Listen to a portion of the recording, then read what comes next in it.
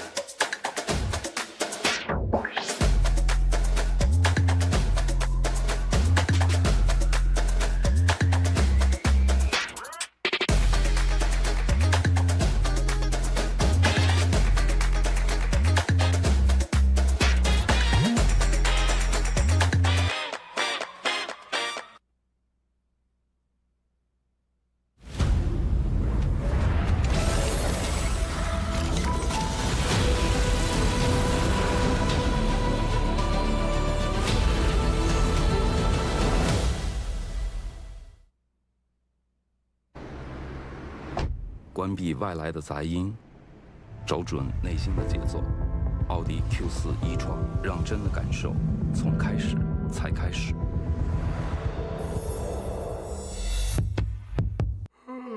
我累，我累，我累，我累，我困，我困，我困，我累，我累，我累，我累。累了困了，喝东鹏特饮。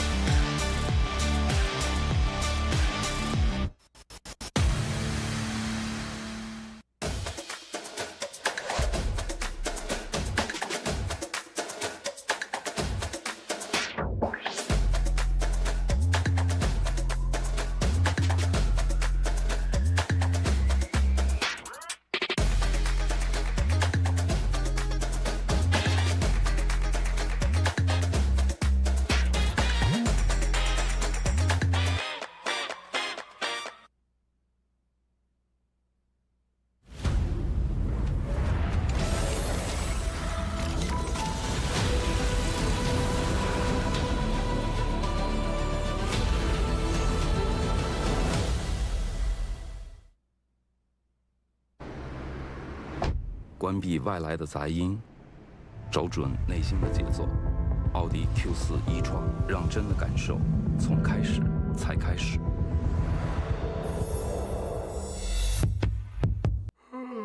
我累，我累，我累，我累，我困，我困，我困，我累，我累，我累，我累。累了困了，喝东鹏特饮。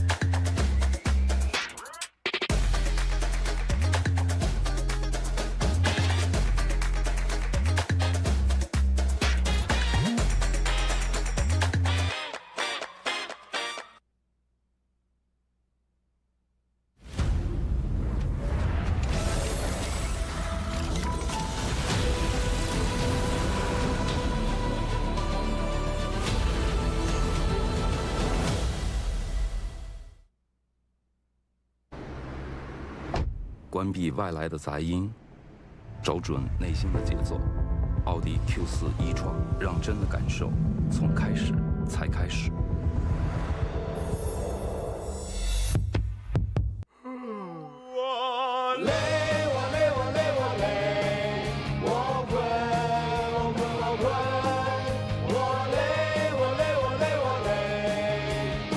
累了困了，喝东鹏特饮。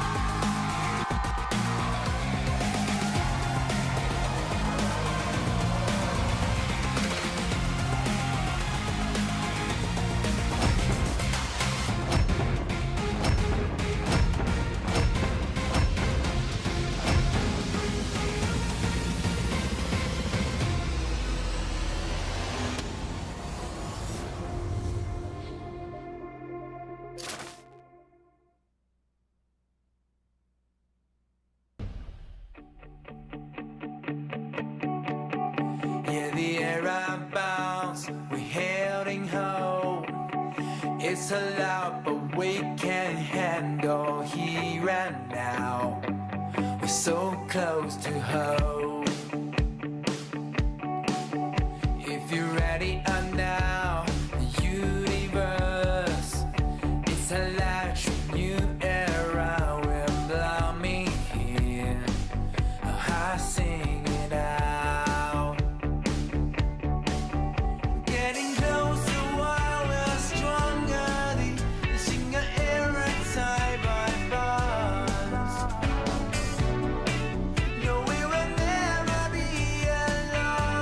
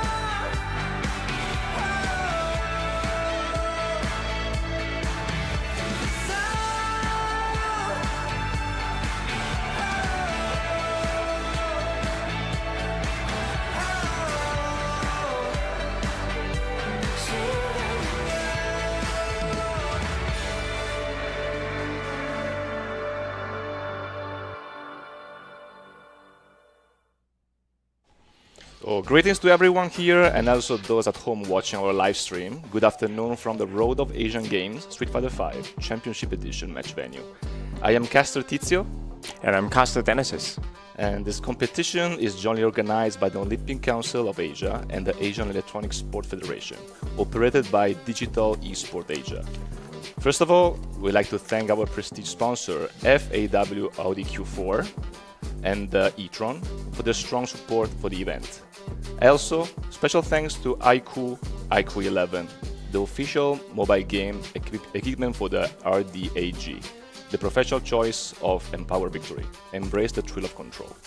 Also, let us thank you to our official supporters, Omen, the new Omen 16, new journey to the Road to Asian Games. And also the other supporters, Autofu. Autofu M6 is the official gaming chair partner of the Road to Asian Games, Beyond Hero.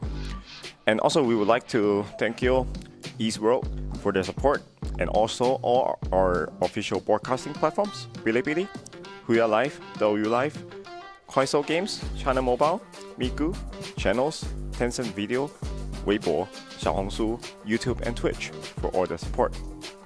So we are here waiting for a very, very interesting tournament of a lot of Asian countries for Street Fighter V, Dennis. Yeah, actually we see a lot of this kind of worldwide tournament through SF5, but like event like this, like all the talents from Asia countries, like we can showcase some countries that maybe they have difficulty to travel to big tournaments before, but right now they are all invited here, all gathered here, and let's introduce some of the teams.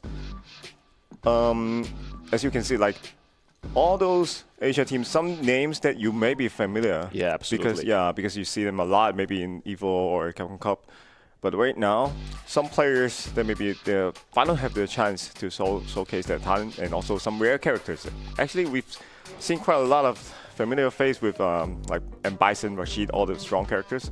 But I saw some of them use some weird characters today, so yeah, let's go. Yeah. Also, we can see many different new countries that start to play. They've never been really active in the FGC, the international FGC, so it's going to be a very interesting event this time.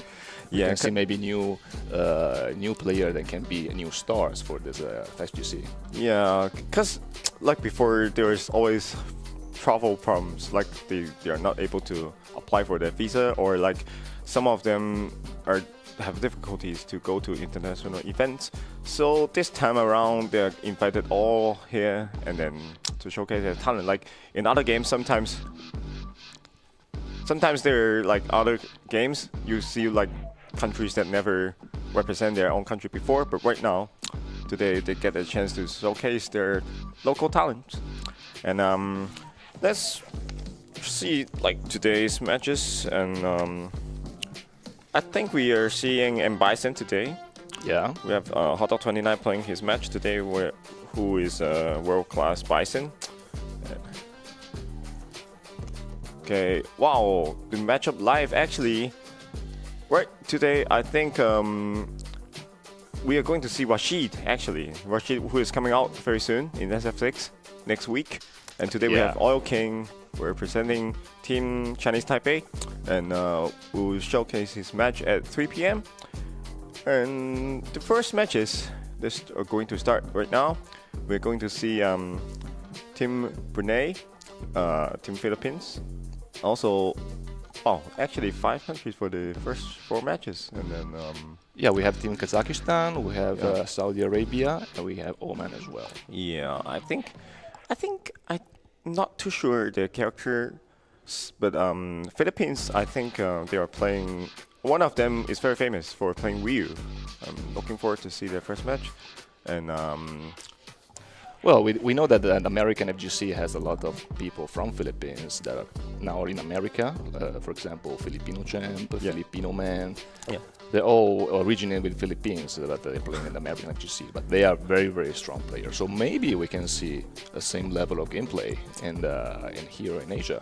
Yeah, I think also in Vietnam. I think Marn is from Vietnam, but he's staying in US. Yeah. Also, I think Nakudu is kind of also visit Vietnam sometimes. Oh yeah. Yeah. True. Yeah, makes sense. Makes sense. Yeah, but Vietnam actually, before COVID, we traveled to the Vietnam for the CBTs multiple times, and the local scene is quite strong. They have a very talented Yurian. I'm not sure if we are going to see Yurian today, or I think there's also a Kage.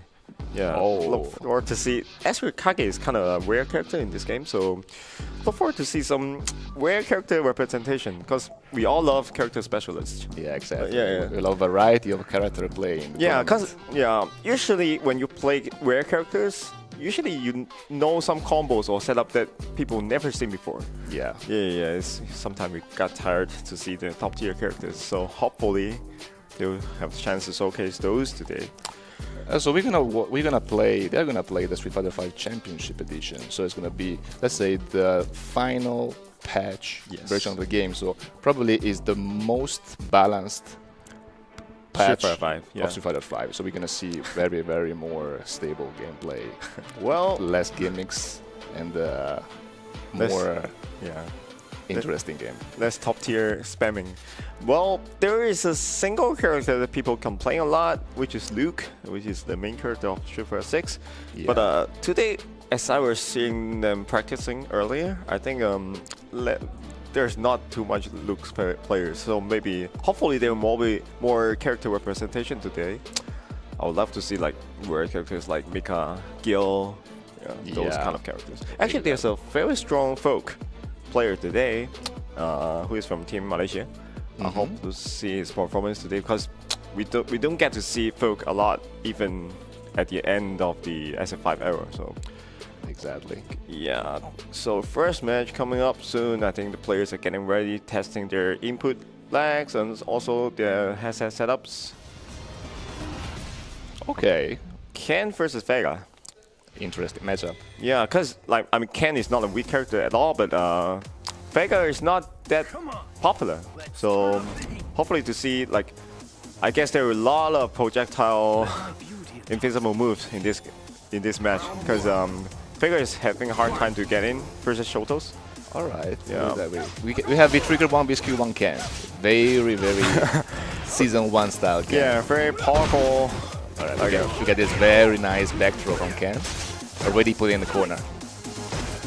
Yeah, Vega is picking V-Skill 1 for the projectile going through. Yeah, he's trying that move, but it's not a move that goes through fireball very well, which he tried before, and then he got triggered so early that he can get one time. Oh yeah, like that. Wow. Yeah, this is the final patch spell.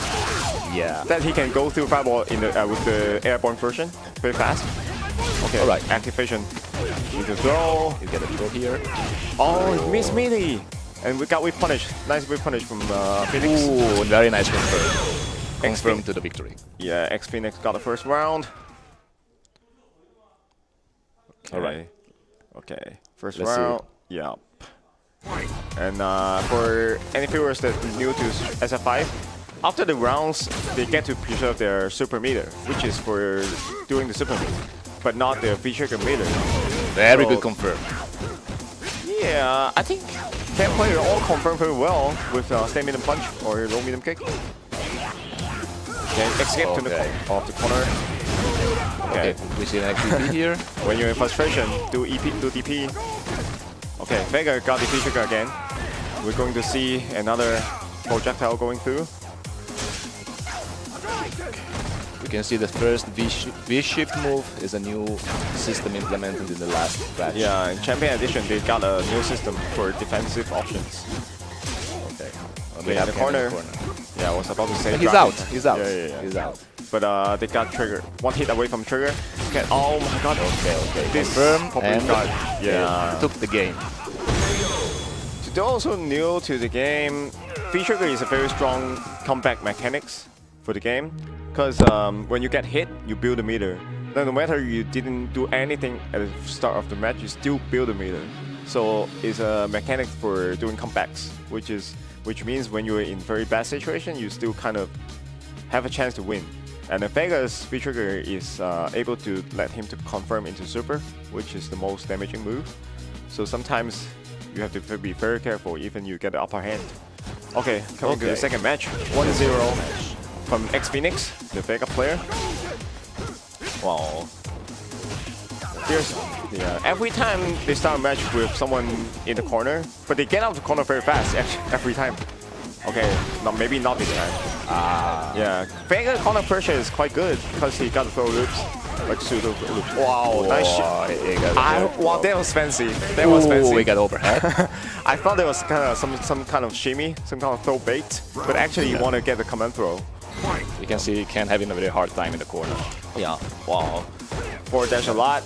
Because people get used to SF6, they cannot stop the forward dash. Nice check on the dash. Actually, X Phoenix stopped a lot of dashes. Yeah. Nice. Some kind of lack of anti-air, but it's just hard to anti-air as Vega. Look at the corner carry of Vega.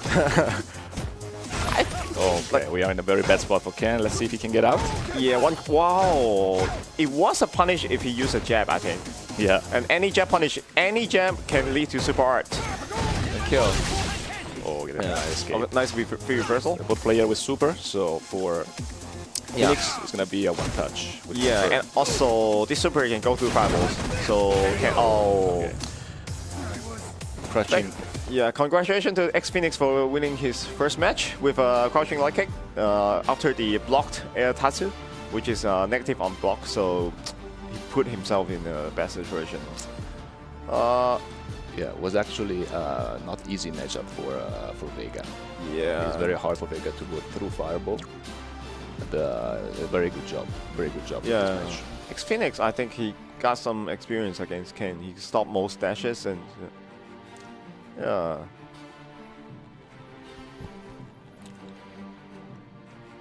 Okay, here's our first match. Actually, I think we haven't seen quite a lot of Vega actions, like even before SF6 drops, because he's not too strong of a character. And yeah, Vega's always been considered not the top tier, probably around middle, low tier. So yeah, the lack of a DP, the lack of a reversal. Doesn't make him a very, very good character for tournaments, but we still see some good Vega around. That's the beauty of Road to Asian Games. You get to see a lot of character representation, a lot of country representation today. And the first match is already quite exciting because such a rare matchup, and then you can see X Phoenix playing that Vega very well, using all his tools, going through fireballs and the setups. Okay. Yeah. Coming up, I think we are going to start the next match very soon. We are going to this first part is going to involve 4 teams and 5 teams actually. And I hope to see more rare characters like Vega upcoming next, because I remember the last year of SF5 before they switched to 6. There's a lot of Lukes, a lot of top tiers basically. I myself played Bison. Bison is quite strong in this game actually. And all I remember from the last SF League was Dokura playing Bison. Yeah.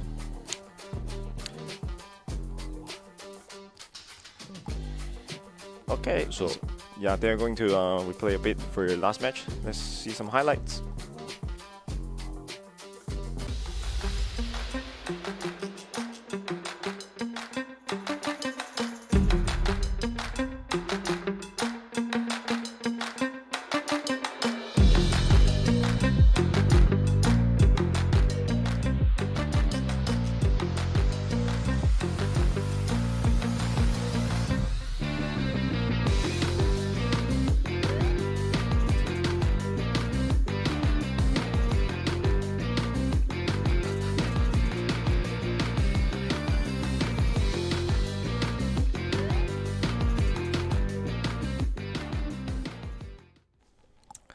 Okay, coming back, and we are starting our next match very soon. As you can see from the previous highlights, there's a lot of time that can throw fireball and go through by the Vega's V-Trigger 1, which is a very good move to going through fireball since the last patch. Hopefully we're going to see more Vega actions today. I think there's the Koreans' strongest Vega is coming today. and his gamer tag is M Lizard. I think we're going to see him Oh today. yeah, I remember him pretty active in the Asian tournament. Yeah, because in Asia there's a lot of claw players, but they're mostly playing online. True. Yeah, in big tournaments, I think we used to see Xiaobao from Taiwan. Yeah. From the first few years, for first few seasons, he traveled a lot. But then at the last seasons, we see Emily's more in the Asian circles, and there's some from US also. But today, I think Emily will put up the best claw show for today. But we can see in the last patch, in the last season, Vega actually is getting way more popular because of the buff of the neutrals that he has. A lot of buttons, now it's even more plus than before, and the claw, it make it very hard to get in, especially on the neutral game.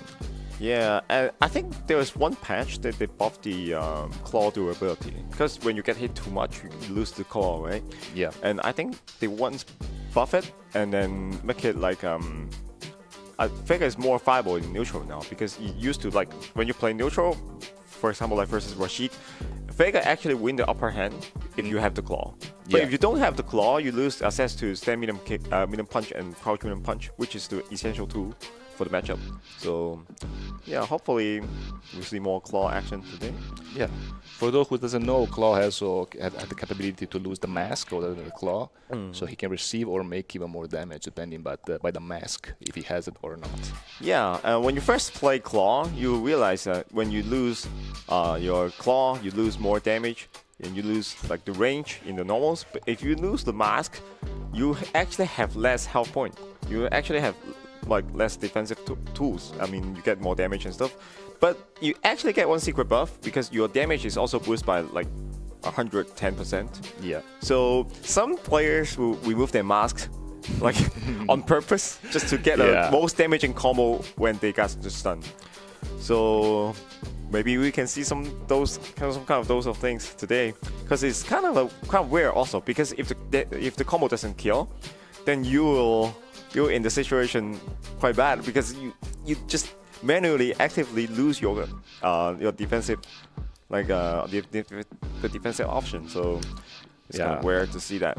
Yeah. And so Vega has his own not really tournament friendly stage. We can actually ramp on the grid, and he become invincible for a limited amount of time that you cannot touch anymore. Yeah. So his is forbidden in the tournament, so we cannot see that now.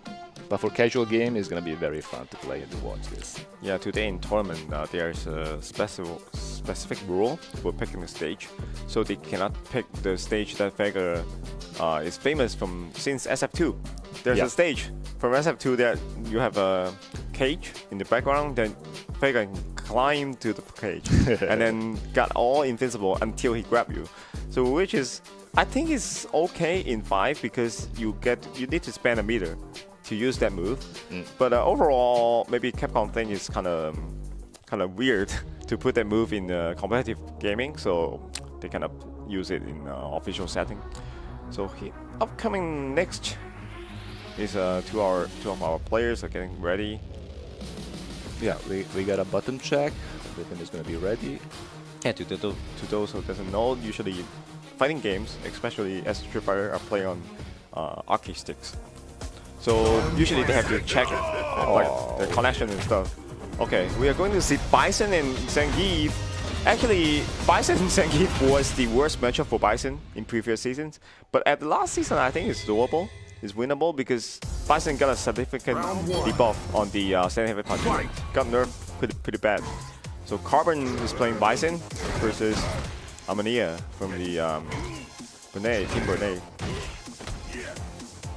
Okay, actually, we see Bison that is really careful on not getting too close to Gill. Oh, Psycho X. Actually, Psycho X is not that good of a move against Zangief, because Zangief can reskill very easily. But still, it's quite damaging when you get hit. Okay, nice whip punish into the corner. Standage HP is very good movement in neutral. Very good move. Okay. Nice punish. One hit away. Okay. Starts for something, maybe something big for Zangief. Okay, Okay, dash plus. Oh, you get out. You get out from the blender. Yeah, sometimes when you get out once, it's hard to get in again. So for Carbon right now, he only needs one move, one single hit. Oh, okay. Nice. Okay, nice with punch. Just like that. Actually, you only need stand heavy punch and stand medium kick for the matchup, because a lot of Zangief's button doesn't reach you. Exactly. Except for that stand medium punch, maybe. Yeah, but anyway, in this matchup, you can see Zangief struggle quite a lot because a lot of Bison's move is very far. You have to check a lot of stuff just to get in. Nice neutral jump. But Bison needs to be very careful on using scissor kicks or very long range. Cycle, even Cycle X. Actually, like that, like Zangief can V-skew it. Exactly. Yeah, but can punish you very bad with the SPD. Yeah, but I guess there's some kind of matchup knowledge here. Because maybe Zangief doesn't know. Alright. Yeah. Oh, nice cross counter. Yeah, and that airborne combo actually got nerfed in the last version, so you cannot do as much as before. Wow, nice head stomp. Yeah, sometimes you get kind of unlucky when you do it because the head stomp auto chase where you are. So sometimes even you're trying to block it, but it hit course up because you just dash under it. So it's kind of a strong move in SF5. In SF5, there's a lot of EX move that are quite strong. Yeah, with very quick restart. Big Bison started defense. Yeah, 1-0 from Carbon. Okay. Oh, that's what I was talking about before. Yeah, V-skill in this matchup is very essential. You just block a lot of Bison's move. Nightbot's in the blender. Oh, nice escape. Skill. I just realized he picked V-trigger 1. So if you pick trigger 1, you spend a lot of time building the meter. So Carbon still doesn't have the access to trigger 1 yet. Well, with trigger 1, if the trigger is active, you can actually have the invincible EX stomp. Yeah, and got one more option to escape from the banner. Exactly. But you can only activate once per game. Yeah. So there's downside and there's good side as well. Yeah, full trigger from Zangief, and then one hit into the confirm into trigger is gonna, I think, Ooh. With a lighter SPD, so he doesn't have an Oki after. Yeah. Okay, trigger 1 finally active. This is a dangerous situation. Oop. Let's see what he do with the trigger. Oh, scissor kick plus. Plus. Oh, this is minus, but it is safe. This is minus the safe. Yeah, and he got the throw. He got the throw. It's such a Season 1 classic because the block stun is so long. Sometimes you press button but it doesn't come out and you get thrown by Bison. So sometimes I do that a lot also. After scissor kick on block, just smash flow. Yeah. Cycle X crush counter. Big whisk, but big reward. Every single axe lead to a big combo. Back to neutral. Yeah, you can see neutral is gonna struggle a lot for Zangief. Ooh, nice whip punish. Ah, okay, muscle power. He got it. He got it. Yeah, it's the damage, the most damaging super in SF5. And you get an Aoki, but Bison somehow get out. Okay, trigger time. We will see some course up. Some course up, please. I want to see some course up. Plus again. Oh, for some reason, he got the lighter SPD. Yeah. Oh my god. Nice comeback. Nice comeback. Nice comeback. Actually, like Zangief, you only need like 1 or 2 to guess, and then basically you're so damaging. Even you are way behind, you're fine. Oh, we got a very nice start for Carbon. He's in the corner. Spending some time in the corner, but like the last match, sometime you can get out. Oh, he tried to get out. He got way punished. Very hard time for Amania. I think he... Oh, not the whip punish. It's very hard to put that HP if you whip it. Yeah, nice punish. Actually, that's a punish to the Cycle Blast. Ooh. But somehow missed it. I think he wanted to back throw, but he missed it. Oh, and then closing it out with a perfect... That EX scissor kicks is very far startup and it's plus on block, so the risk reward is very high for Bison. Yeah, there's one thing he may need to keep in mind because Zangief can also V-skill it and punish it, but I think a little bit matchup knowledge from here that maybe he needs to do more V-skill, just know. But it's fine. He still got another match. So we see many controllers in this game. Wow, actually, now that you mention it, everyone kind of switched to levelless controller in these few years. But actually myself also, I was playing on arcade stick, but I changed to levelless last year, I think. And today we are seeing a lot of players with controller, default controller I mean, and also some of them with levelers. Actually in 6, I think most of people switch to levelers. I think yourself also, right? Myself also, I gotta take a few times to adjust. It's gonna be a little bit hard at the beginning, but once you're used to, you can see the benefit. Yeah, right now I personally think it's the best option for playing this game, but today we're going to see controller quite a lot, which is also the same from a lot of US players like Punk. They all use default controller. Actually, sometimes I think if you just start a game new, you just pick your own favorite. Sometimes whatever you see fit, because ultimately there's a lot of players winning with all sorts of controllers. Yeah, So, yeah, exactly. The thing that need to be clear is that there is no best controller. Yeah. Is the best controller For is the one yourself. that you like and that you're comfortable using it. So Yeah, I mean, there is of course pros and cons for every single type of controllers, but ultimately I see a lot of players that just pick the best one for your own choice, so it's okay. Like today, I think the last match was one player was using default PS5 controller, and one guy was using arcade stick. So sometimes you can even tell when you play when you see their gameplay. Like when levelers first came out, a lot of people saying like levelers controllers for dash is so fast, I can't react because you didn't see the buffering. yeah. But right now I think with practice, a lot of those difference can be negated. It's not that much of a difference now. So Yeah, in Street Fighter 5, where the dash are very, very hard, you cannot really react to it. You need to kind of preemptively jab it if you can. Yes. But it is also a big risk because if they got some big buttons, you got crush counter. Yeah, to those who are new to fighting games, actually you can try to see there's a lot of players spamming dashes. Dash means like in fighting games you either walk or you quickly like dash forward. It's either those two of the movements. There's no running and there's no air dashing. There's just the grounded dash.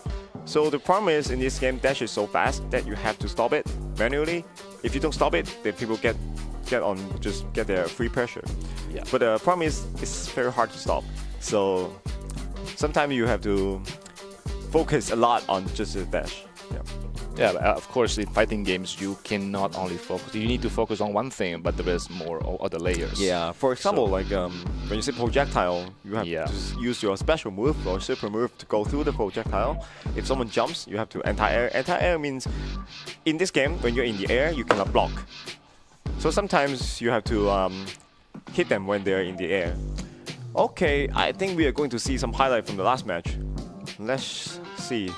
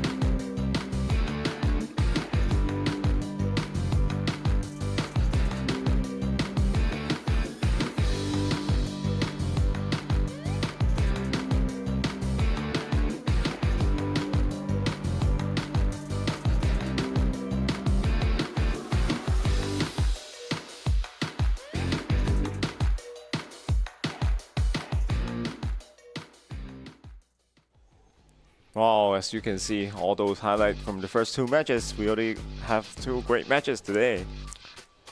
Yeah, exactly. Now we have a next match, which is Caplax versus Talu Breaker. Let's see which kind of character they're going to use, and let's see how is the matchup about it.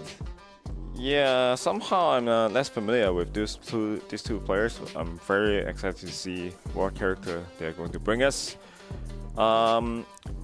I I think today we already get quite some character representation because like Zangief, you don't see them quite a lot except for maybe Kijipamu from Japan. At the end of the SF5 lifespan, a lot of people just gave up on Zangief because Grapplers is not too strong in the last version. Yeah, with the adding of the V-shift, Yes. plus the risk that Zangief needs to take every Yeah. time to get in, is gonna be too hard for big tournaments to advance. If you can see also Itazan, Kichibamu, of course they main Zangief, but they always have a nice secondary character to overcome those terrible matchup that they have. Yeah, fighting game is a little bit different from other like mainstream esports game where you play a lot of characters. But fighting game, you can kind of only play one or two because like you spend so much time learning one character and each character's matchup, which means like if I play Zangief, I play against Bison is already one part of the matchup knowledge, but there are so many characters in this game. You spend so much time to learn other characters and how the character interact with your own characters. So sometimes you don't get to learn other characters that like spend that much time. So if you still make Zangief at the end of SF5 lifespan, you're very loyal to your character. Yeah, exactly. So we have a bottom check here. They are ready for the next match. Yeah. Sometimes when we wear the headphone, I like to do that also. I kind of wear it on like not fully because I want to hear my own button sound. Sometimes if you can't hear what you are doing, you kind of mess up with your combo because when I was playing on the arcade stick, I kind of hear the clicks to know whether I input correctly or did I didn't do that move correctly.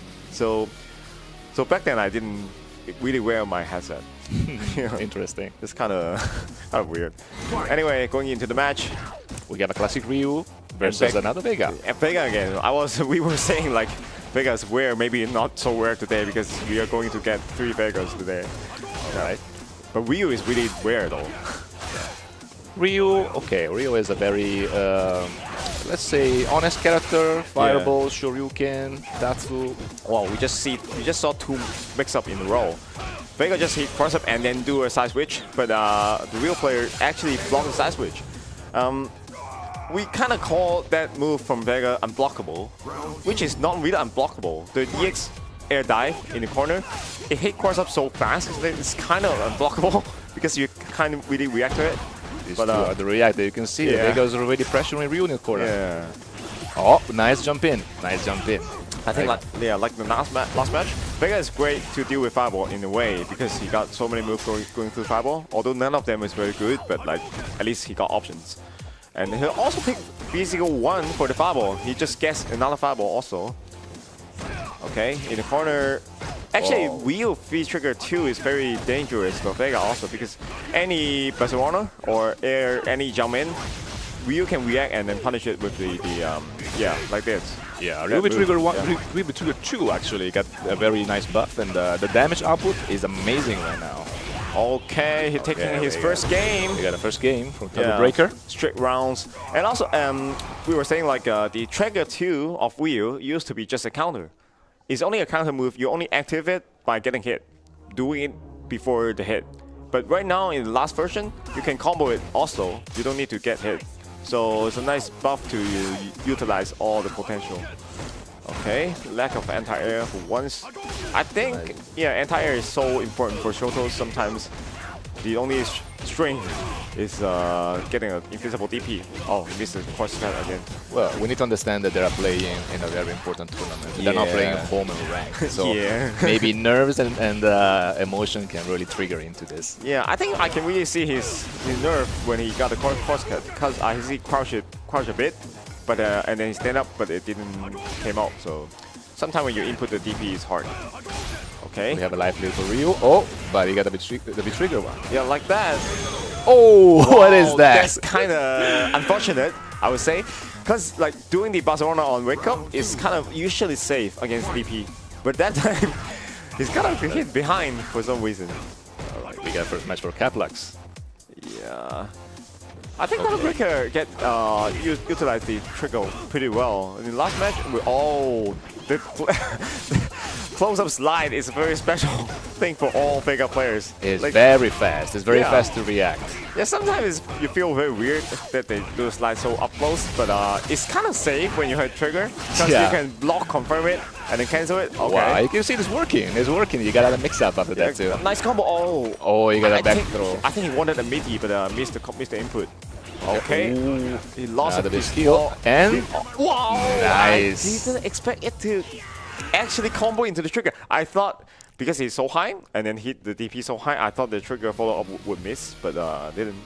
So that's a very nice strategy. When you're very nervous, you don't want to take too much risk. You just activate the trigger to gain this Yes. 1-2 seconds of time to react to what's happening around. yeah. SF5 and 6, you kind of get those how to say, like screen freeze on purpose. Like Yeah. in previous games, you either do super or the game doesn't freeze. But right now in SF5, because of the system free trigger, you can activate and see what your opponent is doing and try to react to it. You get like an easier time to react to stuff. But although you can only activate like once or at max twice in the game. Okay, we are 1-1. Let's see who got the second one. Yeah, the first two matches were all 2-0s, but this time they're getting to 1-1, and first two matches can be very fast. But if they play every single round, it can be like 10 minutes or even longer. Well, you can see Vega actually struggled a lot as an end tier because he doesn't have a very reliable one. But he is trying to use a lot of different ways to end tier. We can see the air to air before. We have the slide to escape from jump in. Yeah, I think he's going. Yes, he's going to do it because he wants to escape from the corner. Yeah, but you got that trigger too. Be careful not to do the best honor. Okay, nice combo. That's it. Combo. Wow, Oh, that's almost kill. I didn't expect the last hit to do so much damage. Ah. Oh, that Vega. was what I'm saying. Barcelona attack. Oh, nice. You always tend to forget, right? Vega has a Yeah. command grab. Yeah. If you Vega has a command grab. If you play as a Street Fighter from 0 or from 2 or from 4, you didn't know Vega has a grounded command grab. Oh, we got a very good. We got a nice jump in inside, moving in the corner. Look at the corner carry of Vega. I like Tattoo Breaker's pressure. Actually, he utilized a lot of common but strong Vega pressure. Oh, that was what we were talking about, like doing the... No mask for you. Yeah, mask reward. I don't want the mask anymore. He wanted the unblockable, but he didn't... Oh, he got a perfect Yeah, anyway. he missed his EX input but still got it perfect anyway. Yeah, congrats to Tattoo Breaker. I think this is the second Vega win. We got a very smooth Vega gameplay. Yeah. Very smooth using the whole of Vega's tool. Yeah, and I don't remember him getting like drop combos or tournament nerfs. He feels very comfortable in the matchup. Yeah. You can also see he was actually taking out the masks in front of you right before the combo. It's kind of a nice way to end the match with this move. Some of them don't even know this move exists because this move wasn't in the first few seasons. They added, I think, at the last season. It's kind of a callback to SF4 because SF4 you also get the mask removal, and it was also served the same purpose. You just buff your attack for a bit and then lose a lot of defense. It's Yeah, kind so of yeah. Going back to the command grab of Vega, we need to clarify that when Vega has the claw on the hand, he cannot command grab you. Yeah, right. So it's kind of not too strong as a command grab, but at the same time, Vega has a lot of ways to pressure your opponent because of the fast forward dash speed and then the fast jump. Also, actually everything is fast, like the walk speed and also the wall dive and stuff.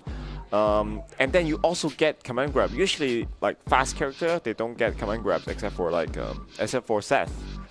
In this game, Seth doesn't have command grab, but Claw does. So I think Claw is quite strong as a pressuring character. But it's just overall because like a lot of bad matchups and also lack of invisibility moves, which makes him mid-tier. Yeah, also his V-skill, the way that many characters can escape, his V-skill is very highly punishable. Oh yeah. Actually, since they add the physical 2, I think a lot of Vega players switch to physical 2. Because even for matchup that you can go through Fireball with physical 1, it's so slow, sometimes that you cannot do it like preemptively. You kind of just guess it. So sometimes you just pick skill 2 because you have other moves to get through Fireballs, like Trickle 1, or like you do the EX roll. So physical 2 is the common pick, and then you also get to combo into it and then sometimes when you hit them with the tip, it's not really punishable. Yeah. Yeah. So I think overall it buffed Vega quite a bit. Yeah, the only thing is the anti-air. If you get a better anti-air, a faster one, will be definitely a top-tier character to use in tournament. Yeah, crouch heavy punch is okay for a character that lacks anti-air, but overall, I wish he actually has a like universal anti-air. But yeah, I think Capcom doesn't want him to be too strong to anti-air. Because since SF4, he struggles that a lot actually. Yeah, Capcom tried a lot to buff Ryu in order to get it back in shape. Yeah, but never really work. Yeah, it's a very Ryu is a very straightforward character. So you don't have many gimmicks, but if you have very strong fundamentals, we see many strong Ryu online play. And when you activate face to them, you can see how strong is their neutral. It's very hard to get in. The Fireball game is amazing. Because Ryu Fireball actually is very good. We can think about Gill maybe is the best Fireball in the game, but Ryu can walk forward and throw Fireball as well. Yeah, because that's the thing, like since SF2, we call those kind of characters Shotos. Shotos means all those characters wearing the gi, like Ryu, like Ken, Akuma, or even Sagat. Sagat doesn't wear a gi, but also considered a Shoto. We can see some highlights soon of the previous match.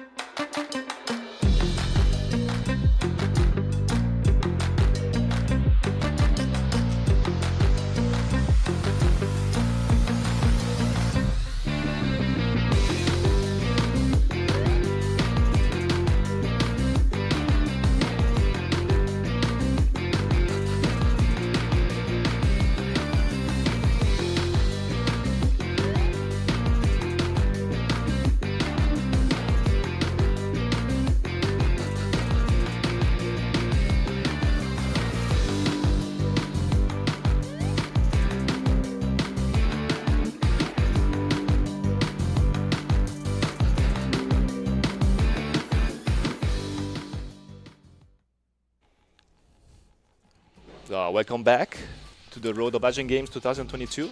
We are going to be ready for the fourth match of the day. It's going to be Extreme WN versus Bull Arbat. Yeah, I think I didn't get to see a lot of the actions before, like in Pro Tours or the other like World Championships. But today I'm very excited to see what character they're going to bring us. Because right now we see like awesome Vega plays. I want to see other rare characters as well. Okay. Zangief. We got another Giff. You got a Kage. 2 claws, 2 Giefs. And also I believe today we're going to see one of the best Korean Kage today. So that makes us 2 Kages. Actually Kage is also a rare character. It's kind of rare character representation today. Okay, Kage versus Zangief. Actually, this matchup, I personally played Kage for a bit. I think it's super hard for Kage because Damien punch from Zangief will punish everything from you.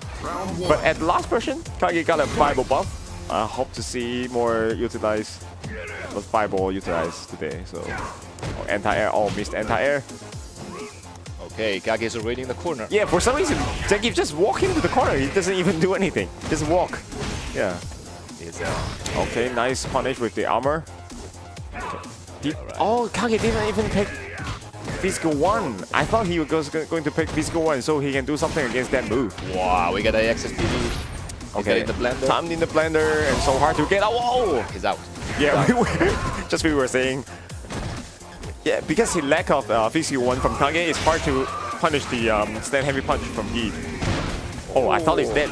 Yeah, we can see Kage has a very low life bar in this game. Yeah, so. Actually all we call it Satsui no Hato.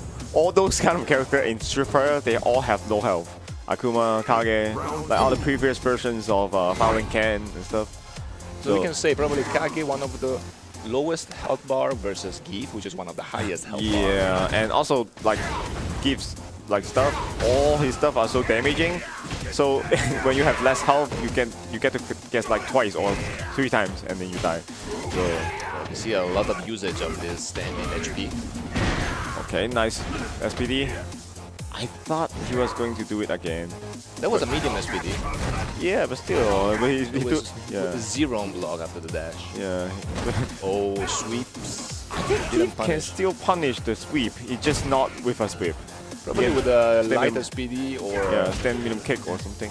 yeah. But anyway, Gill always walk Kage to the corner for some Very reason. patient. It's very patient game. Yeah. Slightly walked to the corner and now he's in a very bad spot. Yeah, but Extreme always managed to jump out. I think one thing he lacks a bit for now is DP every jumps, maybe some tournament lurps here and there. But because of this, Gill is able to walk into the corner a lot. You can see two very patient players. Wow. You know, when I see the air jumping move get blocked by the armor, I want to say, why don't you impact that? Because we play SF6 so much. Yeah. Every time I jump in and I see armor move, I just impact it because it's always a punish. Yeah. Yeah, going back to 6, from 6 to 5, it's always kind of fresh to see everything not work in the intended way. Actually, Anyway. that stand. Oh, Yeah, no rather reaction. grab. Yeah, no reaction to the running bear grab. Nice Okay, usage of reversal. Oh, he Plus a should, block, plus a yeah, block. he could have get the SPD punish, but anyway, still got a punish anyway with the Hadouken with punish to the heavy punch. Yeah, I think Kage's side should do more whip punish on the stand heavy punch. Oh, this is quite far for light SPD. Okay, no, okay, but a lot of pressure. Yeah, the wet fireball. Yeah, usually you only see red fireball from Kage because the red fireball actually travel full screen. Okay. Another sweep. Didn't A punch lot the of sweep. sweeps. A lot of sweeps in a few seconds. Well, I can understand that. You want Gill to be completely down so you have space to get to your spacing again. And there's one great thing about whips because it beats stand heavy punch. Yeah. Yeah, gives stand heavy punch have armor, one hit of armor, but doesn't really block lows. So you can whip it on reaction. But this game, all the sweeps are unsafe on block. So Yeah. It's different from 6. Yeah, 6 is also kind of punishable, but not as much as 5. Okay. Oh, Why we always start in the corner? Zangief always managed to walk him in the corner. Let's see if he can keep it in the corner. Yeah. Okay, and then jump Okay, in. wow. Oh. Let's see if he Two. can finish the combo. Boom. Is that connecting? Oh yeah, it's connecting. Yeah, I was going to say, I've never seen someone use that heavy punch in the server. Usually it's the headbutt. But I think it's similar in damage and got a fancy ending. And congrats for the Zangief player utilizing all the Zangief moves, stand heavy punch in the super. I didn't even know it in combos. How is the matchup in this case? Who has advantage? At first, when I was playing Kage myself, I think it's super hard because if you are Zangief side, you only do send medium punch. I'm already clueless. There's nothing I can do, like only the standard fireball. Because standard fireball has great hitbox. Sometimes you can still stop Zangief medium punch. But if you do heavy buttons, usually you get punished. And because the lack of range of Kage's move, sometimes I think there's no way I can actively approach just to do fireballs except for. But if you get triggered as Zangief, you don't really scare about fireballs. And also red fireball from Kage has so long start up, so it's kind of an easy react from Giff's side. And but at the end of the lifespan, because they buff Kage's fireball, I think it's playable in a way.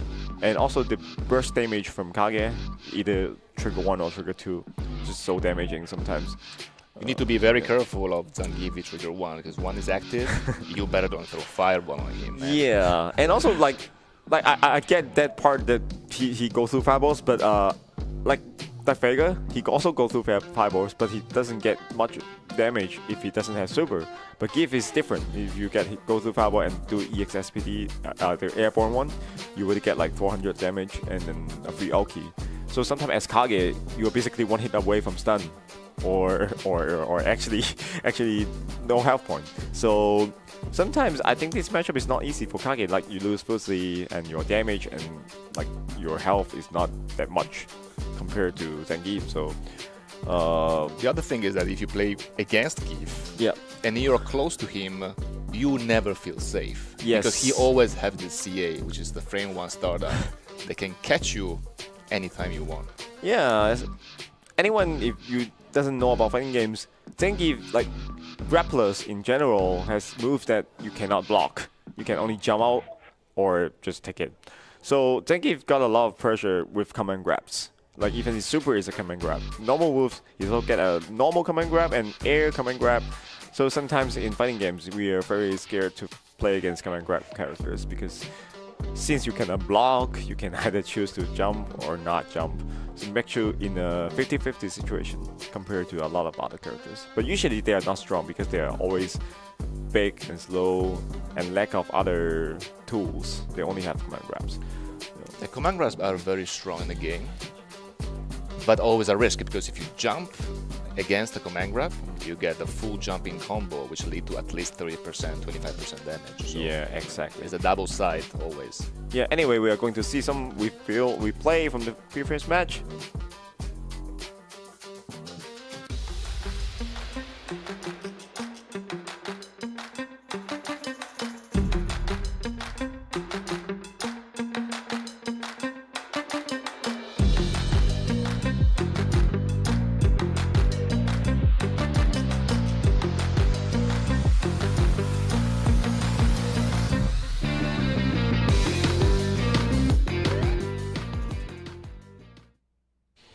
Wow.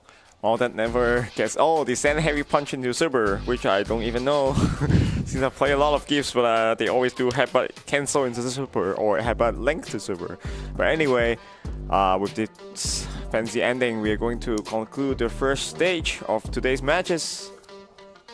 And let's see what's gonna be next. Today we see many interesting match. We see already 2 Vega, 2 gifts. 1 Kage. Yep. 1 Kage, very not popular character in tournaments, but it's good to see. It's always a very refreshing experience to see all these different characters playing. Yeah, I hope to see 1 more Kage today, because I think he's coming to the tournament. I'm not sure he's playing like afterwards. But anyway, I think we get a 10 minutes break before other awesome matches coming up. So let's see you around and then stay tuned.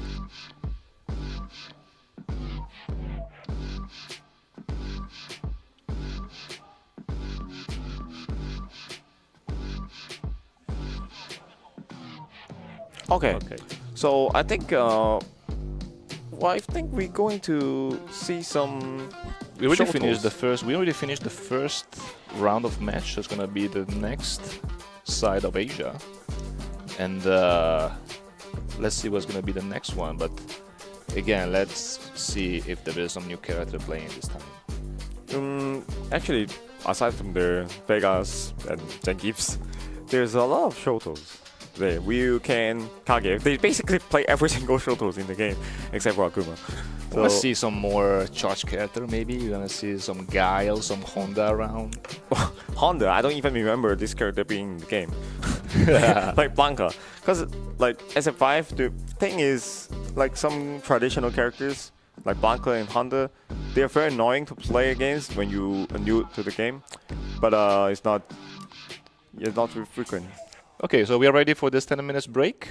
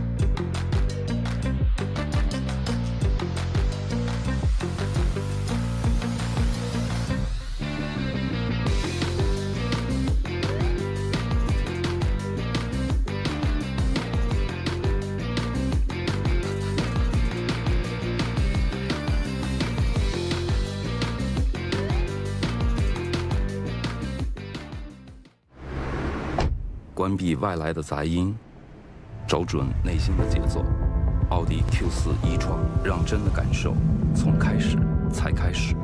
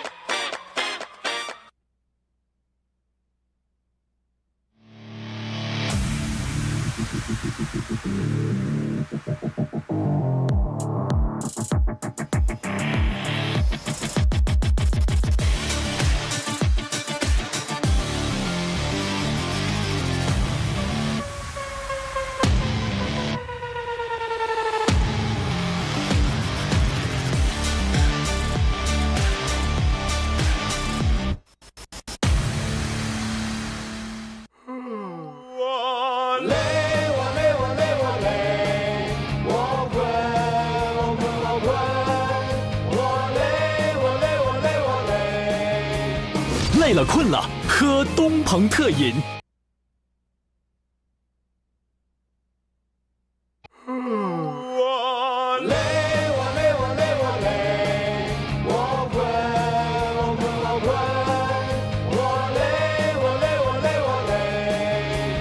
累了困了，喝东鹏特饮。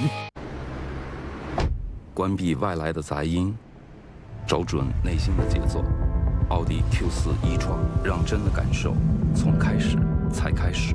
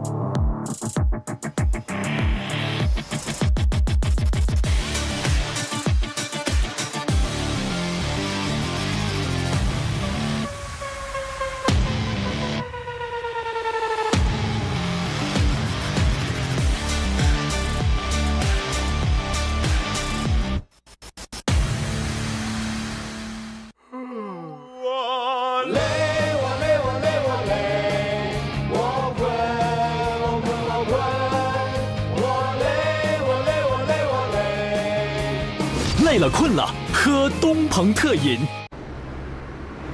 关闭外来的杂音，找准内心的节奏。奥迪 Q4 e-tron，让真的感受从开始才开始。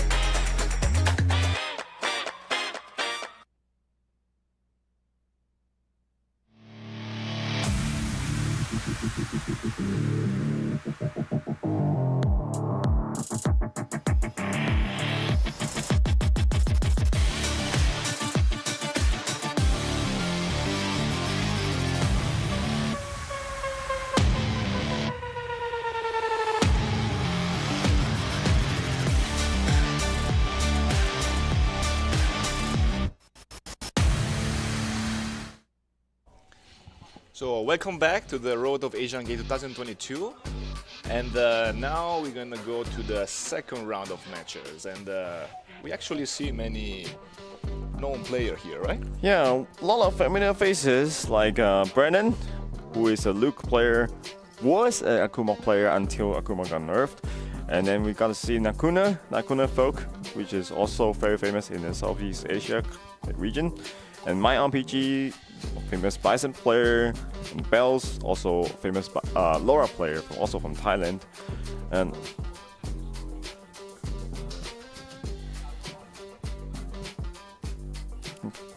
so I think we spend time to watch the second batch of matches, but first we kind of need to thank our sponsors, Omen. New Omen 16, your new journey to Road to Asian Games. And also we'd like to thank our official supporters, Autofu. Autofu M6 is our official gaming chair partner for the Road to Asian Games. Be your own hero, and then support. Also, we would like to thank you, our official supporter East Road, for the support, and also all the official broadcasting platforms: Bilibili, Huya Live, Douyu Live, Huaisou Games, China Mobile, Migu, Channels, Tencent Video, Weibo, Xiaohongshu, YouTube, and Twitch. So this competition is jointly organized by the Olympic Council of Asia and the Asian Electronic Sports Federation, operated by Digital Esport Asia. And we also like to thank our prestige sponsor, FAW ODQ4 e-tron, for their strong support for the event. Also, special thanks to iQOO and iQOO 11, the official mobile game equipment for the RDAG, the professional choice to empower victory and brands to thrill to control. Okay, getting into our second batch of matches. I think we are going to see some Luke first. Oh, I Yeah. actually start to miss a little bit, Luke, you know. There's so many Luke's tournaments before, and we haven't seen anyone now. Yeah, it used to be like in the final SF leagues, there used to be like Luke's in like every 2 matches or every like 1 matches. So because everyone is playing Luke in Japan, and also a lot of them from US, I think. So but for today, we got Brennan, who is from Singapore, Team Singapore, playing Luke. I hope we only see 1 Luke, because I kind of want to treasure this moment to see rare characters instead of like this top 1 character. So. Yeah, but can you blame them? I mean, Luke is honestly a very strong character, right? Yeah. Actually, when 6 first dropped, people are saying like 6 Luke isn't as strong as 5's Luke, because of a lot of reasons. Because maybe other characters are also strong, or maybe the tools that change him from 5 to 6. But at this stage, since the 2 months since the game dropped, actually people also consider Luke top tier in SF6. So I guess Luke is just strong as a character. Like all the moveset makes him like strong in whatever game he's going to be in. Yeah, so Luke is the character that you see when you buy the game, as is the character of the main logo of Street Fighter 5, let's say. Yeah, I think when they design the character, it's kind of based on Ryu. I mean, kind of based on Shoto characters, because you get the fireball, you get the DP, which is an entire air move. Luke's just got them different in the move name, but actually they serve a similar purpose. And a lot of moves that designed for Luke is suitable for modern control in the SF6, and also quite accessible as a new player, because you got a lot of target combos or a lot of simple moves and stuff. But anyway, we are going to check the scoreboard for a bit. This is for the first part, the previous 4 matches, and I think the point difference is kind of works like a round robin style of Street Fighter League, so that you get the plus and minus depends on your games. Like if you win 2-0, you get 2. So when in a tie situation, you see the score difference and then decide who is placed up in the upper side. And since each of them only played 1 game today, so they only have like maximum 1 point for winning. And then if you get strict games, 2-0, you get 2 points. So it's very interesting that actually, because of this first 2, it's very hard to adapt quickly because even a lost match is calculated as a point. So it's first 2. Yes. But a 2-1 or a 2-0 make difference in this format of tournaments. Yeah, great point. Because I'm thinking like every time I was playing in round robin tournaments or like any tournament that calculate score difference, you get a lot of pressure because even you win, sometimes it doesn't matter if you don't get enough score for the final showdown. And in Street Fighter, even first 2 or first 3 formats, if you want to win straight games, it's very hard. Sometimes you need time to remember what kind of habits they have or try to counter all those moves. So it's hard to not lose a game. So I think that add another layer to the pressure the players are receiving. Oh, if you can see, we got a Gill here. That means we got a Gill. Yeah, I personally played Gill a lot in the last season of Street Fighter 5. Wait, I was going to say the same thing. I guess all Bison players are the same in a way. Because, yeah, once Gill dropped, I actually played Gill more than Bison because of like how interesting his gameplay is. And he also played V-Skill 1 Gill, which is called Meteor Gill. Yeah, hopefully we see some Meteor mix-up today. Okay, why? You can see many juggle with the V-Skill 1. So let's see. Throw. Yeah, throw. right, I'm somewhere in the corner. Okay. Okay, we can see the first Oh my mix-up. god, could have do the Retribution combo. Yeah, Okay. Gill is the character that has his own system called Retribution because he has access to 2 elements, fire and ice, in this game. And then if you hit them with both ice and fire moves, you get the Retribution system, which leads you to big damage and more combo. Okay, see. You can see the fireball games actually is a bit on Luke's side. Luke's fireball is amazing in this game. Yeah, because overall, I think Gill is a fireball character, but he's not a super like Sagat type of fireball character. He only get access to multiple projectiles, but they're not too strong in the grand scheme of things.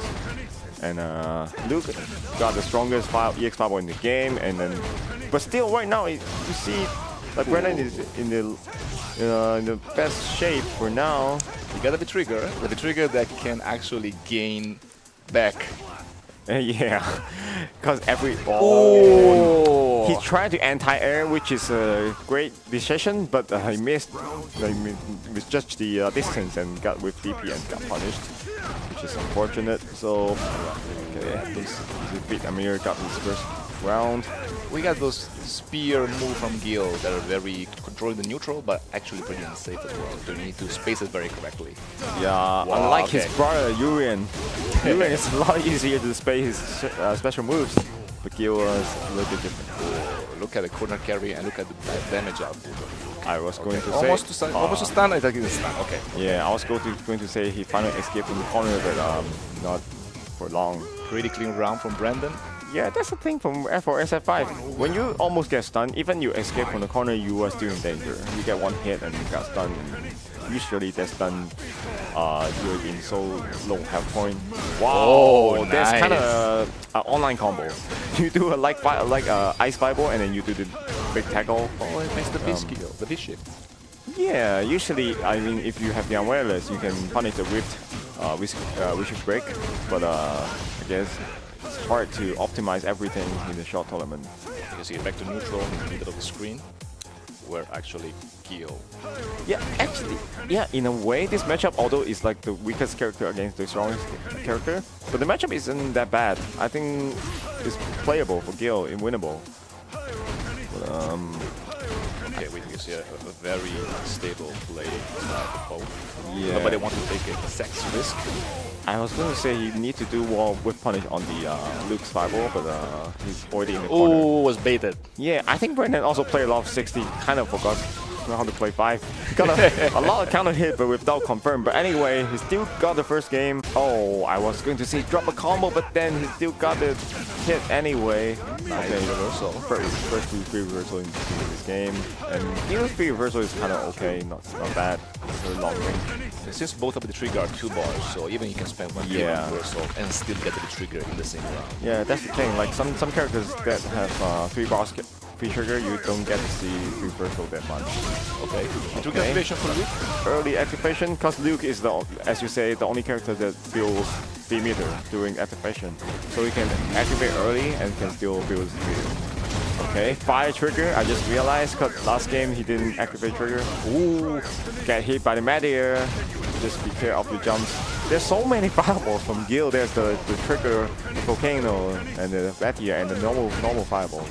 Yeah, the trigger 1 can easily punish a lot of fireballs. It's a very good trigger. Oh my god, I forgot. There's B skill 1 from Luke.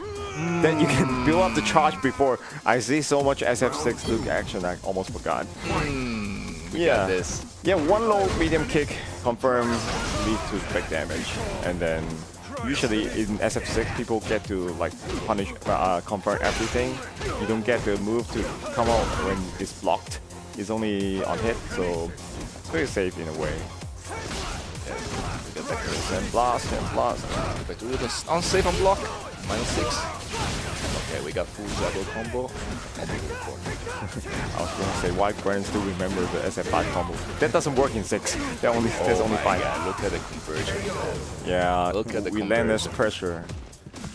Luke is a character that, even with a long distance, crouching medium punch can still convert to a full target Yeah, combo. you always convert into the combo. You don't leave anything on You your never dash. feel safe. You never Yeah. feel safe against Luke. Congratulations to Brandon for this victory with this Luke. Yeah, representation from Team Singapore, and then I think I hope he's the only Luke player today, because Gill of course is very weak, but at least because of great players like Nemo, and we get to see a lot of representation in big tournaments. But today I hope to continue to see more Gill action, because it's kind of where it's very cool. It looks very cool, but it's not a very strong character. Well, if you see once you get the trigger activation, you can see a lot of fancy stuff. It's a very good for the spectator to watch the combos of infinite combos, almost infinite of Gill. Yeah, you know, as a spectator, sometimes I only care about like how long the combo is, how stylish they are, instead of like actual minor details. But when you play the game, you spend a lot of time caring about the fuzzies, the whiff punishes. Sometimes you kind of forget like the importance of doing big combos. You just kind of do optimal stuff. So yeah, as a spectator, I hope to see more Gill actions today. Yeah, especially Gill is a few character that can make a huge damage just from an anti-air. Yes. You don't jump on Gill. You need to think twice before you jump on Gill. Yeah, sometimes I think like any entire move that leads to back juggle is kind of great point in SF5, because I think back in SF4 or any game before that, we don't have that much of air juggle anti-air moves. But in 5 you get Urian, you get Akuma, although no one used the anti-air move, they just do DP, and Alex. So every time you jump, you get a free combo into Ulti. So sometimes it's hard to stop your jumping habit just because of the anti-air. So we got the next match. We got Lacuna C versus Villarin. Yeah, Nakuna is a very well-known folk player in Asia. Oh, we got a fourth player now. Yeah. In Japan, there's also another very famous folk. I think he was in SF League. But Lacuna is also very popular because he represents like Southeast Asia country a lot in the Pro Tour. Like every year's Pro Tour during last few years, I think he was either top 2 or top 1. Because he was very good with Folk, and then Folk was a great counterpick to Gill. And then Gill is a very strong character in Southeast Asia country, so sometimes they play that matchup a lot. And then Nakuna always win with the Folk play. So the thing is, Folk is never considered a very top tier character. Yeah. But the reason that nobody uses it a lot, the character is not really developed that much, and the matchup knowledge of this character is very little. But let's see first some previous highlight of the match.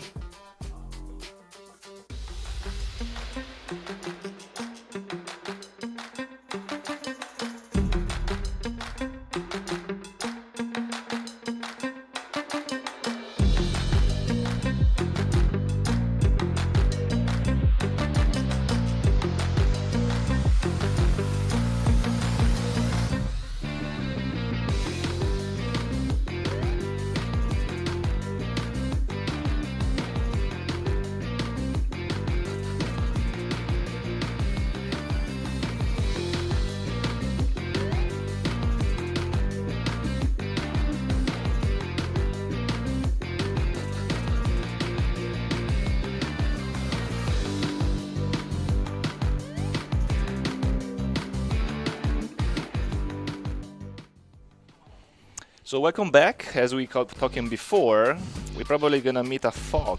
As I was saying before, Fog is not very popular, and probably not many people knows the matchup. So it's gonna be a little bit problem for someone who is new to this character.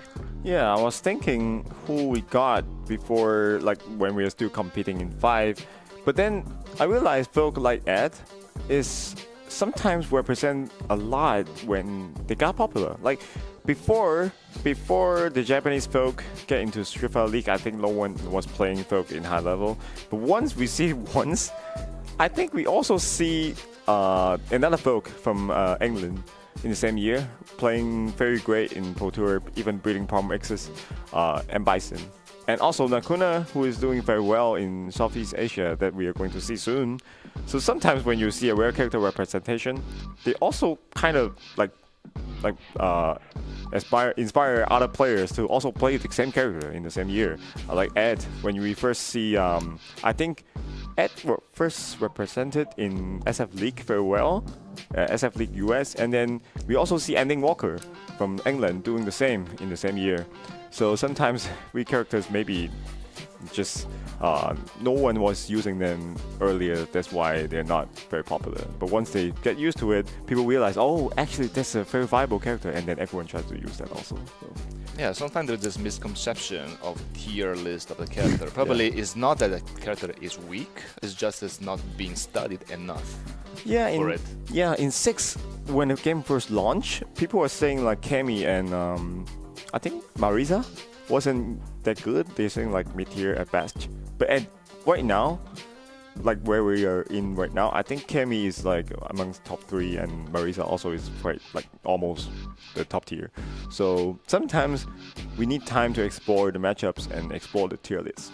Yeah. Yeah. So sometimes the matchup probably is not that good on paper, but actually during the real match and see who is using the character can make a huge difference. Yeah, playstyle matters a lot. Like even in 5, sometimes like in early seasons, sometimes people say like it lacks like player representation. Sometimes it's hard to express yourself in the first seasons because of the lack of free shift and more advanced mechanics. But right now, as the game in the current state, I think it's a great game to explore your character because a lot of different players play the same character in different ways.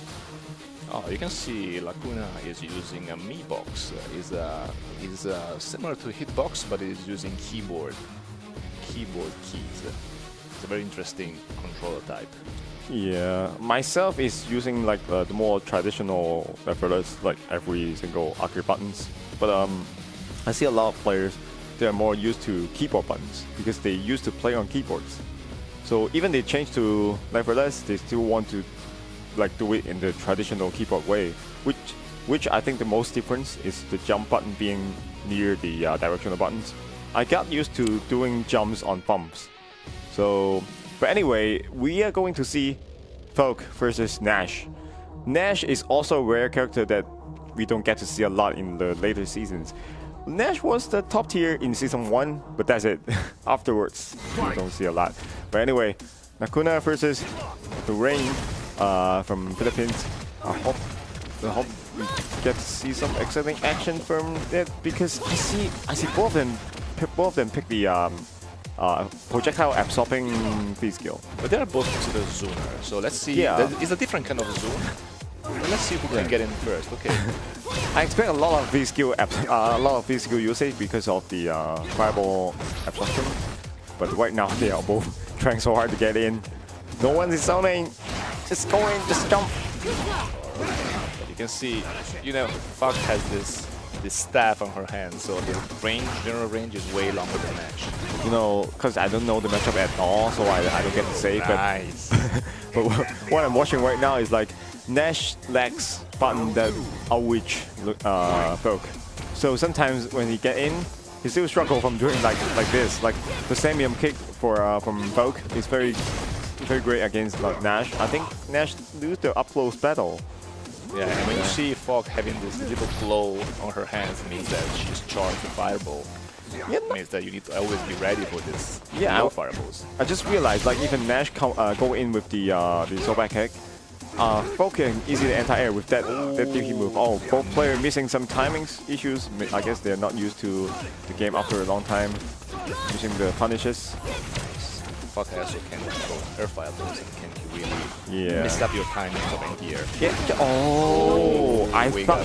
got You know, when I see San Mium kick, I thought he was going to drive rush into Victor combo, and I was like, oh, why cancel into special move so early? And then, oh yeah, there's critical art. I almost forgot, like Folk, the DP can cancel into critical art for the big damage, and The damage output of Fox is actually very strong once you have full trigger and full CA. yeah, that was way even overkill for the health he has. But anyway, Nakuna got his first match very quickly, and let's see what Nash's side can adjust. But one thing I was in my mind was like, can Nash free skill absorb Folk's fireball? Because Folk's fireball is so low in the with the hitbox. I'm not sure if he can absorb it with the free skill 1. Because as myself, when I'm using Bison or even Gill, I can parry or absorb it, no problem. But I'm not sure about Nash. Well, let's see if the Nash can absorb Sagat low fireball. Oh, They're yeah, the same. right. I don't think Oh, so. wait. Ooh. Just when you were saying Sagat, look who's coming. I mean, maybe Fairway is very experienced with the fireball characters. Because he was just playing Nash, and then this time around he's put out his Sagat. Both are zoning fireball characters in a way, but Sagat is not something you want to get in real quick than Nash. Nash sometimes can switch up and just get in, right? But Sagat, you have to be a canon character. We can see Yeah. Sagat is gonna be one of the best only. Wait, he just jumped. We were saying like he might not be able to get in, but still try to get in. I think Nakuna played the matchup quite like the way it's supposed to be. Just wait, just do zoning, just don't like actually go in. Like every jumping he's going to do, he still do air fireball. He just kind of like fake go in and then just try to bait you to go in and lose your health. This is quite a traditional way of playing both. It seems like both of them know the mission pretty well. Sagat is very patient. Patient, yeah. I think he's a lot more patient now, switching to Sagat. Ooh, missing the DP there. He put Nakuna in the corner with a nice combo, but then almost got escaped. But I think that air dive move from Vogue is actually kind of hard for Sagat to anti-air. So, oh, nice interruption. You can see the muscle memory when you see the opponent jump, and your first reaction is to DP. But Yeah. here you cannot do that anymore. You need to adapt. Oh, I just realized he picked trigger 1 for the 3 bars. Sometimes I actually think you don't need that trigger activation. You just build that 3 bars and do reversal multiple times, or shift for escape. But anyway, wow, a lot of V-skill. It's Oh, almost. yeah, Alright. he almost got a punish, but I think time is running out. Yeah, He now has to you do just something. need to chill. Actually, it's kind of his own fault because he. But there's no time. Yeah. No time. He got a hit into V-trigger for bigger combo and conversion, but there's no time. It seems like he made a very nice move to change to Sagat. Yeah, I was saying like because Nakuna spent a lot of time to zone out Sagat, but he actually makes himself not having enough time to come back. So hopefully Sagat can like Varin can do the same thing this match. Okay. Let's see. Sagat is throwing way less fireball than usual in this matchup. Yeah, I think. Oh, but that's the reason why. Yeah, I was wondering why he picked V-skill 2, but I realized he needs his Tiger Knee to get in. But he doesn't get the time to charge. Okay, activation combo, drop the combo. But anyway, it's not gonna be a big damage because of the scaling. The damage scaling, okay. 1 EX fireball into knockdown into near corner. But he still need to work his way to actually put Nakuna in the corner. Yeah, with the charger on Fog, it's very hard. It's not safe to Sagat to throw fireball. So. Yeah, when you're in the corner, I almost say, why don't you impact? But SF6 have it get in, okay. Very hard position. Yeah, Nakuna was using a lot of the crouch medium punch. I think it stops out the any moves from Sagat actually. Like even you do fireball, your hands get stopped by crouching medium punch. So which is a very great move against Sagat in this matchup. The Tiger Knee is negative on block. It's not punishable, but usually it's not twice either. So it's a getting move with a little bit risk. Anyway, Alright, you can Sagat see his stuff. almost spilled the trigger. I think he played the matchup well. It's just he cannot like fully utilize every single opportunities. Yeah. Let's see what he do with the trigger. Because I don't think he can usurp those for free reversal. He has to activate. Oh, he could have full punish that. There's a bit of tournament nerf there. If he could have punished it with standing V kick into another Oki and then activation, but Yeah, you can see an example of very bad matchup for Sagat in this case. Sagat cannot play his normal game, he cannot throw fireballs because Fok can always overcome that. yeah, actually, there's a strength point from Vogue because air fireball or the standing grounded fireball, you kind of can react to fireball and you do your own, and then you get the free punish because your fireball go through them, and then you get hit by the fireball, but it doesn't matter because you get your 2 hits, spending 1 EX bar for the follow up first, and then that 2 hits trade is always in Vogue's favor.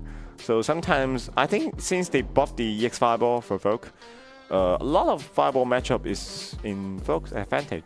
Like Gill, like she's always willing to take the trade, 1 bar for like 200 damage. So it's kind of tough for fireball characters. Exactly, especially when Fok has a very simple 2 buttons anti-air versus a full DP motion for Sagat.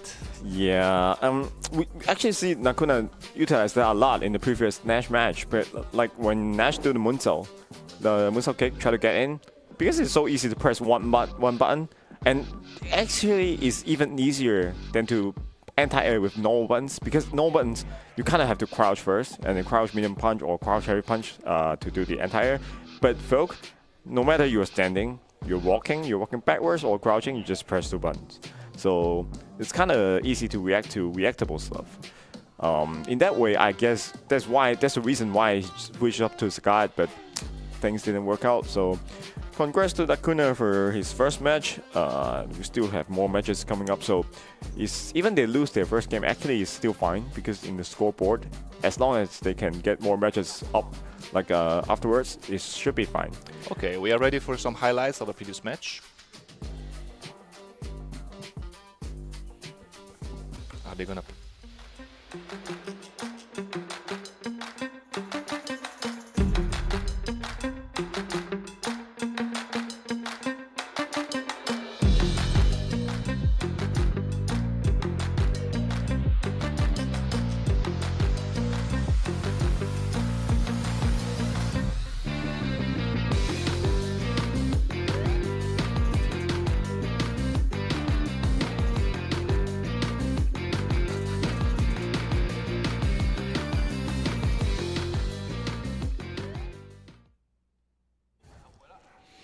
So welcome back to the tournament. We just see a very good match against zoners, and we have a good example of Sagat versus Fok.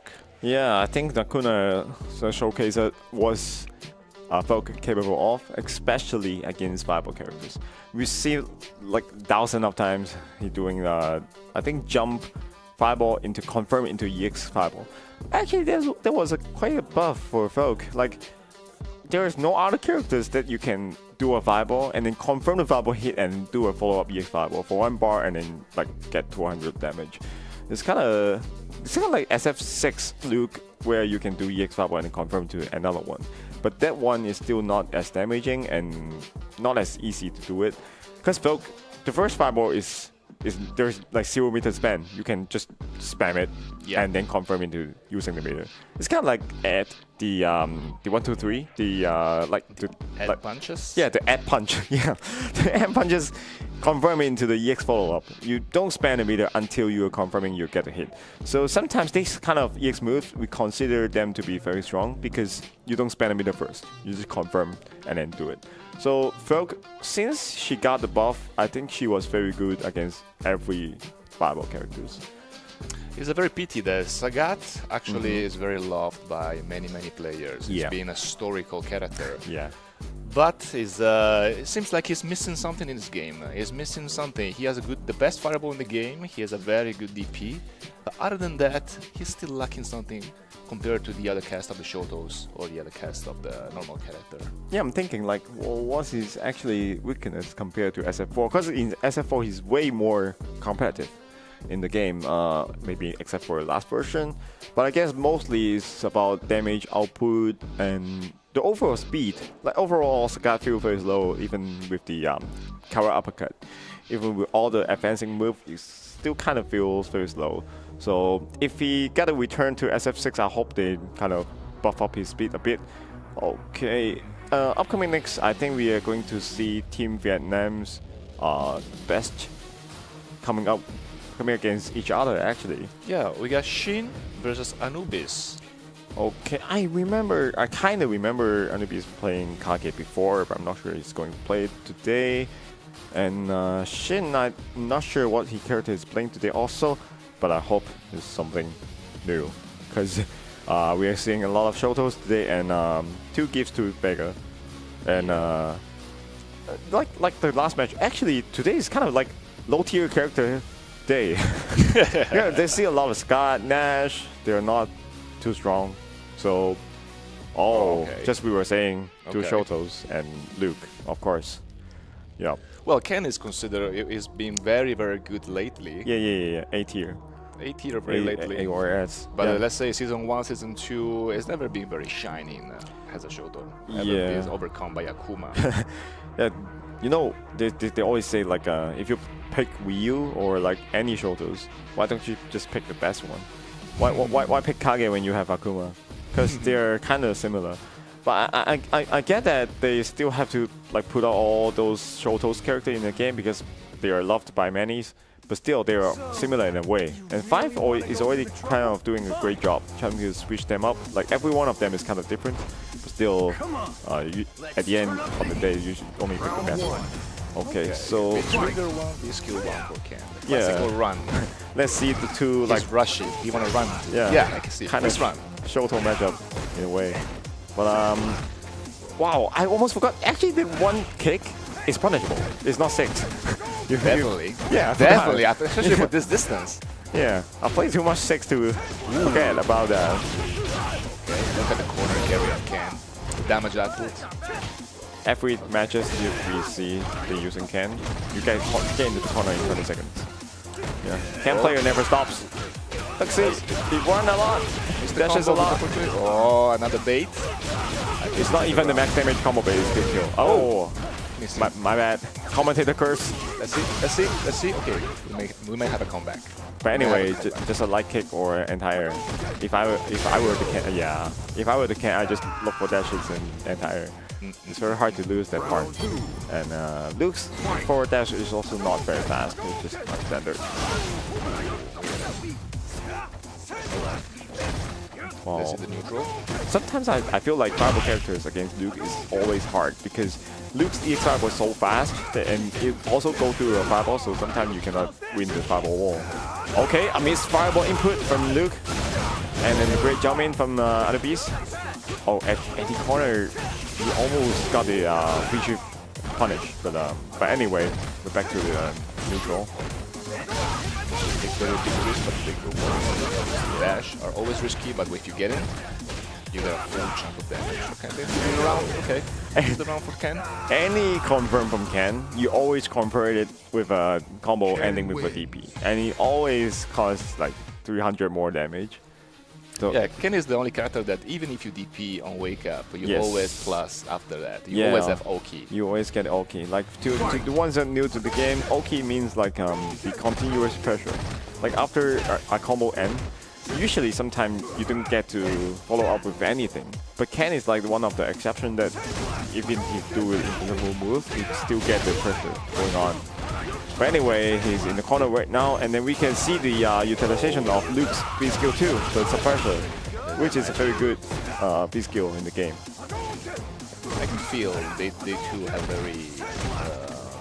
very know well each other. Yeah, I think they play each other a lot.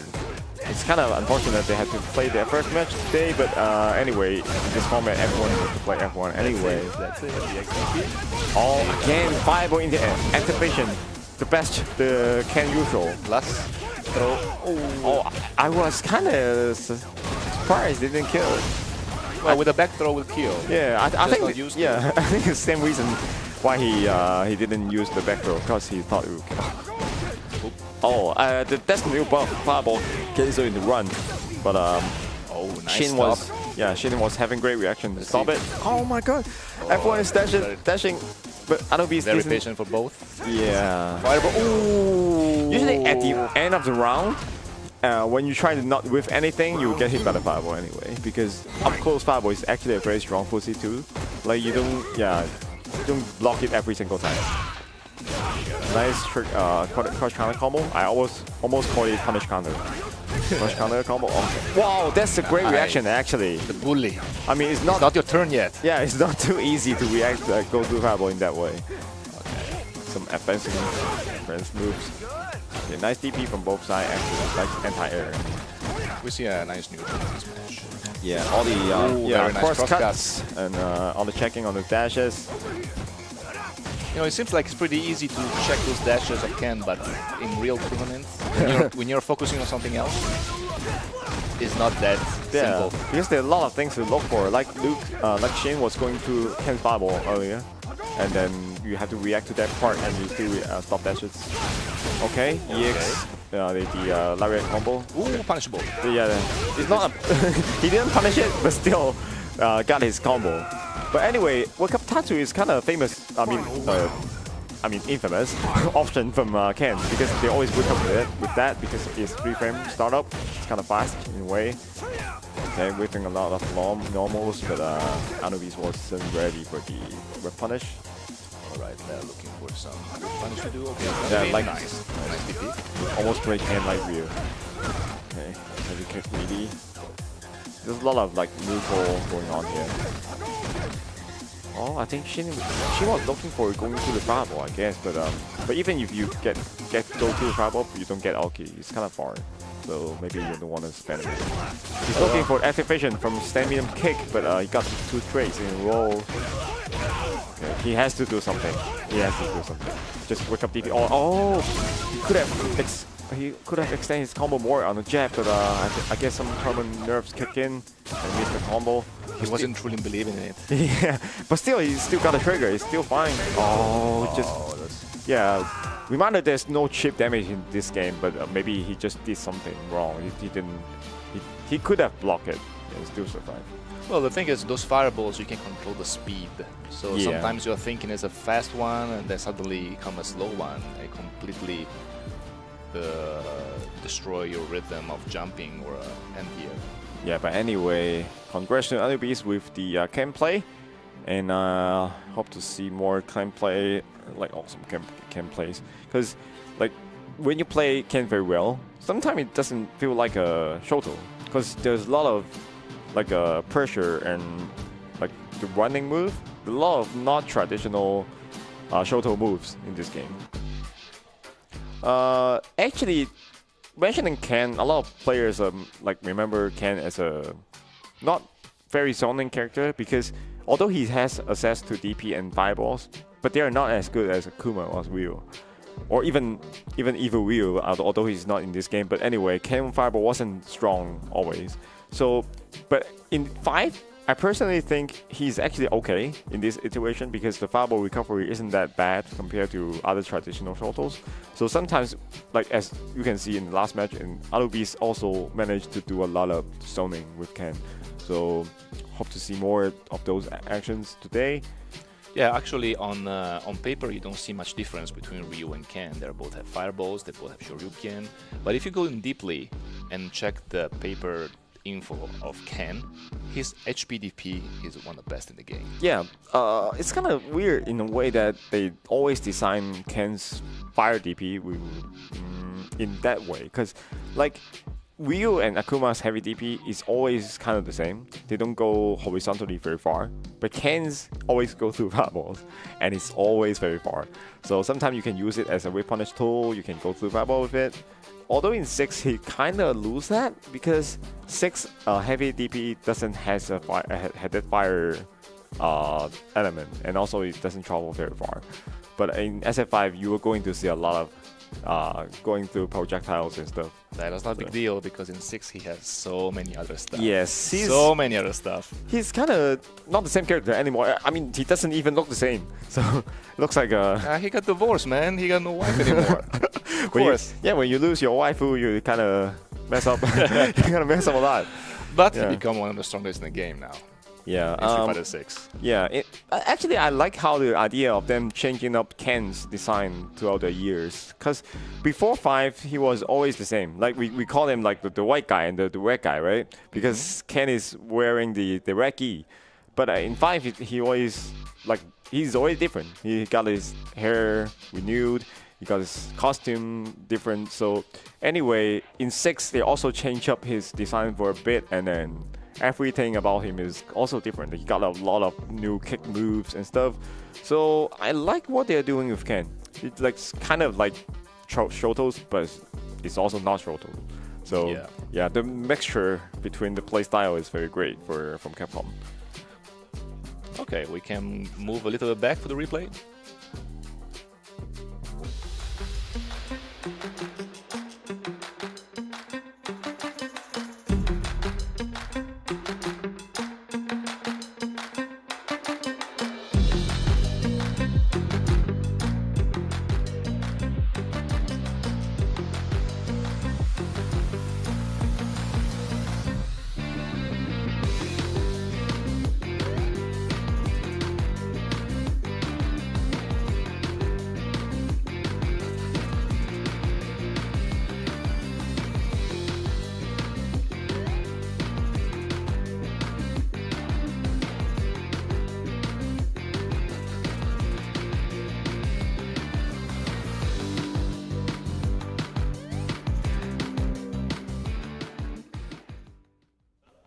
So welcome back to the tournament. We're gonna have one last match before this round of fights, and before we have seen actually a very nice match against Luke and Ken. Yeah. I were doing the hate on top tier character Luke, but actually Anubis is actually able to beat Luke, the top tier, with Ken. So I hope to see more those kind of rare character representation and more beatdowns on the top tier today. But next match we are going to see, I think he's Laura. Oh. Yeah, the Capcom Cup winning character. Exactly. Although, Laura. yeah, she's not like top tier, but she's well represented because of the best Laura player in the world. Idom plays it a lot and dominates. I still don't understand why she's not considered top tier. Because Yes. once you're in the blender, you Yeah. cannot do that much. When I was first watching his lore in Capcom Cup and stuff, I was also thinking the same thing. Like, why she's not good?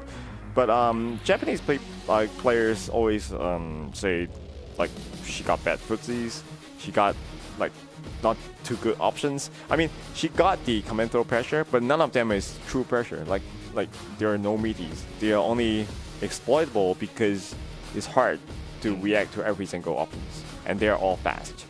I mean, she got a very strong overhead, but she don't have a great low.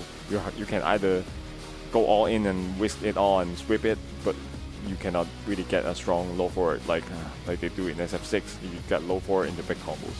But she has the trigger 1 that you activate it. You need to pray because you have you can cancel the dash with a fireball and you always get plus.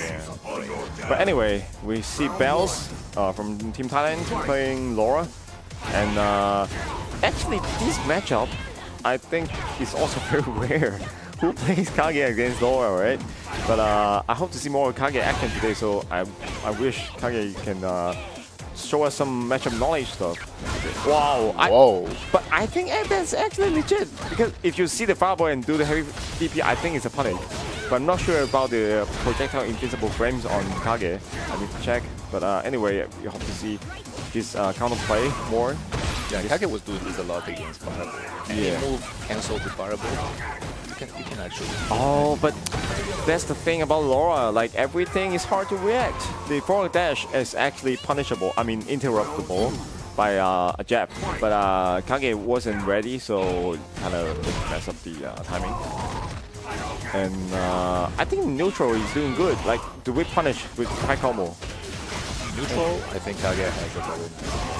But once one lowers get in. Oh, he didn't react to dash, but he managed to escape the command throw but missed the punish. But anyway, neutral game, I think Kage is doing fine. It's just when up close, he's always kind of missing the punish.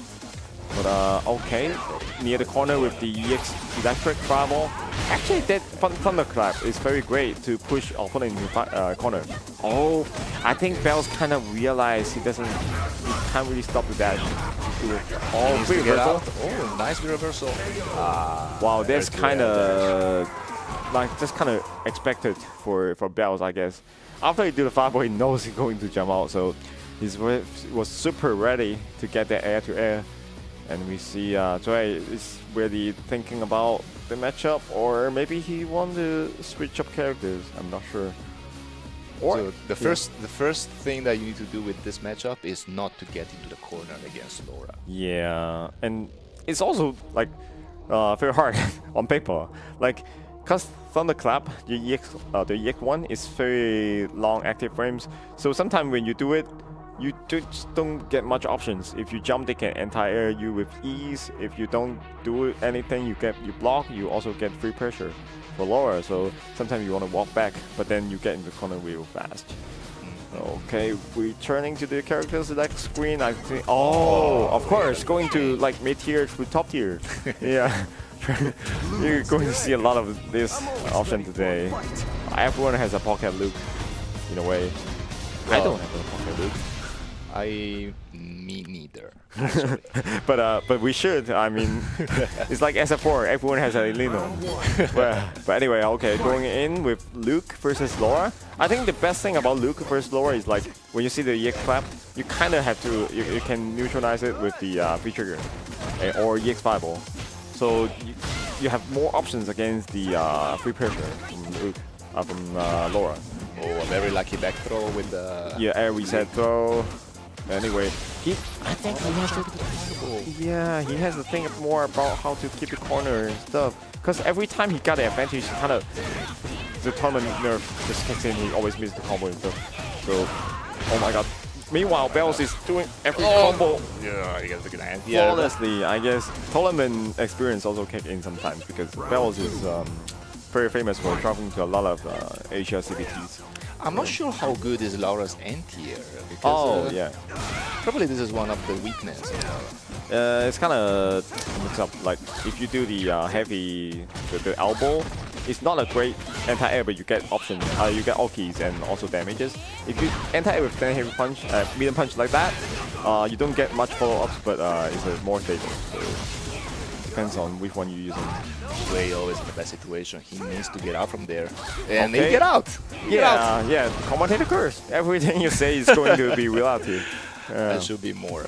Yeah, but it's kind of in a range that you cannot anti-air. That's why Bells didn't press any button. Because one way, oh my god, blocked the overhead but didn't do the punish and got the EXDP instead.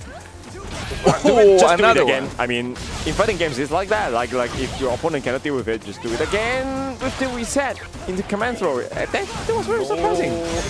Oh, wrong buffering was too close. Get like straight rounds very quickly. I guess the tournament nerf for Luke's side kind of messed it up a lot because drop a lot of combos winning situation. And I'm also there's a thing that in first to do is very strong, which is the dash for the command dash for Laura. I think it's very hard to stop it when you are under tournament pressure, especially in the first to two, where you know you are gonna have no time to adjust to that, but there's a lot of command dash spamming, and it's so fast that you have to be super ready. Yeah, the first to two format make you change a little bit your way to play. Because one thing is the first to 10, when you have plenty of time to adapt. But when you're first to two, especially in this format, every round counts. Yeah. Oh, wait. Yeah, I almost forgot. They have the score different thing in here when the current format where if you lose a single game, it's gonna affect your final placement. So every player, I guess, is even more nervous in this situation because when you usually win the first two, a win is a win, right? But right now you have to make sure you have the enough score difference in the final scoreboard. So, yeah, sometimes many players, maybe the first round, they try to play more defensive. They see how the player is, which kind of play style it is. But in this format, probably is better if you just to play aggressive. Yeah. And like aggressive and passive characters is also a thing in SF5. Like there are a lot of like, especially Laura. She is not very good at just playing stable footsies. She has to go in constantly. So that's the thing about playing passive and active also, because in first to two situation, it's always better to like just go in first. I mean, you can kind of do the counter play, but it's hard to do it flawlessly. In first to two, you have nerves. You will mess up stuff. So going in is easier as the offenser. So yeah. Okay, we're gonna see some replay of the previous match. Yeah, I think so. Yeah, let's see.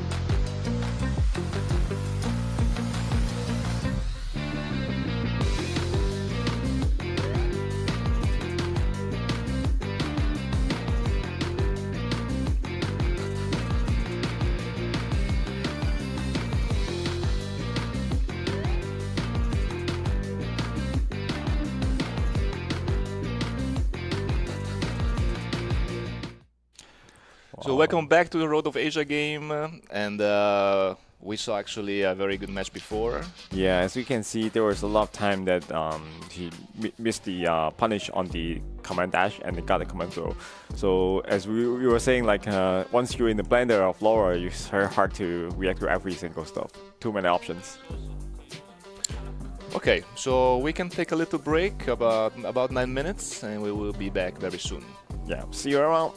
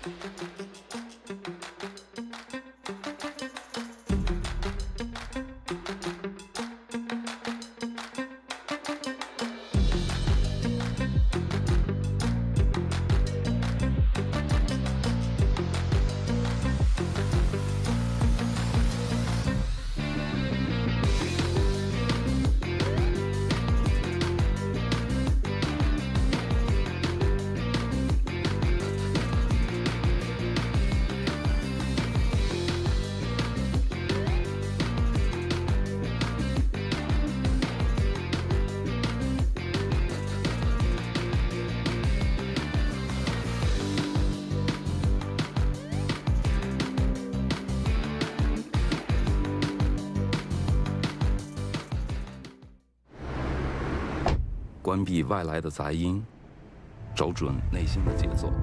奥迪 Q4 一创，让真的感受从开始才开始。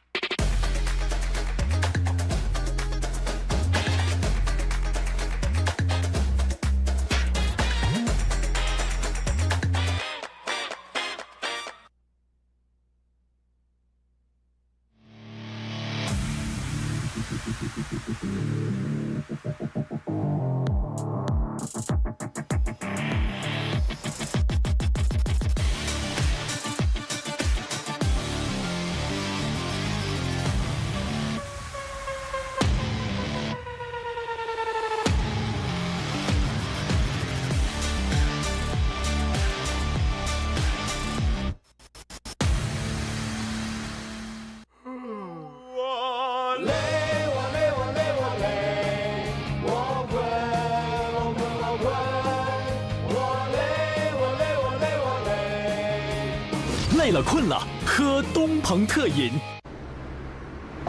关闭外来的杂音，找准内心的节奏。奥迪 Q4 一创，让真的感受从开始才开始。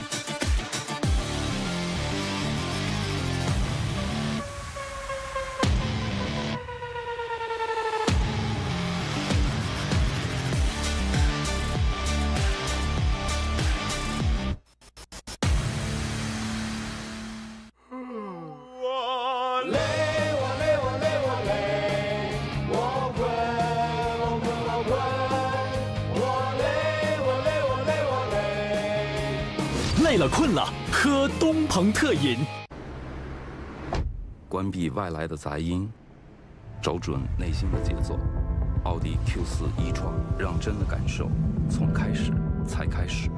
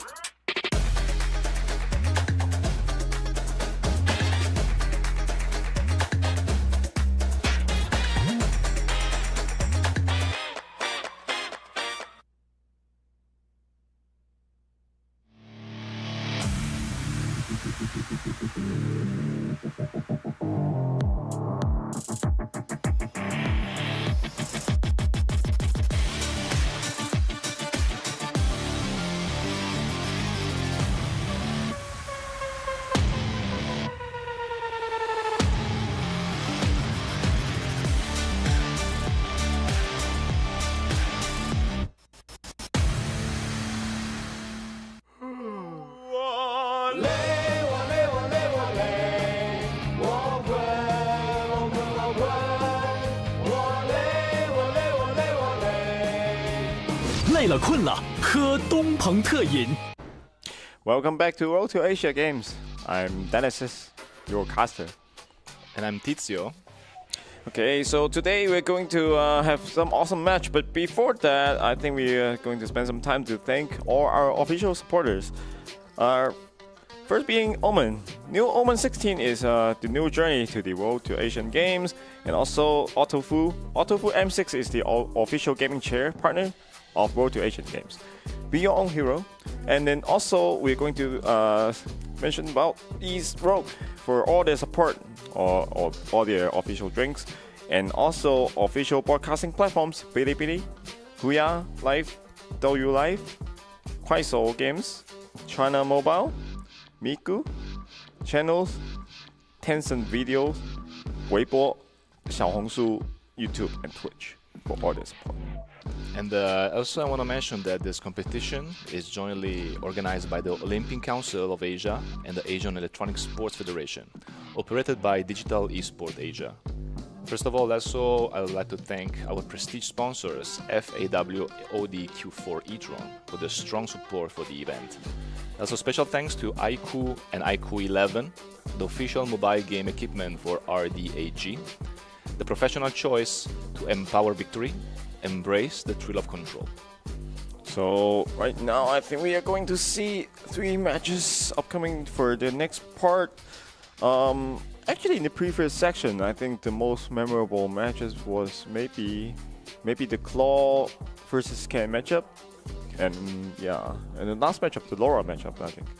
Yeah, you can see the when there is command grab, Yeah. you always have a little bit more tension. You got this additional option that make you think twice before everything.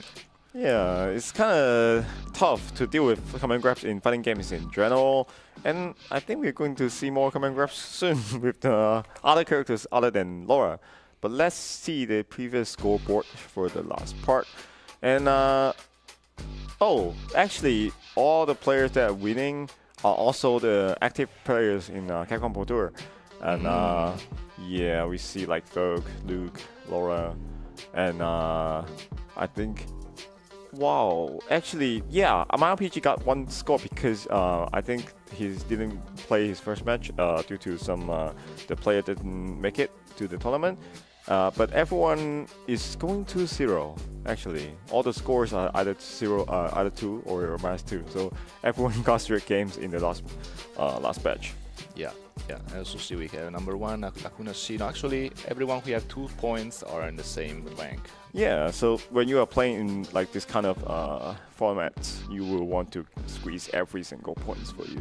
So some matchup that you are super confident that you are going to, when you see Luke, you are going to win. If you are that confident, then you make sure you are going to win it 2-0. Yeah, and I think the next part, I think we are going to also see some top tier characters incoming, like Rashid and Bison. And actually, in the last version, I think Bison may be top 5. And Rashid, even though he's strong in every single iteration in SF5, but in the last version, I think it's all of top 5 actually. Other strong characters are also there. So. Well, Rashid has been nerfed in the last patch a little bit. Yeah. The pressure with the fireball is weaker. If you know the matchup, you can always jab it out if you recognize the right one. Yeah. But it's always a guess. You know, like people when they say, oh, why don't you interrupt that? I was like, well, in SF6 you also get hit by drive rush. It's the same thing. Like you can interrupt it, but it's not something that you can always check it for. Like impact, you cannot always refer to impact every single time. But anyway, in SF5 it's very essential to stop the wind, the canceling from normals. Because if you don't, then you get free pressure for Rashid. And since Rashid is coming up very soon in the SF6, I think in a few days, so I hope they don't get the same moves in 6. I don't want to stop the wind for another 7 years. So well, the thing is that you don't need to choose anymore between the trigger 1 or the trigger 2 yeah. because you got both at the game. You got both at the same time. You got both V skill. So you need to deal with a lot of wind. I mean, coming soon. I mean, of course, there are, on paper, it's a big buff for Rashid because it gets access to all of his movesets. But I'm looking forward to see what kind of difference are there gonna be in 6. Like, will he lose the fireball cancel into the roll mix-up? Will he lose other like the fast dive kick that hit front? Will he lose everything about going through projectile? I hope to see more adjustment in 6 because, like, even old character returns. It's like Chun-Li. She doesn't play anything like the previous games. So I hope to do more like recreation of the same characters. Well, me as a JP player, I'm pretty scared right now. It's gonna be another bad matchup for my character. It's like Cammy. I mean, every character that goes through fireball is always hard, always tough for JP. So, yeah. But you need to think about that. It's not always the bad matchup problem. It's the matchup knowledge. Yeah. That also. So it's not that if you have a bad matchup, you're gonna lose the match. It's more about the matchup knowledge about. And the more bad matchup it is, the more research you're gonna do. Yes. Just think about all this Itazan research against Dalsim or against the Fireball character. Yeah, like some characters that we think is gonna struggle as Zangief, then Itazan and Kijipamu is saying like completely different. Like when they're saying like a Dalsim and JP, I think they think it's a 5-5 matchup. Or even for Dalsim is an advantage for Giff, but I don't think so. Maybe, yeah, but of course I'm not a Zangief player and I'm not at their level and understanding of the game. So we always listen to the pros, and there's a lot of stuff we can work on our own characters matchup. So sometimes don't judge your characters so early. Well, in general, if you're a Zangief player, you tend to be more patient than others. Yeah. Because you need to get in, but in order to get in, you need to take risk. Yeah, okay, seeing our players getting ready for their game, I think we are going to see Team Korea's very own Lizard, who is also considered maybe the best claw in the world, against Dark Kogi. I think he was a Kage player, but I think because they are teammates in a way, so maybe they play way too much games. Yeah, they know each other very well. So that's why the Cody pick. Well, Cody pick. Cody's been used pretty well in the last season. Yeah, and first when the patch first dropped, because of a lot of buffs, Cody was expected to be like top 3. But then a lot of adjustment came up and a lot of counter plays. I think Cody is like right at the sweet spot. Yeah, we got a trigger 1 Cody, so he is a knife Cody. Yeah, and that Stamium Punch should be a confirm, because it's actually confirmable. And into the Bingo Punch.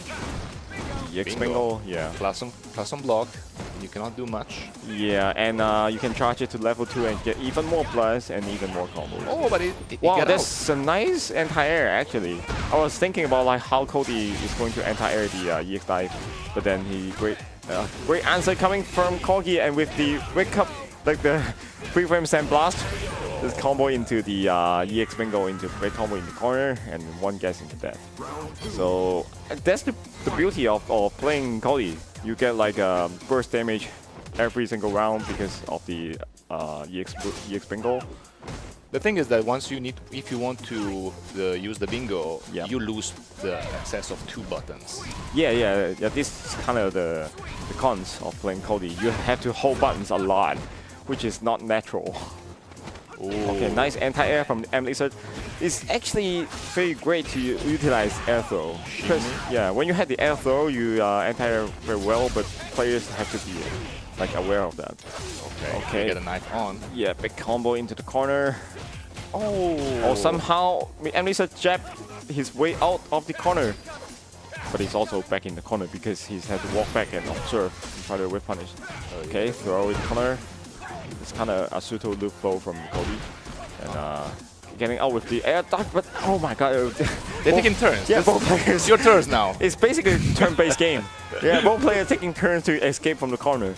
But a figure side is very easy to get out of the corner because of the triangle jump, which only like few characters have that.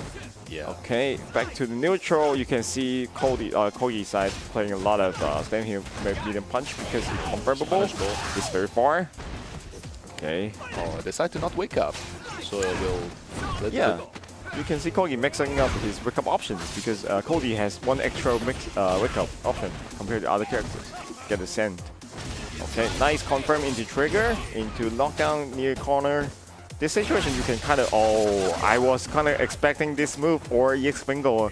Wow, he just went and throw a knife into the air and Emily was also jumping. Yeah, he knew it. Yeah, I don't need to read the Stay in the corner. Yeah, why am I, confirming the critical art. One guess. Does it get Oki after One that? guess for the life. Yeah, it's kind of a pseudo Oki. Okay, nice. Okay, 1 health. Remember, Vega has the trigger. Yeah, the roll. He tried. He could have reacted to knife and then do it, but he didn't. The nerves. Yeah, so he wasted. The nerves. Yeah, wasted me. I was going to say he's going to like chip him out anyway, because Cody has access to that the one kick, the kick into the critical art chip anyway. So it's hard for Vega to escape that. Even you know it's coming, because you cannot react to it and then just do anything. You can only kind of expect it and then preemptively do something. But anyway, Emily said, Corgi win his first match using the counter pick. Maybe not counter pick. I'm not sure about the matchup, but at least it's there. Oh, there's a counter hit. There's a counter hit bingo. They play way too much and know each other's habit. And you can see like Cody do a lot of damage from every single corner.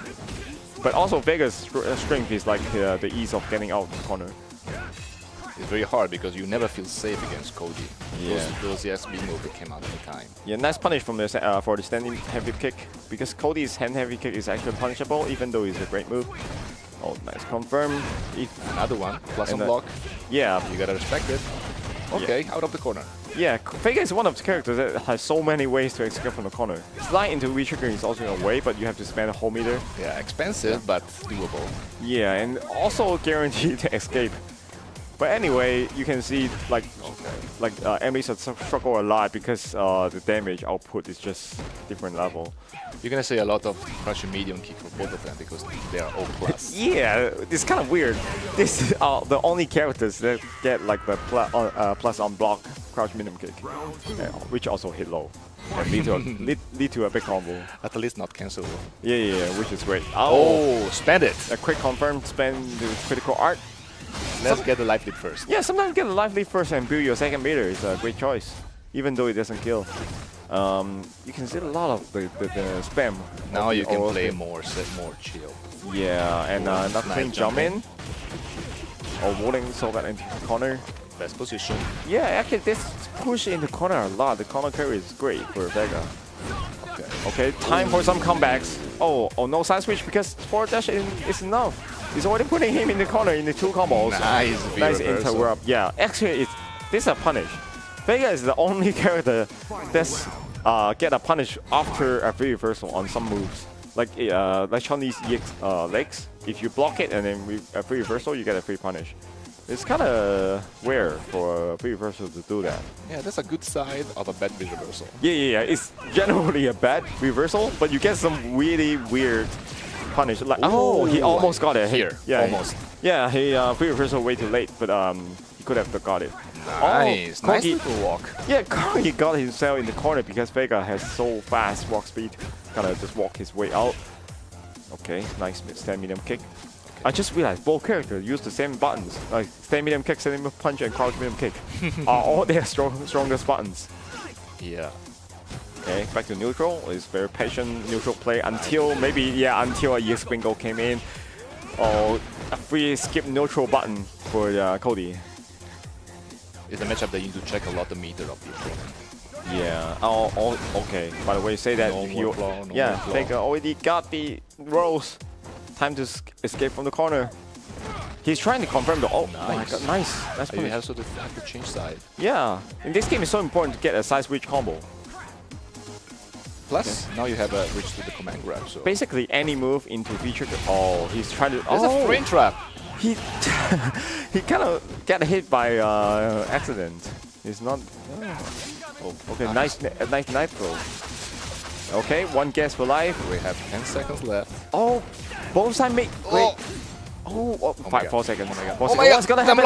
Unblockable. Double KO. Come on. First double KO today. With 2 seconds left. And also, you can't really see a double KO at the final game. It's usually the first round. It's very rare to see that. And then usually for draw games, we will play the game again, but depends on today's rule set. Let's see the rule of today. Yeah. How it is. Yeah, Seems like Oh, it's considered a draw. yeah. In that way, I think Kogi get 1 point, and also Emily, so it makes it to 1. Yeah, Kogi got the game. It's kind of a case by case situation, because usually when you get draw games, it's handled like this, like both sides get 1 point. But depends on tournament. Sometimes they do like the draw game doesn't count. You play the third game, so it really depends on the format. And so congrats to Kogi for making the game, making the win. And actually, there was a very great match. A lot of great footsies, and the way they both escaped corner is very high level. Yeah, we can see very good knowledge of both of them, either with the character and for the player as well. Yeah, the free reversal on the EX Bingo is a great counter, but I guess it's very hard to execute every single time. That's why I think he missed like two chances to punish it. So he had the awareness to free reversal, but maybe he has to do it faster. So it's kind of tough for Vega. Yeah, I think for punish it, you need to do it very early. Yeah. Very, very early. So we can check some replays of the match.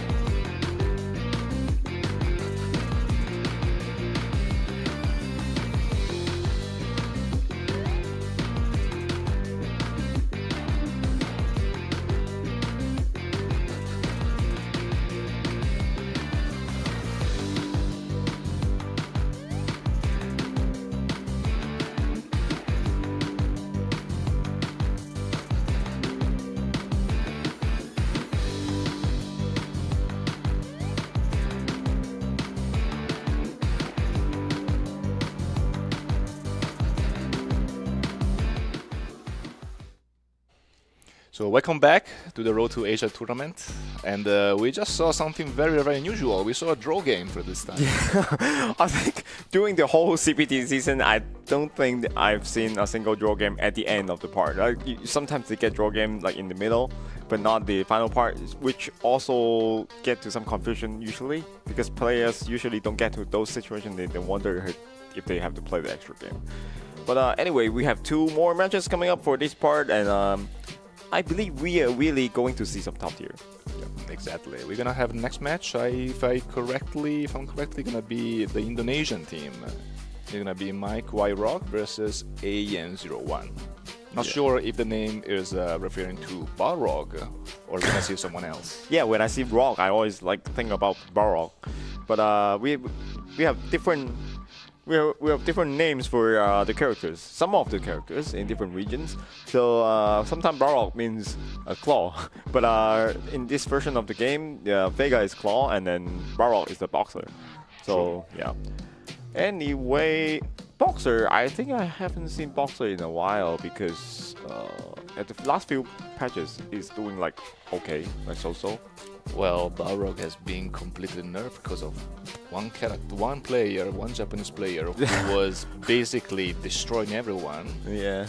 And Balrog got nerfed because of Pugera. Oh yeah, and I think Pugera played very differently compared to other Balrogs. And the way he used the turn punch, although turn punch got significantly nerfed in the last few seasons, but it's still a very strong move. Anyway, because he beat throws anyway. And also the damage output is just insane. So yeah, the biggest nerf was on the V-Skill 2. You know, the charge that Balrog can have and then can throw the dash punch being plus on block. Now it's not plus on block anymore. Yeah.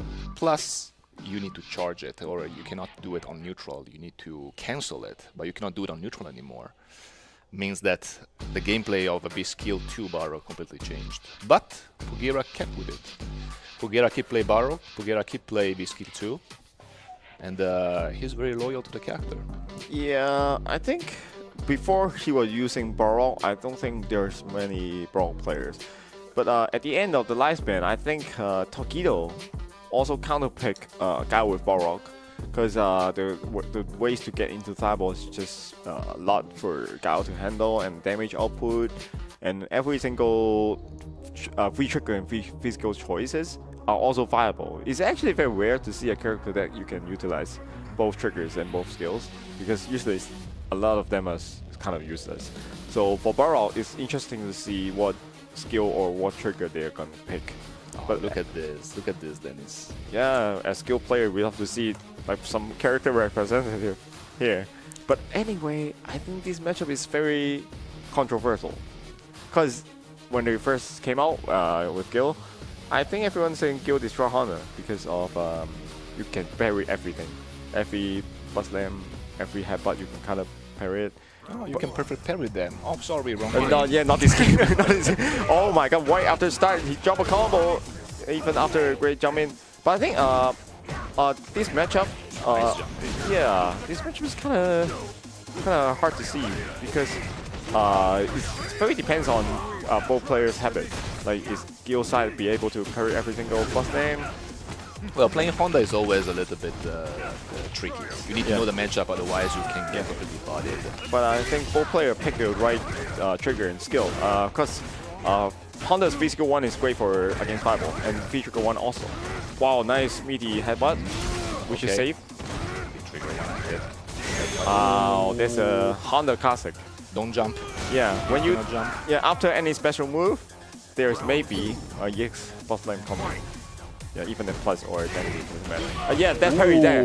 That is guaranteed punish every single time you block a EX head bot lane. That's why a lot of players are saying like bad matchup for Honda, but I'm not sure. Honda is very famous for this neutral jump, but they're actually not really neutral because you can control the space after that. Yeah, it's like not neutral jump. Oh, good idea with Gill. Yeah. The classic. Ooh. Yeah, it's like nice power HK. Yeah, when you see Gill and Yuren, those bros, they always anti-air with something and then end with a lariat into super, which is a very common string for Gill. Okay, almost the trigger for Gill.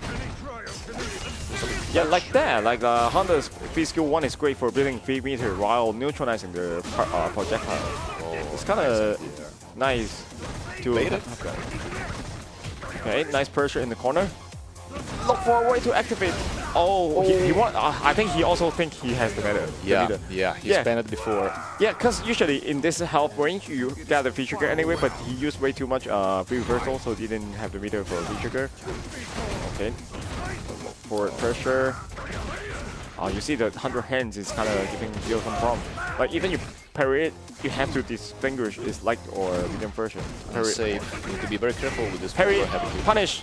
Yeah, you can actually punish it harder with heavy punch, but he got a punish anyway, so which is very great to stop the pressure. Activation into. Okay, back to neutral, but this cancel. The javelin from Gill is very threatening, because any move that cancel it into javelin, you can get a combo afterwards. Like that. Nice. Get a retribution combo, big damage, also into the fire state. Okay, one hit will kill from Gill. Oh, he got his way out. Any hit that you hit Gill, you can get rid of the fire or ice situation. Nice confirm into CA after the crouch medium punch. As we said before, crouch medium punch is negative on block, which means you don't get pressure, like free pressure afterwards. But it's a great combo pick. If you get hit by a crouch medium punch, sometimes they can follow up with a light kick or crouch medium punch again into lariat into super, which is quite damaging as a 4-hit combo. The thing is, the crushing medium punch of Gill, the recovery is so fast that you can whiff it and you can scam the opponent by doing another one and you can counter hit. Yeah, every single move that recovers so fast in this game, you kind of can do that. Like a Laura's Samian kick, it used to be super fast, or Bison's stand heavy kick, it used to be super fast as well. You could just spam heavy kick. So Gill is kind of the same. Okay, continue to the second match. After Mikey Rock get the first game. Yeah, by the way, Mikey Rock is actually a Gill player, not Rock player. Yeah. But the playstyle are similar of both characters because they both can kind of skip the neutral. Yeah, they have the advancing move. I mean, Gill's advancing move is not as good as Crouch characters, but you can also kind of space it to make it safe. Yeah.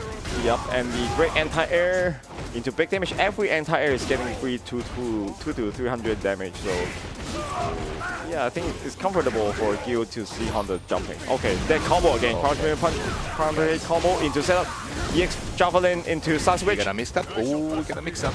But it's not nice. enough to kill. Yeah, he was going to look for the free shift. Oh, nice parry! He But missed the punish. Oh, no, wait. He got the win anyway. He got the win. He got the win anyway. Because Javelin is actually 2-hit projectile. It looks like 1 hit, but the exploding part is also another hit, so that hit kind of saved him. Look how cute this Honda is. Taking away Fireball with a clap. He still has it in 6, but it's way weaker, so you don't get to see that a lot in 6. Oh, pretty lucky, but you got a corner now. Parry into full punish. Oh, why is FA should have stayed? Yeah, Okay, he still got the state. yeah, in the Fire corner. state corner. Okay, wow, nice mix up. Nice. How to get the stun? Get the stun! Oh my God, he missed the punish. The nerves. Yeah, when you're The about nerves. when you know you're about to win, you drop combo. That's a very common thing for everyone. Yeah. Yeah, and nice awareness for Yan to punish the canceling. Now Mike Rock needs to come down. Yeah. And not take it. You need to forget what happened before. Yeah, I think for Honda's side, he's getting a lot of punish on Gill's fireball with the EX happen. You can see Gill's Fireball can easily also Yeah, neutral jumps. I think Mikey Rock should like sell more because it's hard for Honda to get in. But I think he tried too much to try to also get in, which got into trouble into Oki in the corner. Yeah. Anyway, You gotta be trigger active, but Yeah. so far he's still in bad position. yeah, Javelin is great for dealing damage, but oh my God, nice punish on the whiff command throw. It's a chance. This is the chance. Okay, one more Javelin is going to spend it. Nice. Big combo. Just to critical art. I mean, it's controversial like to do it One or more not. hit. One more hit. One more hit. Anything into super. Parry it. Oh, I'm not sure. He could have parried it maybe. Okay, still got one. Oh, if he spend a meter, then it's hard. No. Yeah, he shouldn't spend a meter, or you can spend it on the ice ball. The EX ice ball is way to get in, but I guess really when you're about to win, you make mistakes. So Yeah, the problem of Gill is that after the knockdown, he doesn't Yeah. have a real OK. yeah, you know, at first I thought it was fine because every knockdown that doesn't give an Oki, I can just do ice ball and make it an Oki. Kind of like that. But at the end of the day, like a lot of characters can kind go of through the go through a battle, so it doesn't really matter. Okay, now we get more Yeah. aggressive. Yeah, you Mikey can Rock see. get more Yeah, aggressive. Mikey Rock is kind of aggressive Gill. He's not like those traditional zoning at first. Yeah. Yeah. But actually, Gill is also great in doing damage. Of course. Oh, he tried. He did the parry actually. tried. But it's just because he's too far, it makes it like not interruptible. Ooh, he Nice got activation into big combo. Okay. Oh, nice. Okay. Actually, this setup is great. Ooh. I like this. Oh, he missed the timing a missed the bit. confirmation. Yeah, if you do everything at the earliest timing, it's a midi. It's a true midi that you can link to Crown Heavy Punch. Yeah. Okay, nice. A nice anti-air actually from Honda because that was full screen anti-air if you have the trigger. Okay, now that's a very bad situation. If I were him, I would just I was saying if I were him, I would just wait for bus lane. I know it's coming and Exactly. just parry it. But it's very tough because in corner you worry about the command throw. Yeah. Oh, he missed the follow-up combo, but doesn't matter anyway. He throw the EX headbutt away and work his way into the corner. Okay, nice wrist shift getting out of the corner. Okay, actually it's kind of easy for Honda to get out of the corner in that situation. Like for Honda, it's very easy to get out. Yeah, just do a bus lane. No risk. No risk Yeah. at all. But also the same thing, like if you're a very experienced skill, you can kind of parry every single bus lane, which is kind of frustrating. Oh, he missed a counter combo because he wasn't confident to get the hit after dash. Well, let's say in this game, parry is way more dangerous than in Street Fighter 6. Yeah, because every parry leads to a big combo. Nice Nice jump. jump out. It's very hard Oh, to he doesn't execute. want to spend it. He Wow. doesn't spend the meter. Wow, the execution is very great on both sides because he did the wake up command throw, but after a jab, so to beat the shimmy, which is very smart. There is a, Wow. there is When a you know, risk, there is a risk. yeah, when you know they are worried. No! Oh my God, the mind game. No! The mind game is You next see. level. When you know, see. yeah, You have the meter to finish, yes, but you didn't spend it. And Yeah. let's see what happened. yep. Congrats to Ayan for winning with Honda. Actually, in 5, Honda wasn't considered a strong character like 6 at all. So it's kind of nice to see some more Honda representation. And the last part's offense is very next level mind game, I think. When you know their tournament nerfs, command throw is the best thing ever for Yeah. first to 2. Because when we are very scared, you only consider jump or not jump. You think less of the other options like free shift or stuff. So he makes it up very well. He do command throw at the first time, and then second time he do like jab into wait and see what Gill does, and then do command throw again. So it's kind of a nice mix-up at the last part. Yeah, it's very well awareness and very well awareness of the mind state of the opponent. When you play command throw characters like Ita-san, sometimes you don't really play the game. You play against the character's opponent's mind. You just play around with their mental health Yeah, instead of exactly. playing the game. Sometimes So, you just feel that they know exactly what you're gonna do next. yeah, And you just feel hopeless. yeah, it's sometimes way beyond like frame data game knowledge. You just get into the opponent's head and you kind of mix it up for them. So very nice performance on both sides. Actually, Gill like presented a lot of stuff like parrying the bus slam or the free trigger combo, but still wasn't managed to survive the command grab horror from Honda. Yeah, we gotta see. There is very nerves inducing matches because the first match, Mikey Rock missed the punish. Yeah. And the second one, Mikey Rock was a little bit greedy, kept the meter for the next round, but he got actually punished for this. You know, sometimes I kind of can relate to that because it's not about your opponent. Like, it's not about your opponent messing it up with you. It's yourself doing something to yourself. Because, for example, like after you're missing a combo, sometimes you punish yourself too hard. So that thing stay in your mind. You kind of go away in the first two, then you do even more mistakes. Yeah. So it's very hard to adjust in the first two situation, and especially against a character like Honda. So great performance from both sides. I hope to see more Gill. We are both Gill players. Well, but actually, this is part of the playing tournaments. Yes. No matter how good you are on ranked or on your locals, but tournaments experience is always very important. Yeah. Okay, let's see some highlight from the match.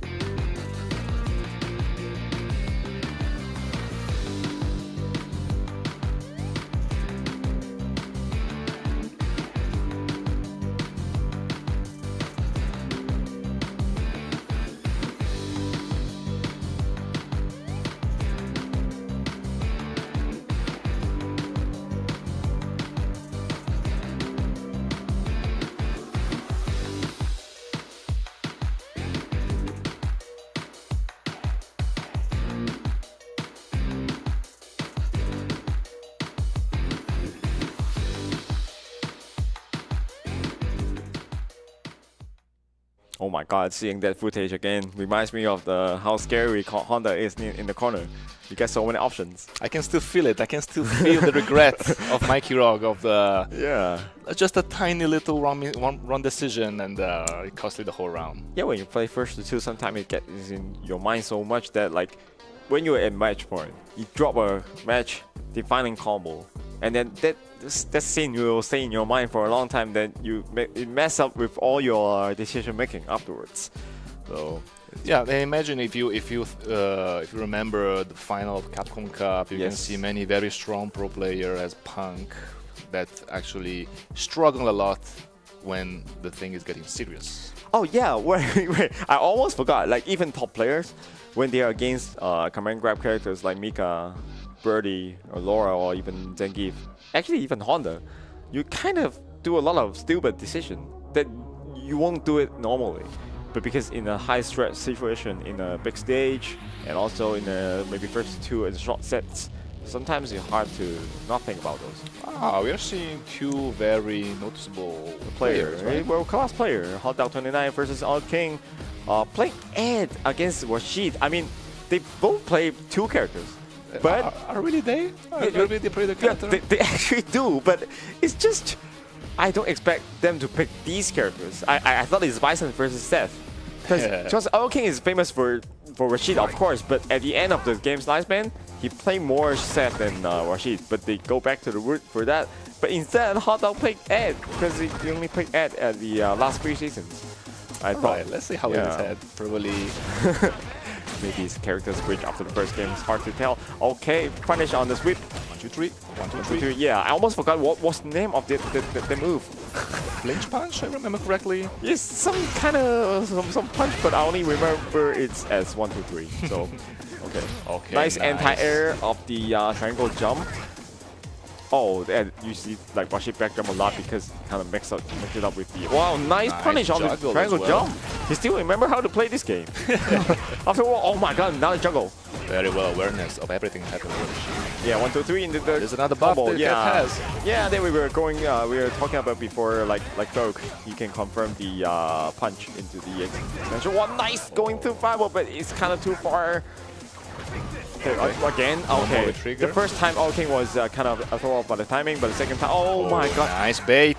it was great decision from Hot Dog, but All King even better to guess the EX uppercut coming. Ah, you Okay. can see. You There's can a- see that. Yeah, there's a lot of mix-up coming, but one free reversal is gonna escape it all. So, okay, 1 health from All King. Anything? Any hit with a hit, and this is the best way I to finish was it. going Crouching light kick. Yeah, I was going to say forward dash uppercut, but then forward, yeah, forward dash crouch light kick also works. That was safer. Yeah. Okay. Hot Dog with the crouch medium kick confirmed. You can see it doesn't do any extension if it's blocked.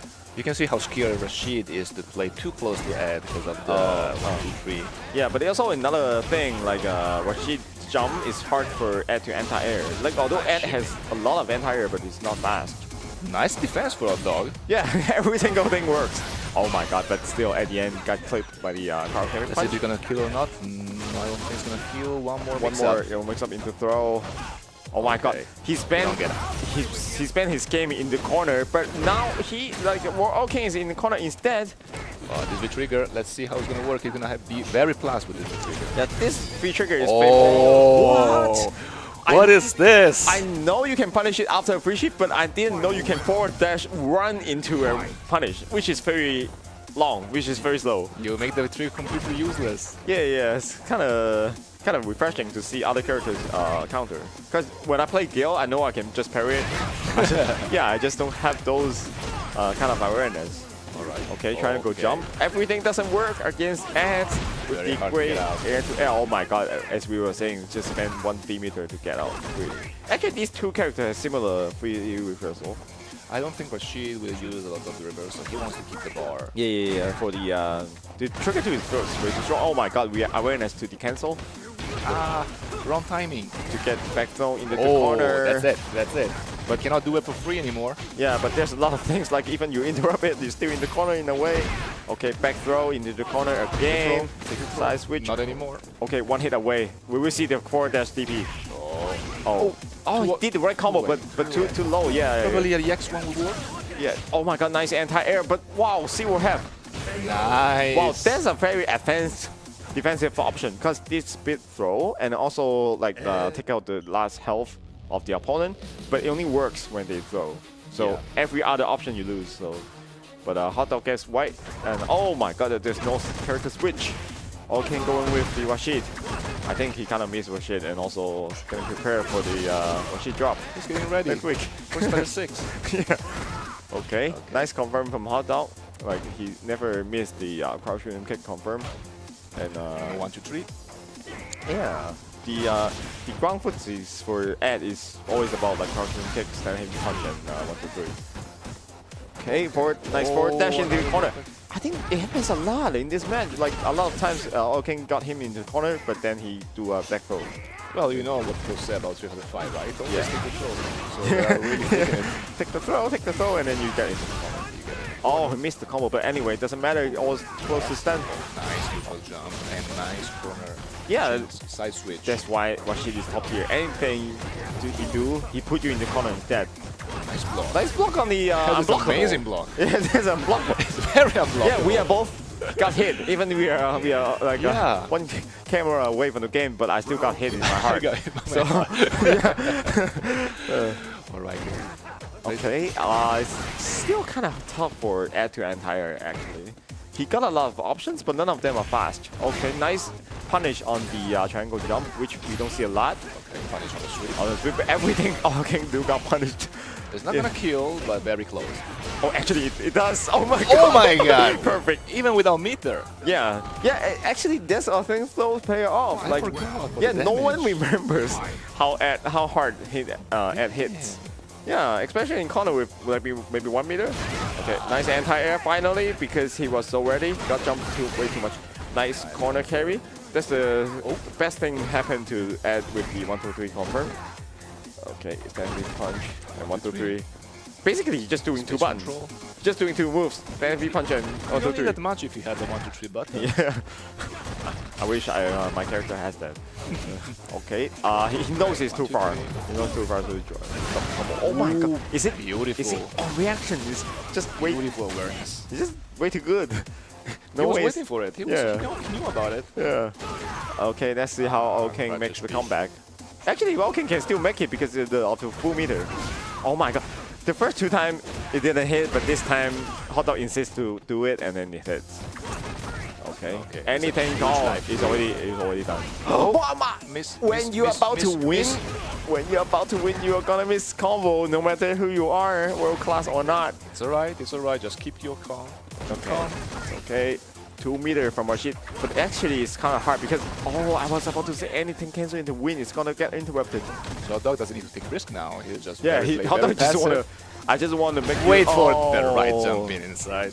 Although it is very slow, but it's still very legit anti-air and it's very reliable if you have the reaction. So great play from Hot Dog with the Ed pick.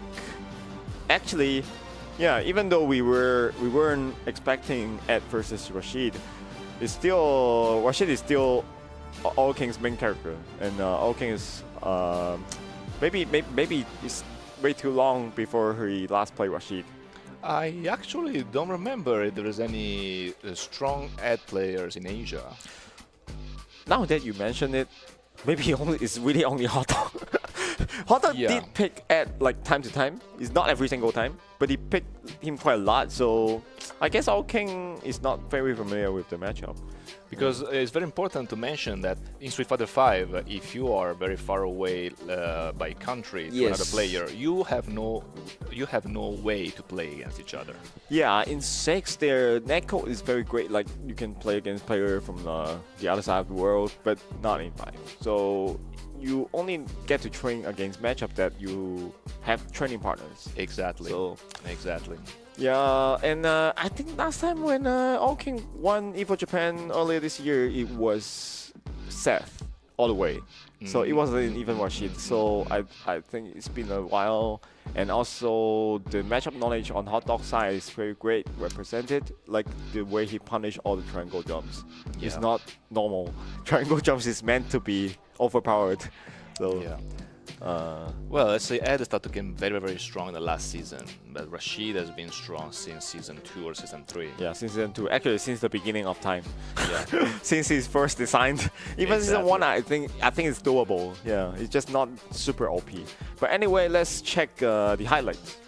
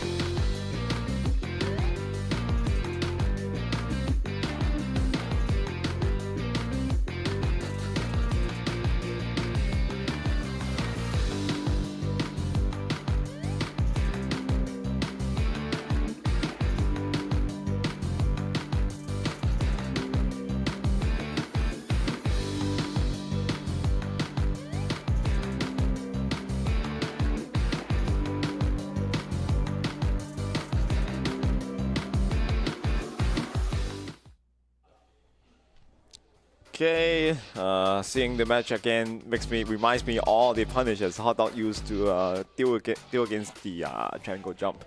Use the jump back medium punch, to use the stand medium kick at close. So there's a lot of answers to that move. Actually, I researched it a lot back when I was playing also, but it's hard to get a consistent punish on the triangle jump. Yeah, because you really need to think about before and react, but you have very few times to react about that.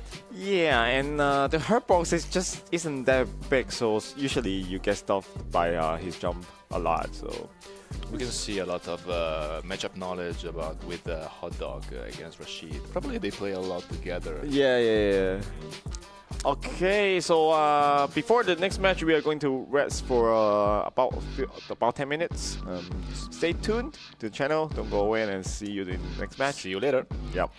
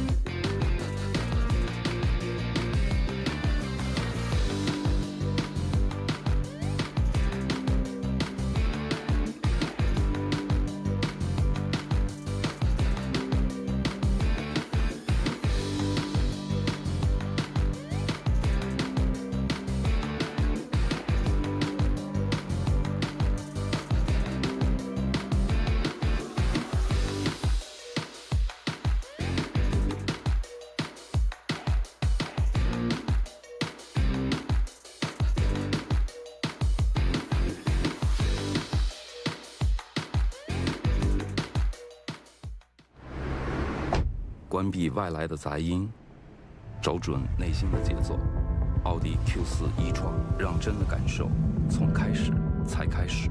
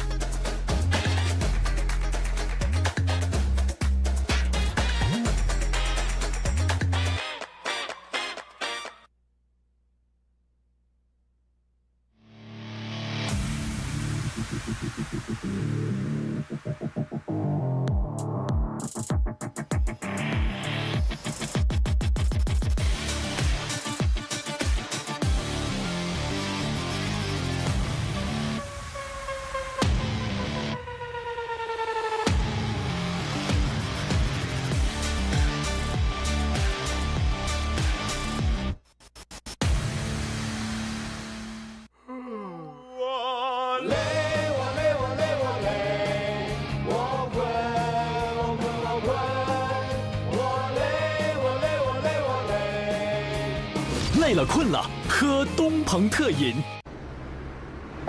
关闭外来的杂音，找准内心的节奏。奥迪 Q4 一创，让真的感受从开始才开始。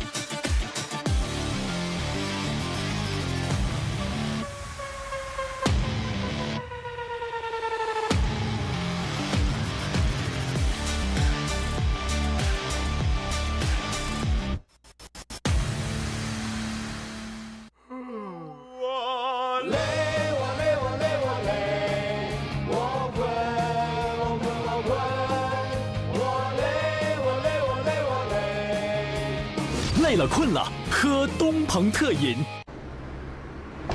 关闭外来的杂音，找准内心的节奏。奥迪 Q4 一创，让真的感受从开始才开始。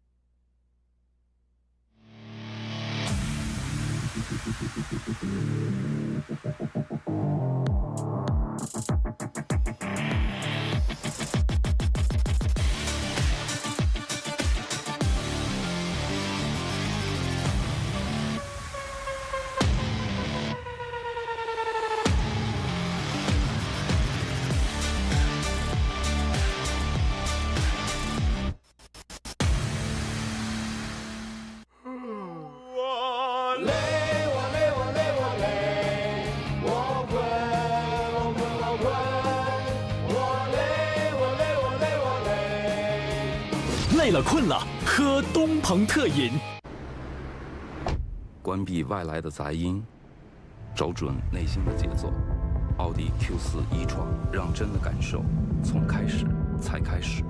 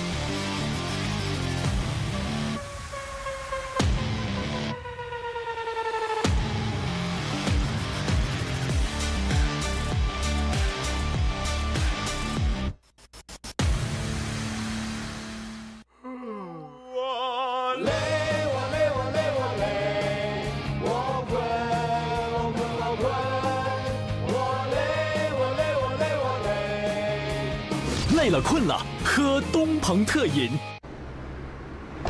关闭外来的杂音，找准内心的节奏。奥迪 Q4 e-tron，让真的感受从开始才开始。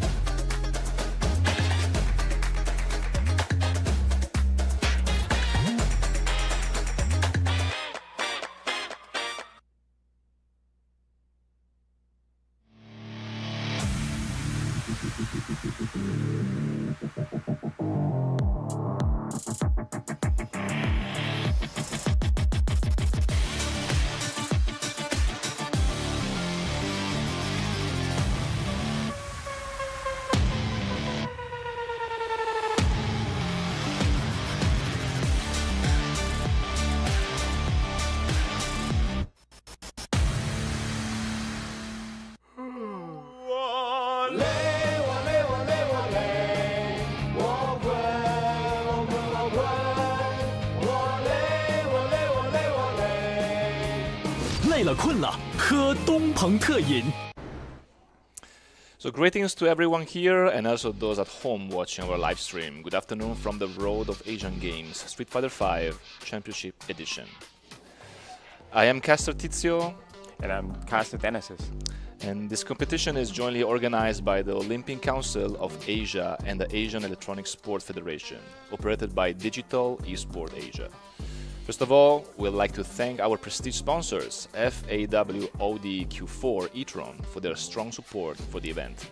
As a special thanks to iQOO and iQOO 11, the official mobile game equipment of the RDAG, the professional choice to empower victory, embrace the thrill of control. Yeah, and also let us thank you our official supporters, Omen. New Omen 16, new journey to the road to Asian Games. Also, another official supporter, Autofu. Autofu M6 is our official gaming chair partner to the road to Asian Games. Be your own hero. And also thank you to another official supporter, Eastworld, for their support, and also other official broadcasting platforms such as Bilibili, We Are Live, W Live, Kuaishou Games, China Mobile, Migu, Channels, Tencent Video, Weibo, Xiaohongshu, YouTube, and Twitch for all their support. Okay, so we just had a very nice match against two very notable players. We have a match with Hot Dog and Oil King. Yep. And we were quite surprised by the choice of Hot Dog using Ed. Yeah, the character choice is already a surprise. Like, I thought Oil King is going to pick up his set for sure, but maybe saved for more other matchups today, because I think sometimes when you have two characters and your opponent also has two characters, it's kind of a mind game. Like maybe Oil King doesn't want to play Seth Bison matchup, that's why he picked Rashid. If he picked Seth, even if he win the first game, Hot Dog is going to switch to Bison. Now, so now we are going to see the scoreboard of the previous section, and as we can see, four of them are getting one wins. Gamer B is also getting one game because of the opponents missing for today's section, and except for one match, every other matches are 2-0 also, so they have the 2 points score difference upper hand, except for Anyan's 1 point, and this concludes with this group with 7 players, and I think most kind of expected in a way, because for like the Hot Dogs match, when we see the Ed performance countering every single from moves from Rashid, we kind of think like Hot Dog get the matchup knowledge more than Oil King does for the Ed. And Corgi is kind of surprising us with the Cody pick. Actually, I thought it was going to be Kage versus Claw, but not. I hope to see more surprising pick going forward, because after not seeing this game for a long time, I kind of want to see different character picks from the top players. Yeah, we can see in these rounds that there is more. People are choosing more the tier list, the high tier list character, more than before. We see less Giff, we see less Nash. Yes. We didn't see any not very popular character, but mostly top tier. Yeah, today's group is like rare character representation and then top tier representation, and this group is like Fireball, but not really top tier. Like Cody is great, but like not top tier. Ed is also considered great at the end of SF5 lifespan, but definitely not top 3. Rashid is kind of also like. I kind of hate Rashid as a good character, but at the end of lifespan, I think he's okay. He's like doable, not like OP. Well, also it's the thing that tier lists are important, but the real tier list is the character who win tournaments. Yes. Yeah. I thought you were going to say real tier list is the player skill, but sometimes it's not. Sometimes it really matters. But yeah, as you said, like sometimes when you win tournament, it matters more than the on paper tier list. Like season 1 SF5, everyone's saying Connie is like top tier for sure, best for sure, but she doesn't win tournaments. But I guess the reason why was because the matchup stuff, like because you see so many Kens and Ryus in tournament, and Chun-Li lose to all of them in season 1, so that's why she didn't win. Actually, the same thing is SF6. Like many players consider JP as like top 3 in Japan, but JP technically doesn't win every single matchup in the top tier region. So sometimes you kind of have to consider matchup more than pure tier list, and also what characters you're going to see in tournaments. Yeah, because I remember I was watching the stream with the birds, Big Birds and Angry Birds, and people was asking Big Birds, how do you think is a bad matchup against Marisa? And he says actually, I'm comfortable with everyone because I just need 2-3 touch to kill everyone. So it's no matter the matchup, because as long as I touch them, I will make a huge damage. It's kind of like Gill. Like Gill is very weak on paper in the SF5, maybe like bottom 3. But in reality, like sometimes you get wins a lot because the pure damage output is just insane. And no matter how bad your character is, as long as you can touch them like 2 or 3 times and get around, you're kind of fine. So Marisa is some of the same thing, even more extreme, I think. Yeah, I feel JP is the same. JP probably lose a lot of matchup, but the damage output with the drive cancel, with the drive rush is amazing. So yeah, you just need few touches to kill. Compared to maybe a Kemi who's very strong but lacking a little bit of damage. Yeah, even if it's top tier, but there is something that you need to consider also. So actually, I think we are kind of the same page and picking characters because we like characters with huge damage output.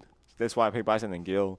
But on the other hand, Bison is like super strong. So Gill is like you get the hit or you don't or you die. So exactly. Yeah. So exactly. I guess similar situation in 6 for Marisa, but I think Marisa is in a sweet spot where she has great normals and the neutral game isn't too lacking compared to Gill. Gill is like great zoning with the ice fireball and the upwards fireball, but overall lose a lot of matchup due to projectile avoiding moves.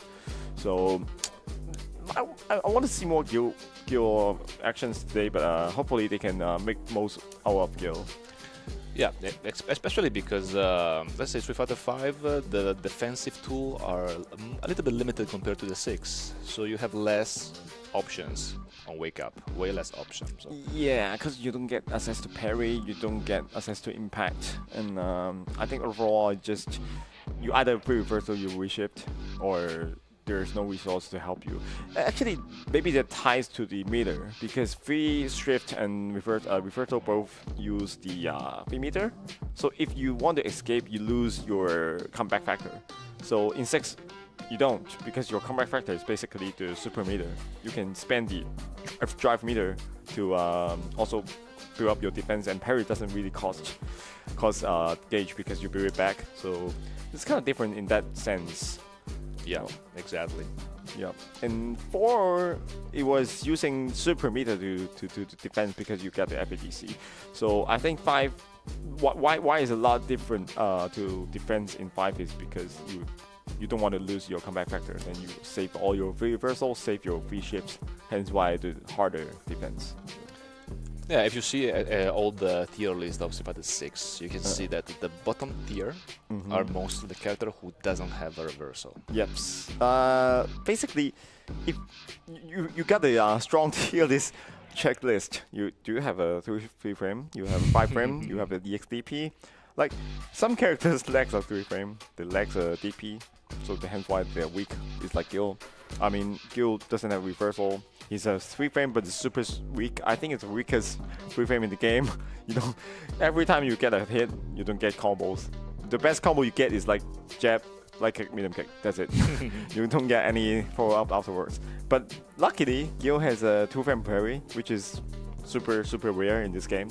So I think it's still fine. But a lot of characters, the weaker characters like Nash, he used to have nothing. Only the free reversal. No 4 frame, no 3 frame, no invincible. But right now he got the 3 frame and also the throw invincible, the soul back kick. So it's in a way better spot than before. So. Yeah, also because if you have a EXDP, of course the EXDP is very dangerous because if you miss it or if you get bait, you get that full jumping damage on you. But the thing is that once you have it, you can condition the opponent to not press buttons on your wake up. And this is very important because sometimes it's supposed to be the opponent's turn, but you get to turn back because the opponent was baiting your DP. It's a message sending thing. Like sometimes you DP not to really DP. You just want to send them a message that you have different options to mess up. Yeah, mess them up. So it's very important to have an invincible move, not because you were going to use it, or it's just you have one more option. So that's why a lot of characters tier is defined by the move list. So okay, we are ready for the next match. We got a Ryu versus a Gill. yeah, I think both of them doesn't switch up character for this matchup. Hence why we are going to see more gifts, more beggars, and more Shotos today. And we like it. We want to see command grab. Yeah, traditional Street Fighter, right? Like Vega, Gift, and Shoto, they are all in SF2. So, Yeah. okay, let's with the Fireball Sounding. And skip. Very traditional gift wheel. It's like SF2, SF4. Very traditional, very patient Gill. I don't see me jump in. Yeah. Oh, I almost forgot this game's forward heavy punch is minus on block. Ooh, that's really nice. Yeah, nice whip punish, actually. He used the slowest move to whip punish the Lariat. Yeah. Yeah. As in the corner. Okay. Actually, Ryu cannot throw that many fireballs on him. Oh yeah, The Lariat. That's what happened. It's the worst situation for him possible. Because one switch and also the running bear grab. You gotta check the nerves. Okay, okay. Still in the corner. What? I know this Lariat has that upward hitbox, but not like this. That was pretty lucky, actually. That was way behind his head. It's like the normal Lariat, special Lariat anti-air. Okay. One pixel left. Yeah, do you know since like the last 2 patch, Gift can Lariat the Ryu's fireball super far, like from this range. That, exactly. Yes. That's what we're talking about. Super far. It's Another not, one. Yeah, it's not standard far. So yeah, it's not possible in any previous games, but only SF5. So A very stable Gill. yeah. And oh, there's Gift classics in SF4. His light one. Oh. He got a little bit too greedy. His long journey to come back, it spent like 20 seconds building up his comeback, but then one final guess wrong, so... Ryu, okay, that's you start to get more stable about this. Yeah. You gotta condition Ryu, don't throw too many fireballs. Yeah, both Lariats will get you. Okay, so... Oh, one other little jump in. You gotta jump some once in a while, you cannot just keep being there on the ground. Like I was saying, like the Ryu's for heavy punch solid practice is -2 on block in this game. I always forgot because in 6 it's +1. Yeah, but you know, when you're a -2 and you have a EXDP, yeah, you're actually not -2. It's a plus. It's a plus. If you want, you can get plus on it. Yeah.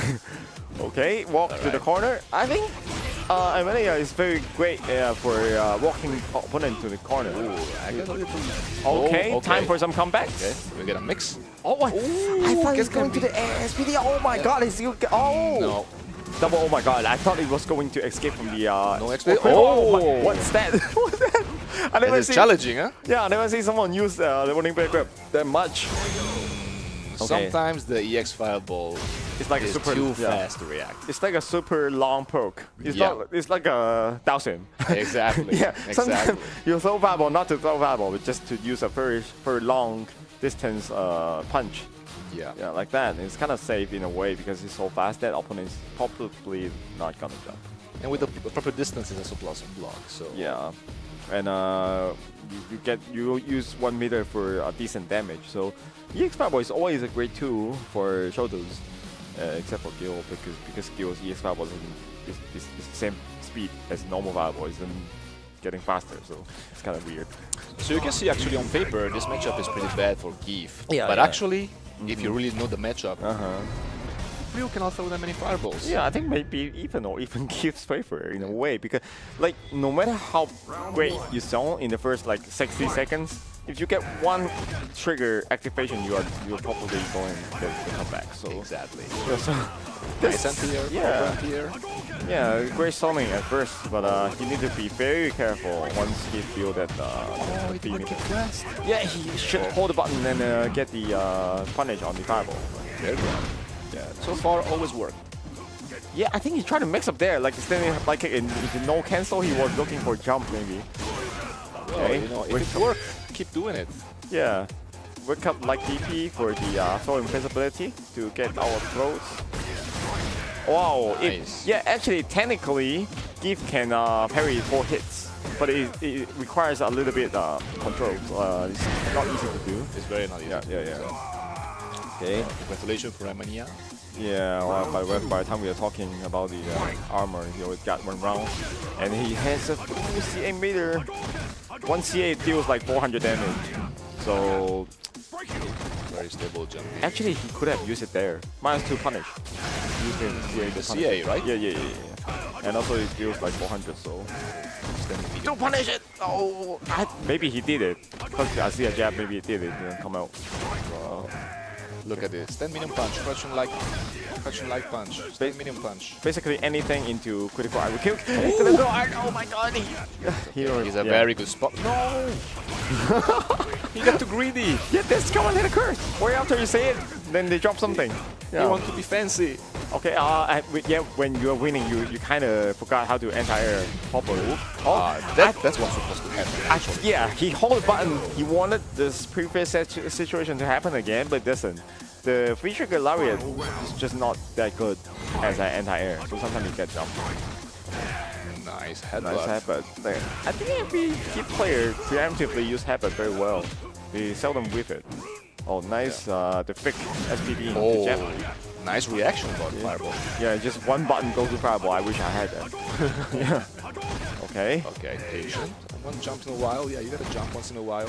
And I think, all his jumps are very on point. Like, he doesn't jump in the obvious spot that get anti-air easily. So that part is really great. It's like, oh my god, stop the dash! And wow, this is a Giff classic. Just stop the dash, don't finish the Gonna combo, happen. but SPD. Well, actually, this is the best way to avoid a mix-up. Just don't wake up. Yeah, Stay down for a while. Yeah, they will make mistakes. They will just SPD is the second time for Yeah, because they need to manually timing the SPD unless you have a setup, proper setup for it. and don't throw a fireball. Oh, nice. Damage nice is trigger. there. Oh, that was a fireball. That was a fireball. Yeah. I can kind of hear him saying that. That's Yeah, heartbreaking, yeah. man. Yeah, walk up fireball, and then for some reason they come out as a DP. You know, as in 6 they actually kind of fix it by if you do backward once, no matter what your previous input is, the fireball will come out. Like even you mash forward before the back input, and then you do a back input and then fireball. The fireball always come out before the DP. Yeah. So. Yeah, this is a very important for shoulders. You cannot walk forward and for fireball. You need to be very careful. You need to come back to neutral or do the half circle. Yeah. Reminds me of the fire fireball for Ryu. It used to be has a white red fireball before, but right now okay, all the buttons neutral. I think that's very traditional Giff, like a standing kick, standing punch. He just against Ryu is not that effective until he got a trigger. Well, let's see. Well, mostly those crouching heavy kick for the standing heavy kick for Giff is to catching backdashes or jumps. Yeah. Crush counter into combo. Oh my god, I didn't even know this worked. I was like, how can he get combo into trigger? I thought he was going to do Tatsumaki. But then I forgot, yeah, there's donkey kick. Ooh, nice jumping, clean jumping, and then he's in the corner in 10 seconds. -2. Oh, wow, that's a very wild guess. But it works. I mean, it's great. Like sometimes in the negative situation, they will want to backdash.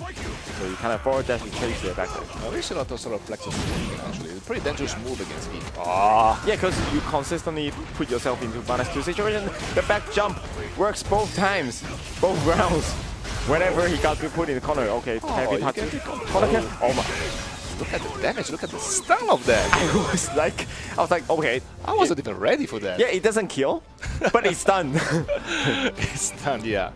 This is something that I was actually missing a little bit. The stun of Street Fighter 5. We have different stun of the 6. Yeah. Street Fighter 6. But yeah. I haven't seen stun in ages. Street Fighter 6 stun is not actually a stun. It's not a traditional stun. Exactly. Yeah. So for 5, it acts like 2 and 4, or like every single other previous Street Fighter where you like build up your stun meter by getting hit. But in 6, it doesn't work like that. It works in a specific situation. So hence in 5, moves that are not doing much damage, sometimes they deal a lot of stun damage. So there are pros for some moves that have low damage output. Yeah, and I see many pro players are studying specific combos just for build the stun. Yeah. Sometimes it doesn't deal damage at all, but build a lot of stun. So yeah. But anyway, I think Giff also is very famous for that in that regard. Like the jump heavy headbutt, it does a ton of stun damage, but it isn't that strong. So some players with Giff, with Zangief will like actively do that air headbutt just to get the stun. Yeah. In the SF4 used to like stun in 2 hits. Yeah, exactly. Yeah, exactly. Yeah, we can see Giff says probably you need to have very passion to play Giff. You need to be very loyal to Giff, and we can see most of the players who use Giff only use that for all of their career with fighting games. You know, Zangief and Dalsim to me is like if you pick these 2 characters main, you can kind of only stick to the character because everyone is like playing that character only, and it's so unique that you kind of hard to move to other characters actively. Yeah. Especially with Giff and Dawson. I tried a little bit Dawson last year, but I can feel it's a completely different playstyle with any other character. Yeah, and actually at first I thought JP is the same, but at the end of the day, maybe JP is still strong up close. Compared to Dalsim. Dalsim up close is maybe so-so, unless you start your offense. But as a 5, Dalsim and Giff is very unique that most players only pick 1 character. Or maybe Abigail. Maybe Zangief and Abigail combo. But Dalsim, no. Dalsim is just Dalsim. Yeah, Dalsim last season of Street Fighter 5 was extremely strong. Extremely strong. And maybe also the fact that he's so strong, he doesn't need a sub. So definitely. Yeah. Okay, so let's check out the replay for the last match for a bit.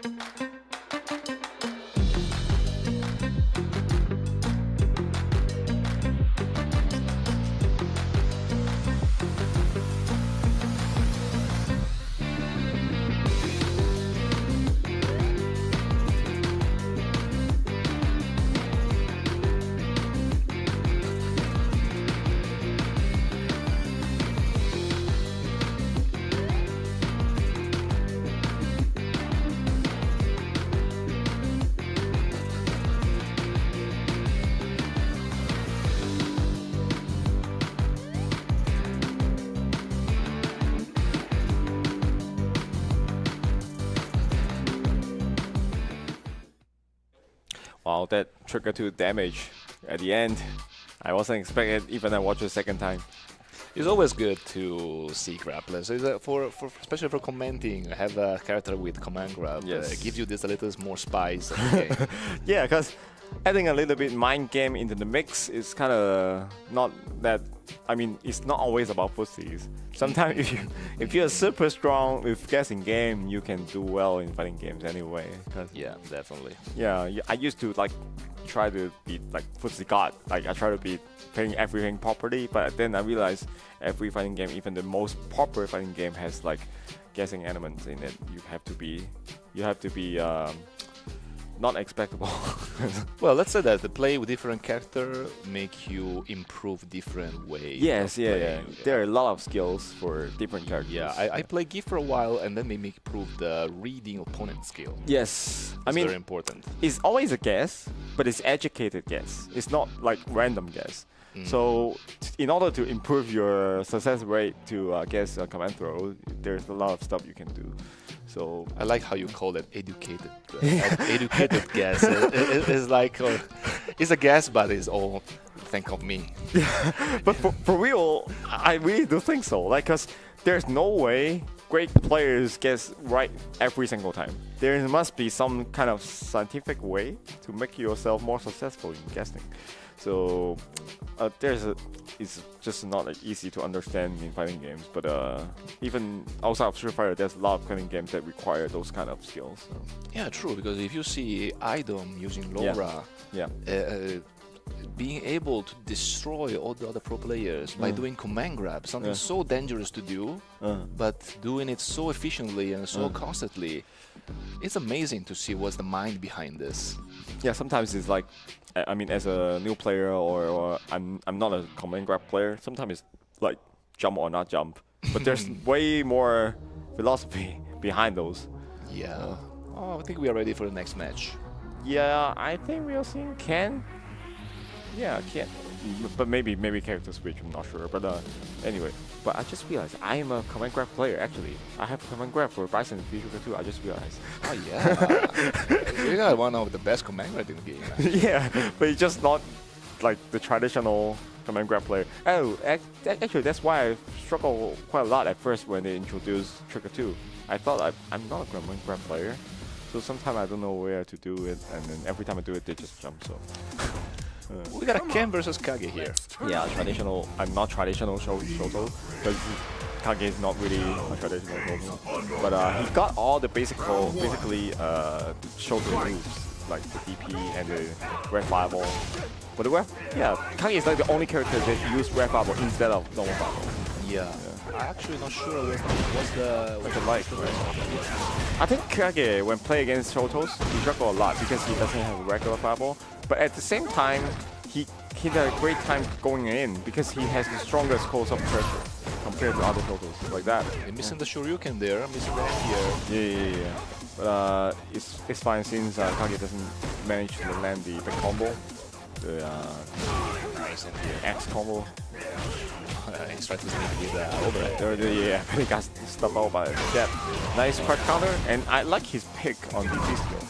So, cause some players prefer the armor DP skill 1, but I like the DP skill 2 for the side combo enter. Shinryuken into a corner carry. Yeah, I like how he spent all to push him in the corner. But right now, in the chip range, he can just chip him. Will he spend a meter? If I were him, I'd just spend a meter. Yeah, just spend a meter. Don't risk it. Always kill. Yeah, it's SF5 is even worse than SF6. You have to spend meter to get around. You save the meter, you always lose. So, yeah. Alright, that's it on 2. Yeah, red fireball sometimes is great in Shoto matchup because of the multi. But right now, I think both players prefer to play up close instead of fireball wall. So. Oh, wow, that's what Ume Shoryu. Yeah, but anyway, when it hits, it's a Ume Shoryu. Yeah, when it's fine. Make complete sense. Yeah, wake up DP. Oh no. Okay, I spent 1 bar for free reversal. It doesn't matter if he got the trigger or not. And actually, Kage can actively build it. Skill doesn't use the skill ender. If he used the physical ender, maybe he got a meter. Yeah, every time, every combo he can do it. Yeah. I think this is a death. Will he spend the... Oh, I was going to say, will he spend the CA and then doesn't need it? Yeah, there's a Ken player. EXDB, Shoryu Rapper will steal the deal. Yeah. Okay, both players getting almost close to 3 meter, and I think every time same thing. That he missed the jump Mary punch and somehow get the power carry punch into the first. Alright, spend it before, spend it early. You know, sometimes I feel kind of weird to see Kage's CA not getting OP. Because like usually when you spend it in the corner you get it OP anyway, but mid-screen you have no OP, which is kind of weird for DLC characters. Yeah, the new characters always get no OP, but Kage gets it. Well, let's say Kage is not really struggling. It's only used to get in. Yeah. Kage is, I think, is a quite well spot at the last situation on AESF. At first he was super weak. Oh, nice interruption. I thought he was okay. He can play safe now. He's just going. Wow! I was going to say just don't risk anything. Then I realized the air fireball. The new buff to the air fireball is that like the explosion of the air fireball is getting a larger hitbox. That move is extremely hard to deal if you don't know how to. Yeah. You kind of have to go all in and guess forward dash before he do it to get the landing punish. If you didn't do it at first, you can try to just block it. So in a way, it's kind of safe to do it. Nice check. I think. Alright. I think Kachitama stopped his dash multiple times. Great awareness of the dash. Okay, I like this combo ender. TC. You know, this TC sometimes gets me like not pick physical one at all because of the ender. It's way better. Okay, I mean way better situation to do this combo. Yeah, nice DP. Sometimes you need to sacrifice some damage not to get better Oki. Yeah. Oh wow, unfortunate. He did confirm it, but he pressed the wrong button for the show wheel. If he do the heavy version, it should work. Ah, such a pity. He was doing the jumping to get it. Yeah. But sometimes it happens when you have die pick. So like sometimes you prepare to do the die pick, you didn't realize. Nice reaction for it. Yeah, Shinryu can be so damaging when you do it wrong. Plus Oki, plus corner. Oh, okay. He always sacrificed the trigger for the. Oh, nice. Yeah, that's why nice pick. If he didn't spend the meter for the free reversal, he couldn't have got a kill. Yeah. And Kage's free trigger is not. Oh, finally, then a clean X-Kick combo with the drop at the end. Such a pity. Yeah, he could have gotten himself into a very great situation with the stun meter. But so he checked the dash again every single time. Yeah, Kage-sama checked the. Actually, Kage dash is not even slow. Quite impressive in a way. Very ready about it. Probably checking more the ground than the air. Yeah. But that's nice. Such an important skill. Okay, one gets to that. Oh my god, he wasn't expecting him to get hit. It was a little bit too plus. Yeah, way too plus to get low. But sometimes it's hard. Like sometimes it's hard when you shimmy or like jump, neutral jump shimmy. It's hard to really confirm if your opponent attacks or not. Sometimes you still do the thing you intended to do. Yeah. Okay, one guess for life. Okay, I just realized this game's stun meter reduced quite fast. Oh, nice. One more hit. Oh my god. Okay. There's the power of Ken. Like Ken's throw loop is actually one of the best in the game, and then Ken's back throw carry you so far. Like you can back throw someone in middle of screen and still get them in the corner. So it's kind of weird. Cause like for Bison, back throw isn't that far up to the back throw, so it's very hard to corner carry with a back throw. So yeah, that's something great about Ken compared to other shoulders. Okay, missing a DP. I think he wanted to DP, that's why he was blocked. Nice confirm with the tag combo. Extreme never misses a tag combo confirm actually. He always only do it when hit. Nice clean jump in, but it's too far for the X-Kick combo, so it sacrifices damage for a lesser combo. Okay. Neutral jump, but didn't ready the DP. And that's a nice confirm. Yeah, he just realized he can do the stamina kick in the neutral poke. That is a very bad situation. Oh, let's see how he can get out. Yeah, he just interrupt and then do it. Yeah, low 4 into EX5 was such a huge buff for Kage. He used to couldn't.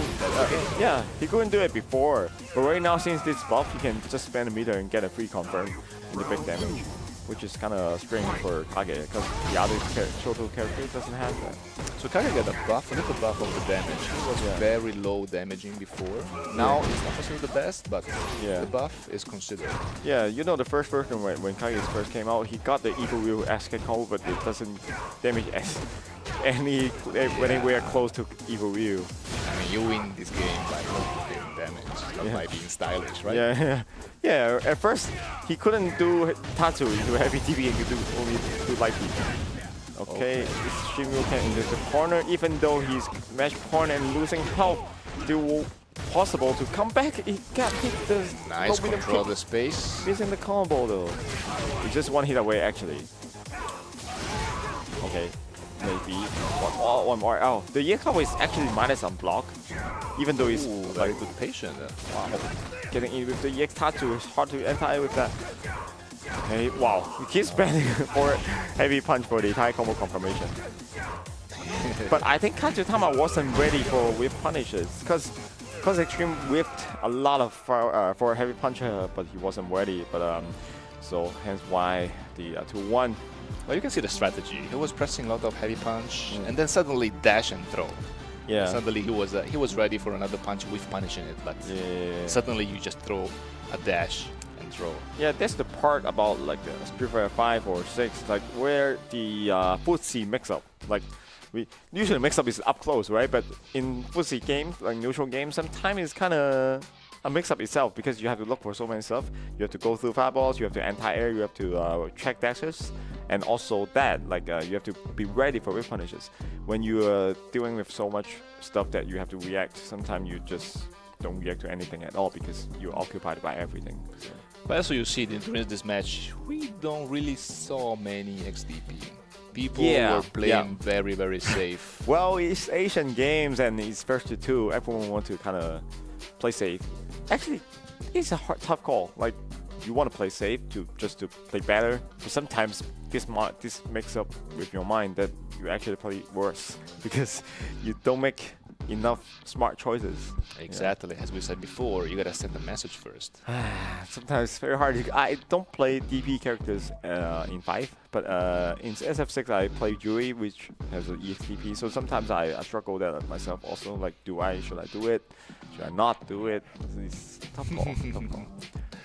Yeah, the downside is very, very big. Yeah, sometimes I'm glad my character doesn't have DP. Usually having one is better because like 99% of the situation, having an invincible reversal is very great.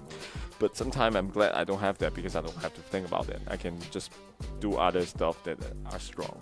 Well, if you actually think about the Gachikun Manon, his Manon has command grab, but he never uses it.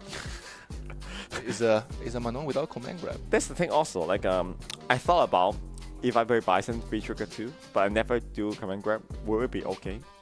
In a way, this is okay because you still have access to Cycle Crusher and other moves, and also the opponent will get scared by your command grab. But overall, maybe it's not a great choice. Let's go see some replay of the previous match.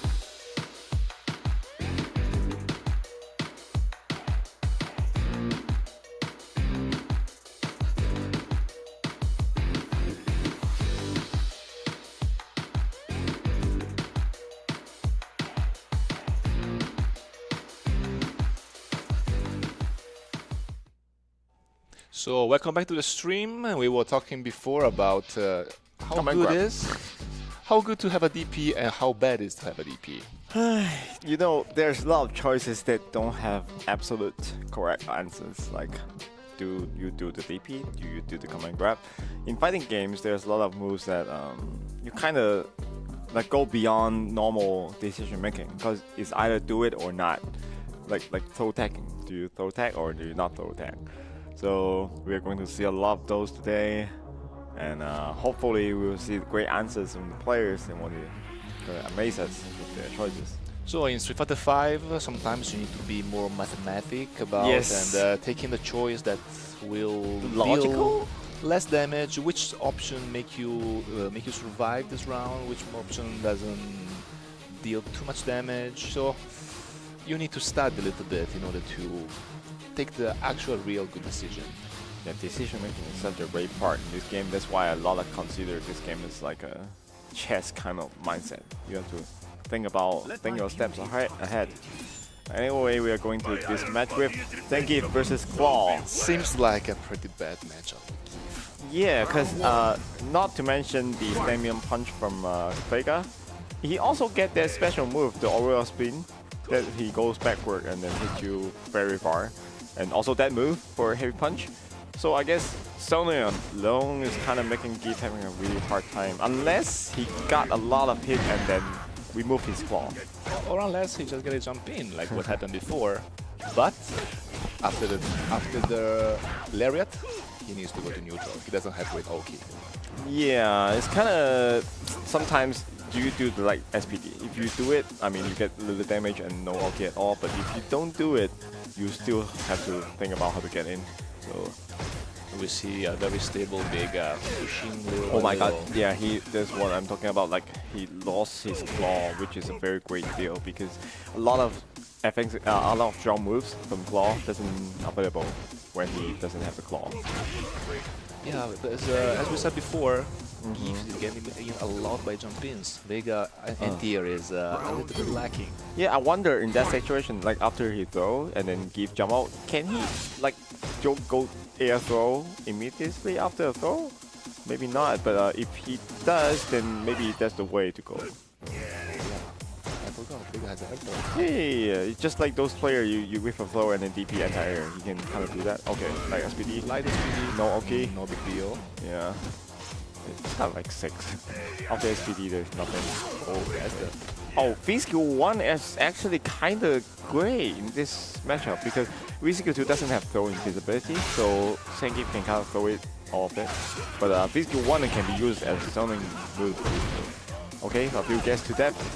Letting Gill taste his own medicine by doing command grabs.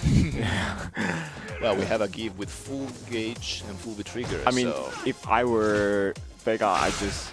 Oh, I was going to say any confirm into the trigger. He could have do it there. He tried to react to... Oh, nice escape actually. Barcelona is such a great move to just escape. Okay, nice zoning. I think he can anti-air more with that heavy kick. Although he got the round though. He got great punish on the stand heavy punch. But I guess if he... I think Phoenix struggled a lot. Oh yeah, like that. that's it. Does he hears me? The thing is, yeah. I think that will be a little bit too late. No. Gill can simply empty jump and SPD. I was a bit scared of this probably. Yeah, I was going to say like he was struggling at first round anti-airing because Gill is trying to jump at a very far point. Yeah. That's not it. It's a... Okay, that's the part you talk about. Like, doesn't matter if it's a bad matchup. Once you get in, even Daigo sit down, he will still get mixed. Everyone needs to guess. Yeah, acting like you. Yeah, don't act like you. Okay, come and grab. He can out for free for this. I mean, Vega is the best character to get escape out of the corner, except for Rashid maybe. Rashid is even better. Yeah. That's one of the reasons that is a bad matchup as well. Okay, no mask.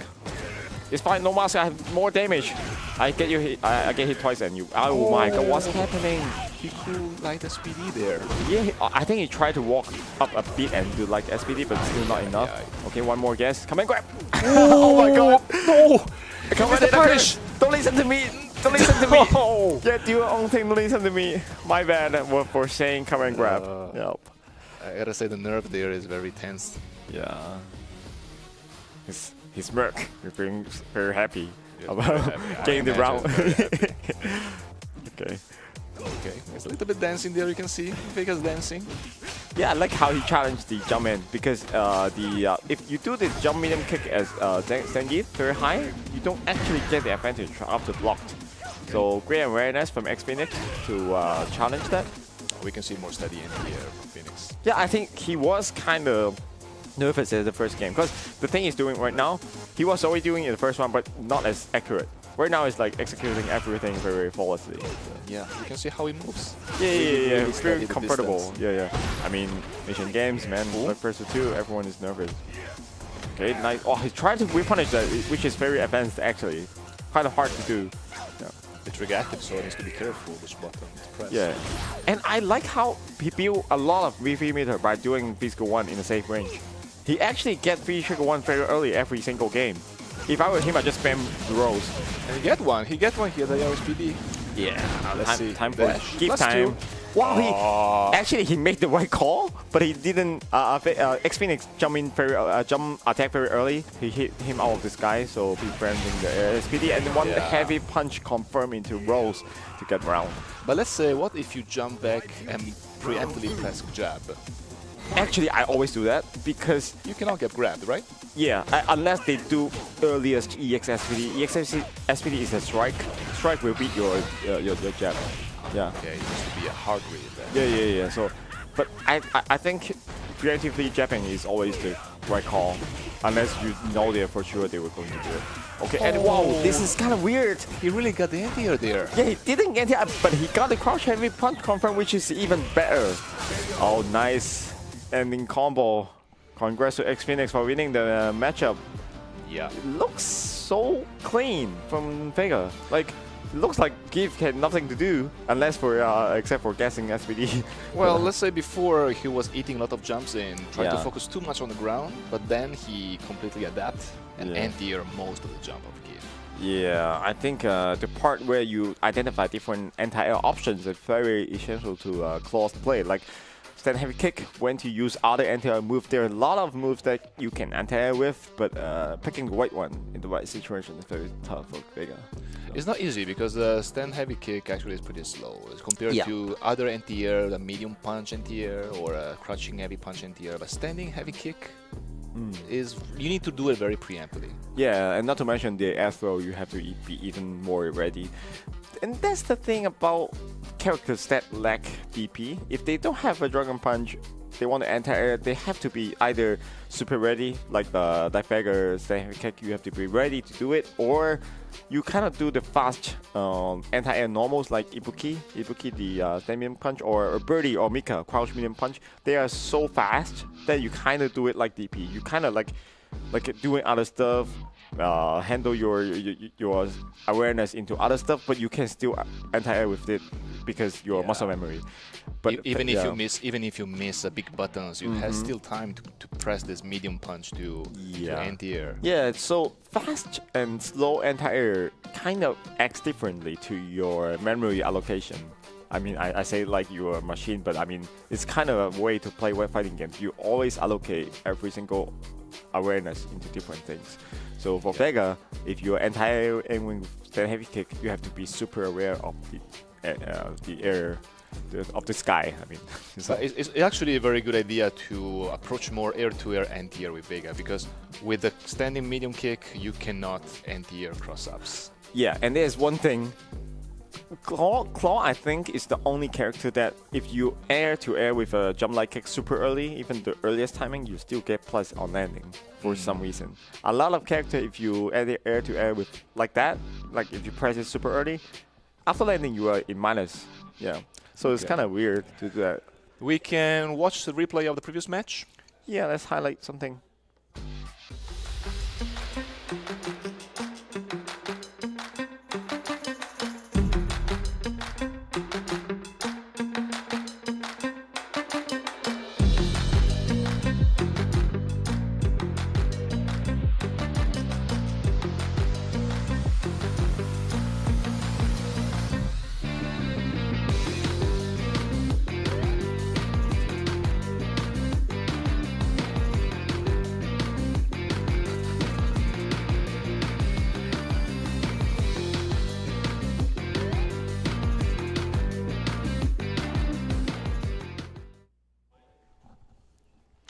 Welcome back to Road to Asian Games. We just saw a couple of matches highlighting Vega and Gill. Actually, Vega and Gill is like the only characters that played like multiple times today.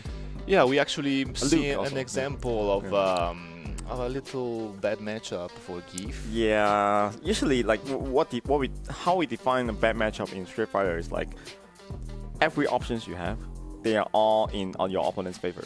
Like some matchups, they have like equivalent options. It's just the thing about like whether you make the right decision in that specific match. But some characters, you don't get much options. You get like 3, and in every single guess, the risk reward is always in your opponent's favor. So those kind of matchups, we consider them as very bad matchups. So for example, like Zengi versus Claw. Once Claw has the Claw on his hand, there's limited option from Gill. He has to sacrifice health point to get in, which is very hard to do it. Okay, so I think we are ready for the last match of this round. Yeah. We have Carbon 93 versus Tabu Breaker. Yeah, I think we saw them before earlier today. Bison player and Vega player, and also second Vega player today. Actually third, because Emily is also playing Vega.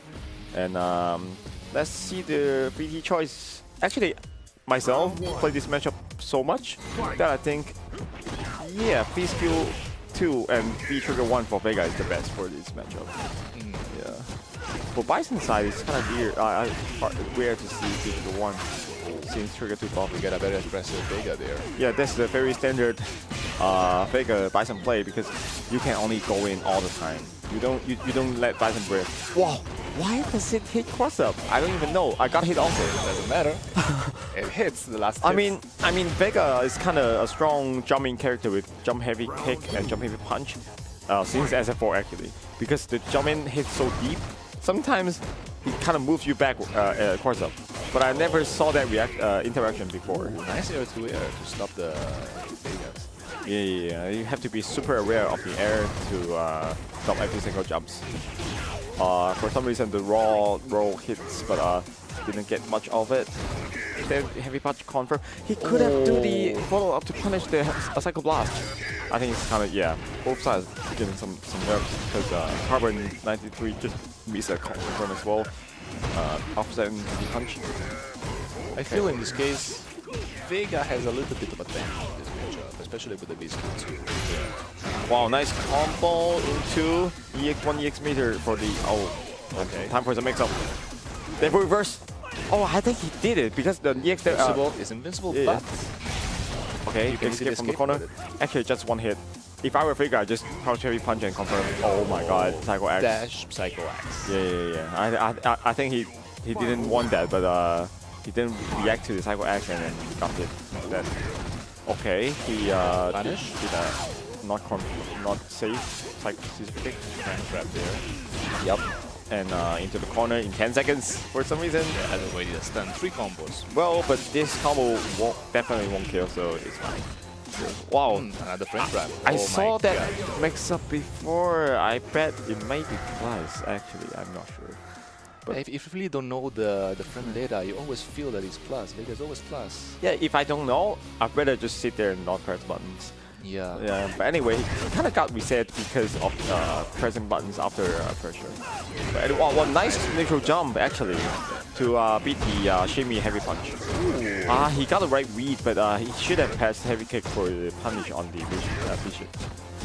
Okay, nice keep the corner, but he failed to anti-air, which is kind of hard as Bison, because how fast the triangle jump is. Nice pressure. Okay, then we punch confirm. No more claw for Vega. But he has to be super aware because of the rolls he on Vega's side. Could have, that's a very advanced way to deal with Devil Reverse actually. You reverse that twice. Nice pressure. Oh my god. What is happening? He's dancing there. There's no combo there. Everything is reset, but everything hits. Oh my. Is it? Yes. No. My bad. Wow, he blocked everything! Amazing block. But that's actually very good. Like, you block everything and be able to punish the overhead in that tense situation is very impressive, actually. It's a very risky move, but most of the time it works. Yeah. the last sneaky overhead. Yeah, to end the rounds up. Yeah, that's why they make it safe in six. Because it's so risky in this game. Sometimes makes me don't want to use it anymore. Yeah. Okay, punish. Wow. Nice. Then the Bison pressure. Oh, those very sneaky sweeps. But What? He throw after a -2 but still get it. So anyway, he put him in corner. I think Tailbreaker got a lot of Bison specific counter, but he isn't executing everything flawlessly. Okay, time for some comebacks. Everyone knows Vega is very capable for comeback because of damage output, but it doesn't matter. It doesn't matter. Oh my god, he dropped a combo twice.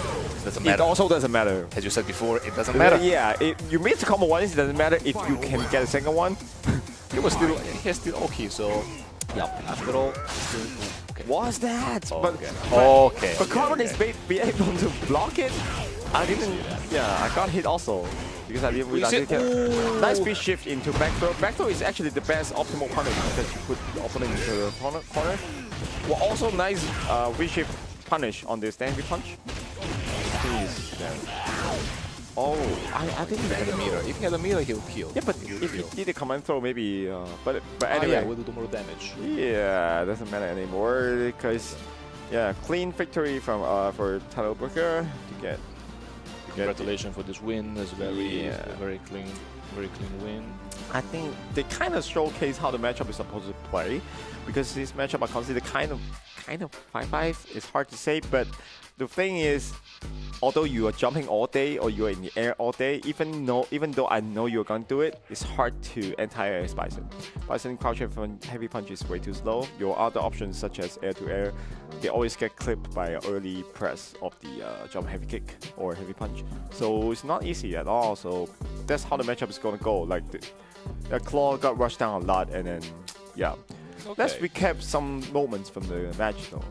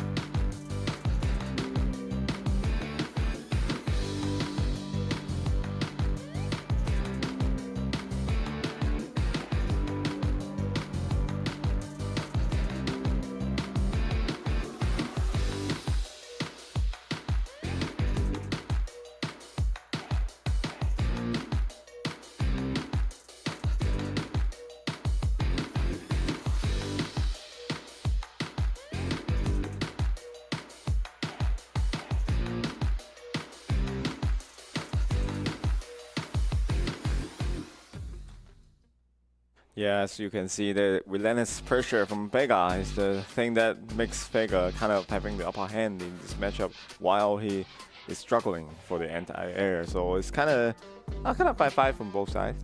Well, as a Bison player, I understand that in this matchup you need to think twice before do the average block string, because Vega with his skill can easily sneak out of the pressure. Yeah, I hope to see more this kind of matchup action afterwards. But anyway, before that, we're going to take a break. See you later.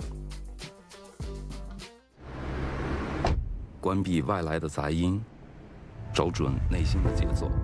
奥迪 Q4 一创，让真的感受从开始才开始。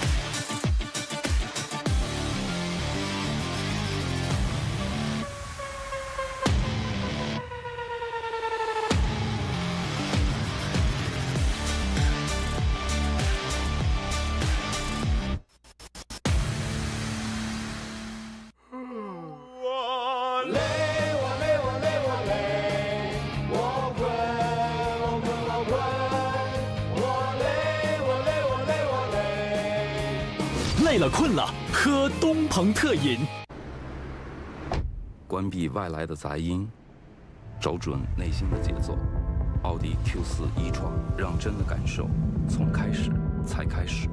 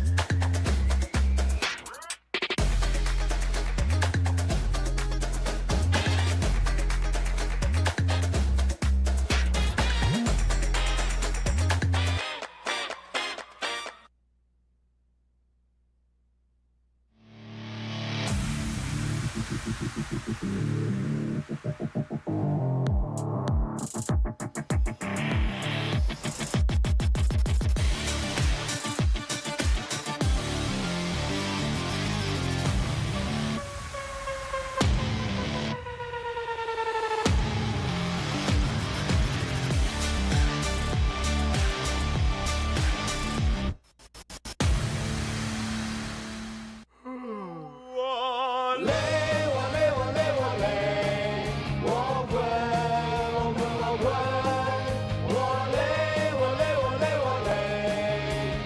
累了困了，喝东鹏特饮。 So welcome back to the tournament, and we are ready for the 4th rounds of matches now. Yeah, and we are gonna take this time to thank our official sponsors, Omen, new Omen 16, new journey to road to Asian Games. And let's also thank our official supporters, AutoFu. AutoFu M6 is the official gaming chair partner of the Road to Asian Games. Be your own hero.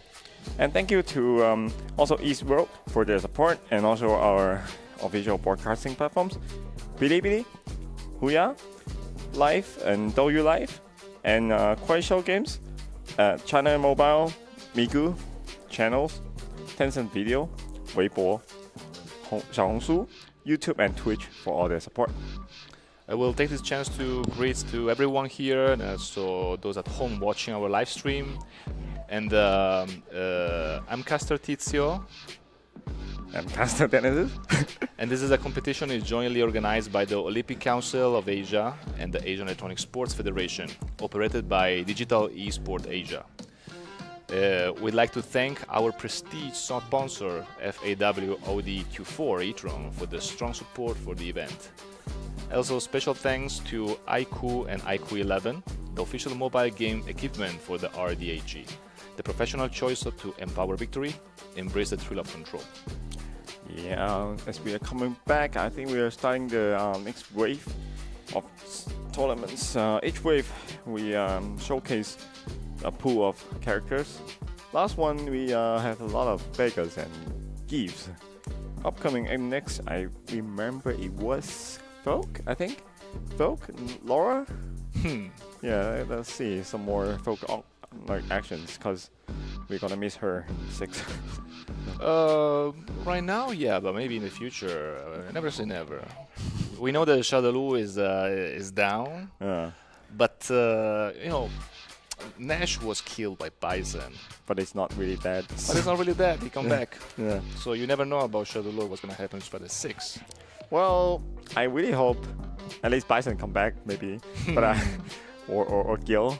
Actually, Gill is very likely, because in the story, actually 6 take place after 3. So, and in 3, Gill is technically like he doesn't really die.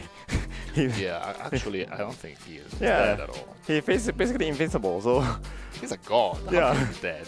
so I hope Gill makes his comeback, or otherwise I still have my main character for a long time. Maybe I'll play JP just for the Bison 5. But it's not really Bison. So. Yeah, you get the vibe, you get the villain vibe. But Psycho power. Psycho power a little bit there. The playstyle a little bit different from Bison, but Yeah. the core is there. I like how he speaks, when you do critical art, the lines are so cool. It's kind of the boss vibe. Yeah, it's people say it's a different. It's not a Street Fighter character. Yeah, and yeah, I yeah. actually kind of agree. And Yeah. you're gonna lose a lot of friendship if you. Yeah, sometimes I don't feel like he's super strong, but the way you beat your opponent is always kind of dirty, I would say. I mean, Oh come on, you yeah. cannot say that. I mean, in competitive scene, I understand like different characters have different play style. Dalsim is kind of the same in a way, but for new players or for players that more casuals, they're kind of depressed while playing against JP. Yeah, and go back into our scoreboard, and just now I think, wow, this is quite even actually. Yeah, It's quite even. Like even the worst game difference is like -3, and the best one is +4. But usually in a round robin situation, you can kind of chase it back. You can kind of win all your games after this, and then you still be able to like maybe aim for like first to third. So it's not at the end of the day. They still have more matches going on. yeah. As we see in Capcom Cup, the last Capcom Cup, Yes. we see probably the first few matches. Character who was the last position moving on to the qualification actually. Yeah, sometimes. Oh, do you see the controller? He's getting ready for SF6. He got the extra buttons below the Yeah. standard 8. Yeah, definitely. Yeah, I got my 11 buttons also, but yeah, 11, 11 is maximum buttons 11 is allowed. maximum. Yeah, allowed for SF5, SF6. And actually, I never use extra buttons in 5. I wonder what buttons does he map it to? But maybe, You can map a town button. you know, Why not? I thought of like doing more like shortcut buttons, like throw, free shift, and free skill. But I think that's it. I don't really need more buttons than that. And in a way, SF5 is set up. Some button combination you cannot map it to. Like you can only map it to 2 kicks with light and medium kick, but never medium and heavy kick. The way the system design is kind of different. Mostly people play in the Fighter 5. They really Yeah. don't feel the needs to have an extra Yeah, button. yeah. Look at we got here. Yeah, finally some SF League daily matchup. We got I almost missed that. Yeah, you can see like Luke Mirror every single day.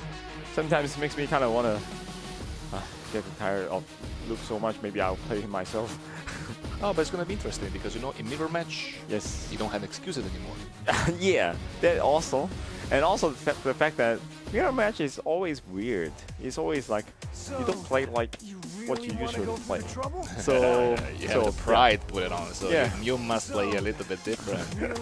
Yeah, and also like Bison Mirror, I never know that matchup. It's kind of weird. You get hit once and then you die.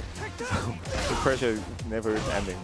Okay, back to the match, and we got green Luke and versus gray Luke.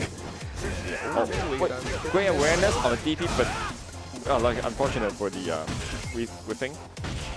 It's actually kind of going rush down on both Nice sides. offer. Yeah, both sides doesn't want to play long range. Just go in. Maybe Fighter 5, this character is a very strong character. Oh my god. I mean, today earlier I was saying like the SF6 Luke can confirm this to a pro, but SF5 Luke does it better. He's full up to the V trigger. It's even better. It deals like 300 damage, and a super easy confirm, safe on block, and doesn't spend much of a meter. So, Yeah, look at this Fireball War. yep. This fireball wall is not traditional Street Fighter fireball wall. It's like instant fireball. Yeah, I was just saying it was so hard to jump on this Fireball, but he just did it. Yeah. And stand medium kick is so good that you can just spam it. Just spam medium kick all day. Okay. Look at this thing. How far it is. Okay. Yeah, the suppressor is very good as beating the throw. I mean, it's designed to beat the throw, but it's way better than the SF6. So we have Shin using this skill too. It's kind of wow. I mean, he's going to exit phase, so yeah, why not? But it's still refreshing to see like two sweeps in a row. Yeah, it's kind of touch your nerves when you actually use it and it actually works. Yeah, when you hit crush counter, it's so mind-blowing.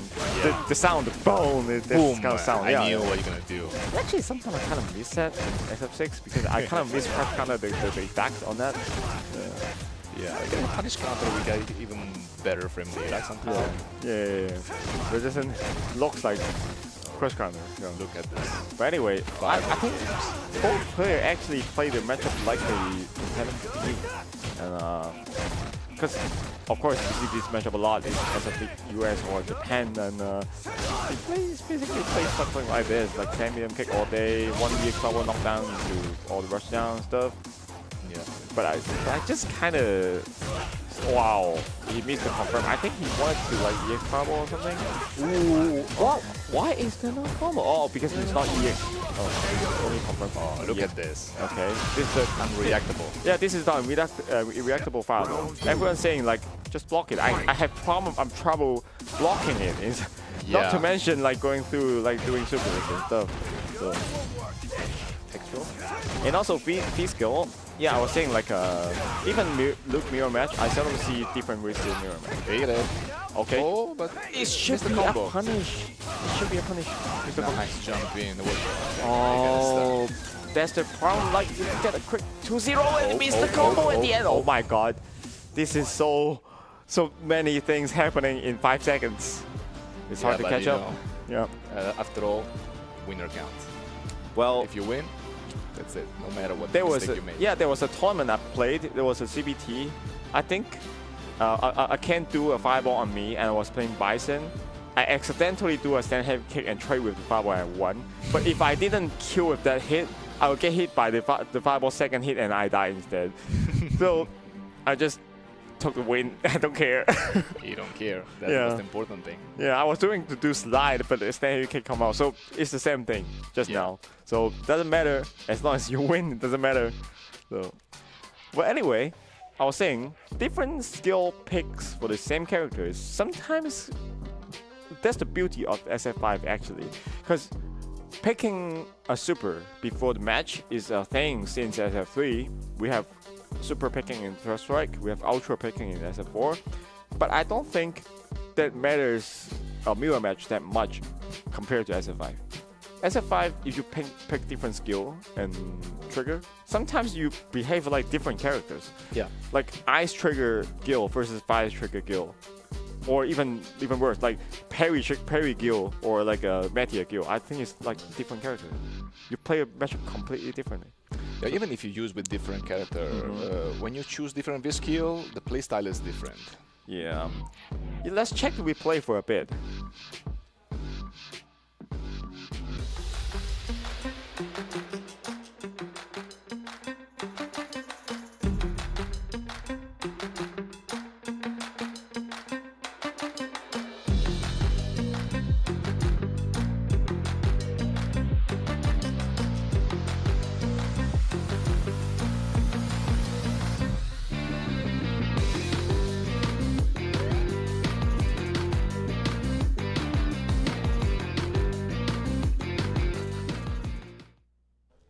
Wow, seeing that combo drop at the end kind of heartbreaking.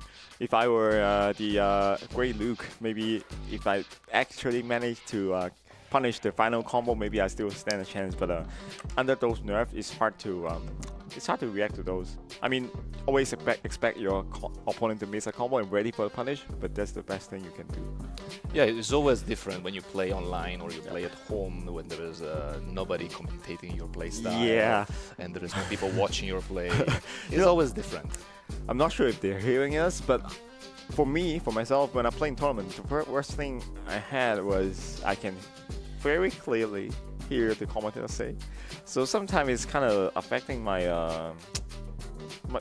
what action should I pick? For example, like I wanted to do a stealthy for a dash throw, but the commentator actually said that, oh, beware of the dash, and I was like, okay, okay, Yeah, it's So- showing your games. So sometimes it's kind of affecting your choices. But anyway, don't just remember one thing. Don't give up even you get stunned. You always have a chance that your opponent misses a combo and you get the punish. So especially for like maybe Seth, like he do the heavy 100 punch and then do the jab into DP. Maybe he missed the DP and then you can defeat punish and side switch. So don't give up. I'd actually play many people Yeah. that they are used to mash the P in Yeah. middle of a block string, even Yeah. if you get hit. Yeah, Because why not? yeah, You got nothing to lose, right? yeah. It's kind of like double mix-up. Sometimes when I stun them, when side by side, right? You sit next to the guy, you kind of know they're mashing DP. I know the combo isn't gonna kill, so I reset by blocking. Just block the DP and then punish it. So sometimes it's kind of double-edged sword. So Yeah, exactly. Oh, is it the new Hori stick? I actually kind of like this one. Oh yeah. It's kind of light. It's kind of It's very light, yeah. because since I switched to hitbox for like technically 3 years or even more, actually 4 years. But for command characters or DP characters, I only play for like half a year. And but by the time I adapt to every single kind of character using hitbox, I didn't play stick at all. So I didn't follow the new sticks. There's a lot of new sticks coming since SF6 drops, and most of them have the very different things compared to the older arcade sticks, because it used to be super heavy, used to be like very huge. But right now they're doing like a lot of smaller sticks, sometimes, which is kind of appreciated. If I have to play one game with arcade stick, I may buy a smaller one. But the good thing is that you see that AGC, you still see different kind of controllers. There is no kind of obsolete controller. Still, the birds are still using sticks. Probably Japanese are using more hitbox now. Yeah. Japanese is like if you are switching to hitbox, they already do. But some of them just keep doing sticks like Nemo. So we got a Gill Yeah. versus a Ken. Yeah, I think Anabi show us some great reaction to top dashes in his first match. But against Gill, I think it's a different story, because Gill's forward dash is one of the fastest in the game. I mean, technically it's 16 frames, but visually I think it's super fast. Even when I'm using it myself, I feel dishonored sometimes. So, you know. Okay, but sometimes maybe it's on purpose, because somehow he saved his V-trigger meter for this huge one. Oh, but he missed the punish. You think are minus? Nah, not with Ken. Yeah. That's kind of a Ken special. But he got a corner back. But he like that. A Javelin, that's the problem with Javelin.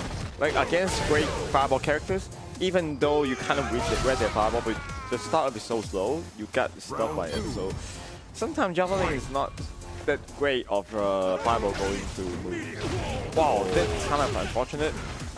If I were him when I'm doing the match here, I expect him to jump and still get hit, but because he jumped too close, so it's done. That's the beauty of stun system. You get rushed down twice and got stunned, and then you get hit one more and you die. So Get strong, but for 3 times in a row. But It just happened. Yeah, but I like the execution from Anabeast, because even the first thing, he managed to execute all his combo and pressure flawlessly. Second thing, the first match, after they blocked at HANGZHOU, he tried to do EXDP, which is great.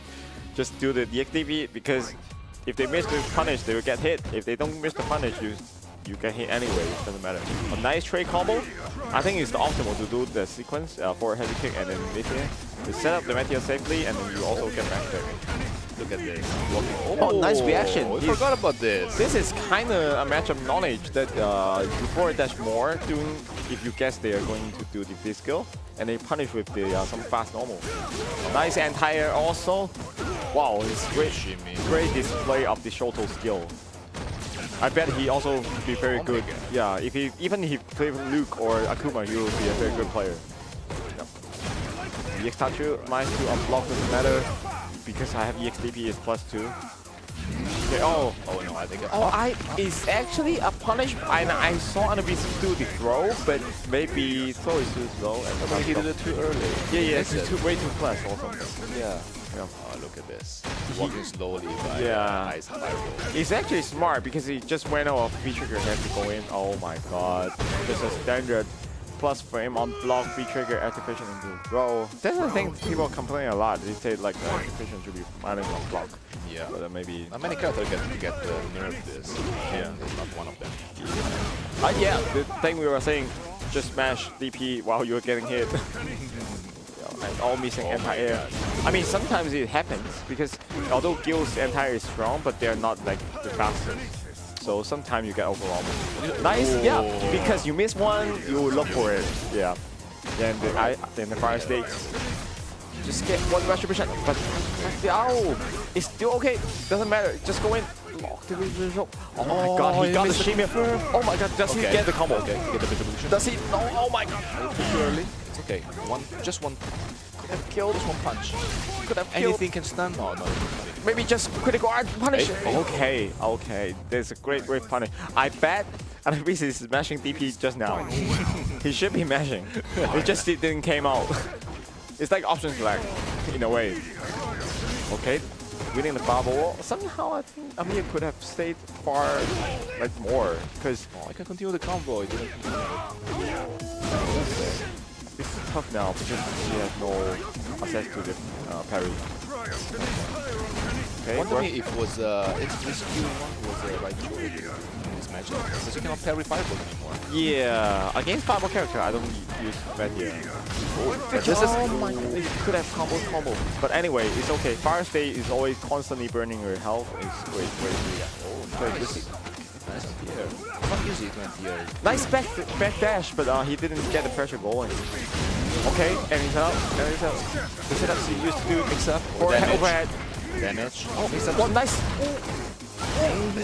How did he block that? There's so many things happening. Victory space. Okay. You know, that's it. sometimes it's even harder to commentate when you play the character because you just expect things is gonna happen after one sequence, but it doesn't happen. It's kind of throw you off. But anyway, it was going. Let's see. Gill overall is not considered an easy character to learn. Yeah, because, there's a lot of stuff to do. Yeah. Well, Amir is missing a little bit confirmed here and there, but overall he still take the match. And I think the way he throw the fire mat here at far range is usually safe. He usually throw it when he's safe. So maybe that's a way to deal with Ken, because Ken has to go in. Ken win the fireball wall. But yeah. So okay. Okay. Yeah, like that. Like usually after EX fireball or Ice fireball, he then do the fire mat. Nice whip punish, but not into lariat. Okay. Keep behind the fireball. Summon Gill. Okay, push okay. the corner. Two combo in the corner. Okay, any mix up? Get out of the corner. Okay. It's okay. It's not a big deal. Yeah, still get the life lead and got trigger. Big action. Just one javelin. Just two javelin. It's tough. Oh, Nice. You know, this weird buff for Gill. He can do the VT fireball. It cancel into meteor. And then if you jump, why does he DP? We see something. He was thinking that we cancel the fireball. Yeah, maybe, yeah. But he didn't expect to Amir to not do the fireball, which is kind of a mix-up. Where to start? Yeah, like that. Well, actually, there's very great awareness from other people. He knows to do the DP. Oh, that's unfortunate. He caught the free shift break, but he pressed it too early and pressed it wrong. Normal. Making it out. Okay. Get the protection with the mystery one. Nice. Vision. And he mix up. Coming. Overhead. We got a mix up here. Well, that's very great. This is actually. Oh my god, he missed this one. It's a little bit too far. Don't die just because of that one mistake. Okay. It was a beautiful sequence. It's plus. It's not plus, but it's kind of plus in your heart because there's DP. Oh my god, this is so Take the heartbreaking. This is so heartbreaking just because he lost the he missed the retribution into Crown Cherry Punch. That cost him the game. I was thinking if it was possible or not to continue the combo because of the distance of that. If you are not using light lariat, you can always Crown Cherry Punch unless you are in unless you are not using lariat. So I guess you just pass it to like. But anyway, he's getting to the corner. He's burning. Keep burning. Burning in the corner is very bad actually, because any shimmy you get to like 300 damage. like random Lariat, which is not that random because Lariat is sometimes safe at the tip. Okay. Activation. If you do EX Fireball into trigger, should have killed. But okay, doesn't matter. Doesn't matter. As long as you can finish your round. Yeah. Congrats to Amir for winning it against Ken. And to be honest, if this matchup is played to the fullest, it's no way that Gill is gonna win the matchup. It's one of the worst matchups for Gill because heavy DP can go through Fireball very easily, like super easily. Like even not from canceling. If I do a raw Fireball, he can kind of react to it and punish it. If I do 4 heavy kick, he can almost punish it in every single range. So advanced Ken versus Gill is kind of tough for Gill. But Amir managed to clutch it out even after dropping 2 match concluding combo is very impressive at the end. So it's interesting because Amir selected this skill, the trigger one, the fire one, but he still decided to go with the mix-ups after activation, which is more into the trigger 2 one with the ice setups. You know, I personally seldom really pick Meteor, but I've heard even if you pick Meteor, the setup also change a lot, depends on your trigger. So let's check the replay for a bit before we continue.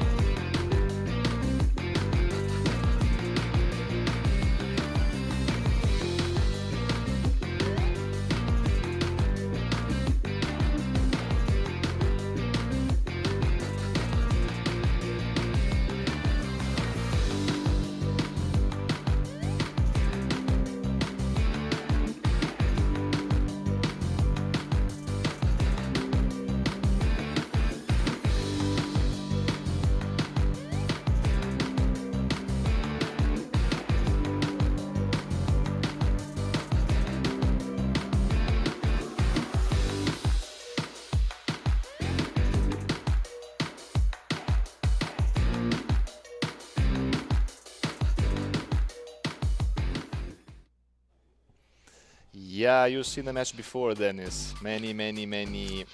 I played the match before also.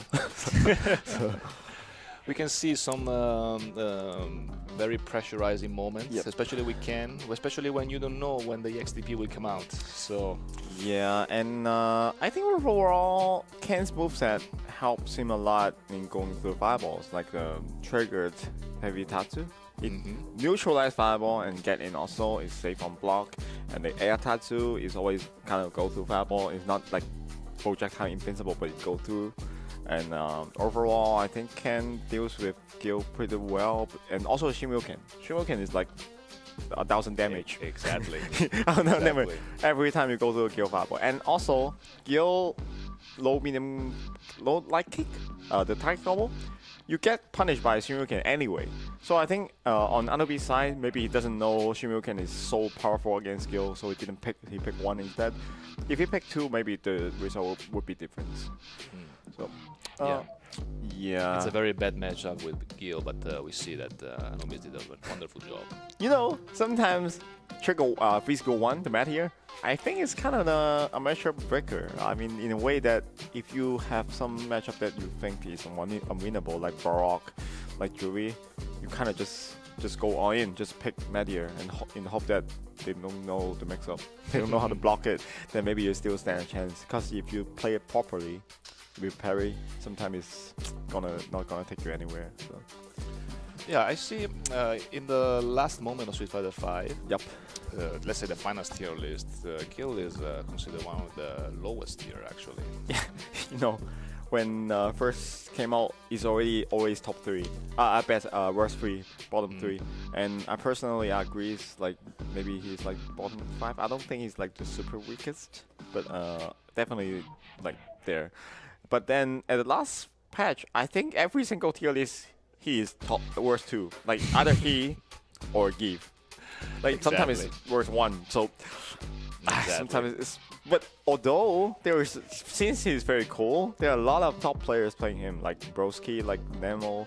So sometimes you still see Gill representation in tournament a lot. So I wish like Capcom actually look into it. It's like the players being good instead of the character being good and they buff him. But instead you get the similar stuff every season. You buff some stuff, but it's always the same. The problem is like he's normal. Instead of normal is being too weak. But after all, the same thing that I feel with Maris and Super 6. If your character deal big damages, Yes. actually is always good. Yeah, like does it still matter if your other stuff is weak because you deal like 1000 damage every single hit? But I guess it's like it comes down to like chances, possibility if you can get in.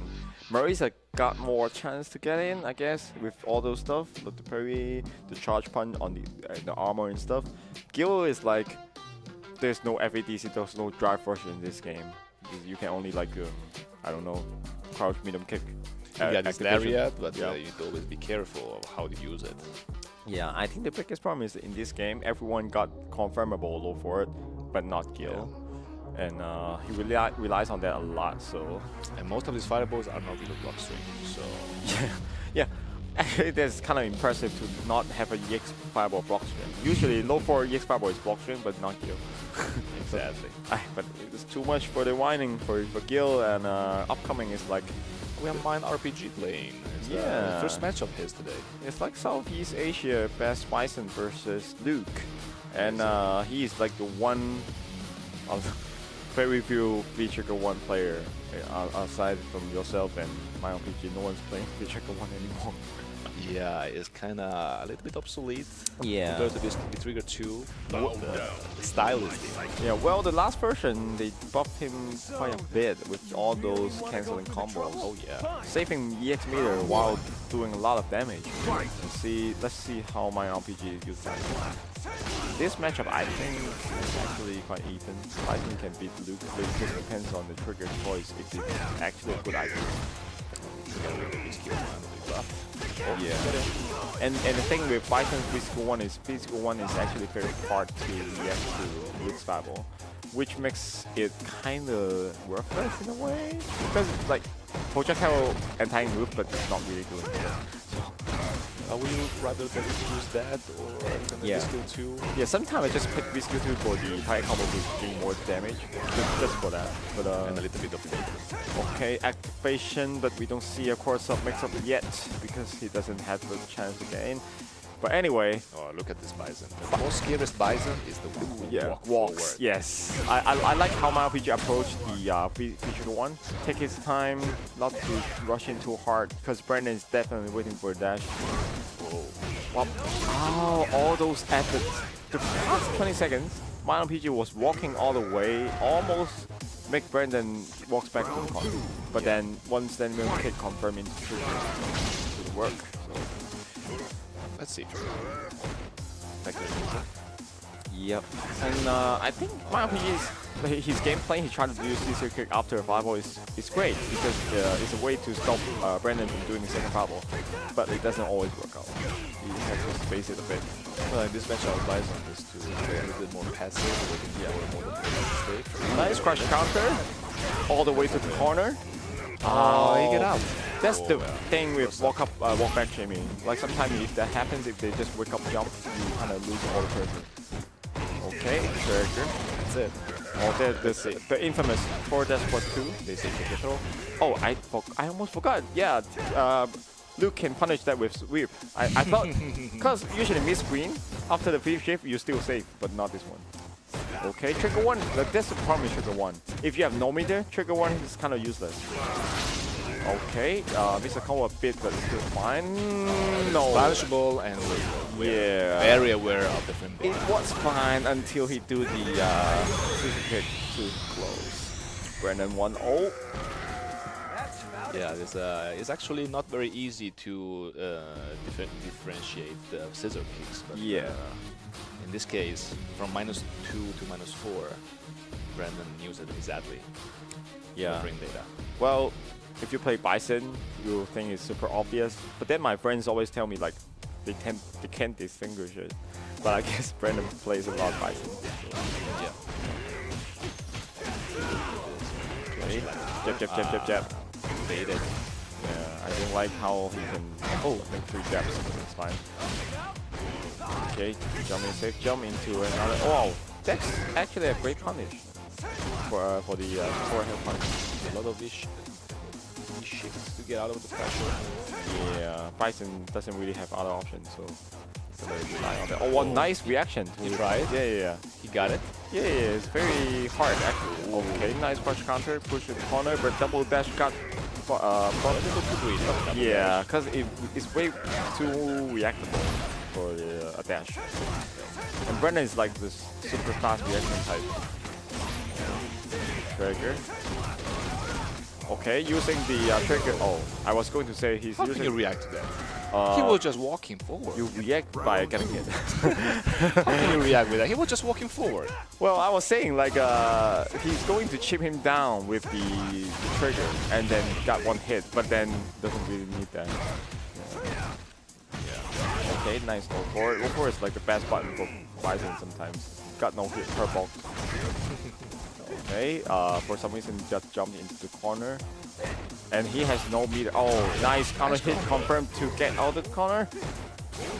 Okay, incoming stand medium kick into the trigger. Oh yeah, but he just spent half the bar. Oh, anyway, confirmed it anyway into the corner. Well, nice escape. Actually, I would take that DP all day just to escape from the corner, but got thrown back to the corner. Okay, trigger. +2. Okay. Very patient from Brandon to deal with the trigger. Oh my god, what is happening? Thank you. Yeah, he could have do like He doesn't have enough meters. maybe he played way too much SF6. He thought it was unpunishable. Yeah. But the thing is, with the trigger 1 Bison, you can actually cancel through crush medium kick. Yeah. Without charge anymore. Yeah, he could have do like any mediums and kill, but maybe he thought because SF6 you cannot punish it with mediums, you get hit by the follow up. But in SF5 you cannot cancel. So Yeah, look at the cross-up. It's very hard for Bison to anti-air cross-ups. The best way is still to air-to-air. yeah, there's the secret tag, the secret EX Infernal, but you have to be super ready. So okay, getting. I was going to say you finally getting triggered, but you know, right after you get triggered, you get like critical hard guard is the worst situation possible because you can't do anything. Okay. Oh, he wanted to do a safe block string. What? Yeah, I think Brandon's jab got clipped. So okay, some pressure. Situation for Bison here. But he cannot forward dash. Brandon is looking for it. No, Brandon can just chill. It just either walk up, do the X slowly. No meters, no bit But trigger. still okay, there's no chip damage in this game. Oh my god, no anti-air. No, he's It's still fine, still fine. on something else. You just need to gain in once. As Bison, you get 2 crush counter. Oh my god, this is the chance. This is the chance. Crush counter. Let's go. Okay, Oh, look at him. try reverse. Yeah, I did the reversal, but there's nothing Bison can do. Another stand heavy punch confirm, please. You know, like after this X is like guessing game. Of course, Bison can beat him with the stand light kick, but just a guess. Anyway, congrats to Brandon for his 2nd win, I think. I think this is his 2nd win, I think. All of them are 2-0. I can see that Brandon is knows the matchup pretty well. Yeah, he plays that matchup all day. I used to play him a lot, and I just don't want to play the matchup anymore because he's so experienced in that I don't get to do anything. Yeah, I can see from the spacing that he's keeping just right after the Shadow Axe. It's Yes. just right there. And also the way he used free reversal. Because actually, at the last few seasons, every Bison can do stand heavy punch cancel into EX Dom to beat free reversal. But when you have no meter, there's nothing you can do. And Brandon is well aware of that. And only do that when my RPG has no meter. Yeah. So, And you know, that's the thing with Trigger 1. Like when it hit, of course it hits very hard. Of course you get a lot of like free damage from quad ups. But when you cannot get in, when your opponent is super good at stopping dashes, you feel like there's nothing to do but to watch the timer go out. Let's watch a bit of action again, and then we continue.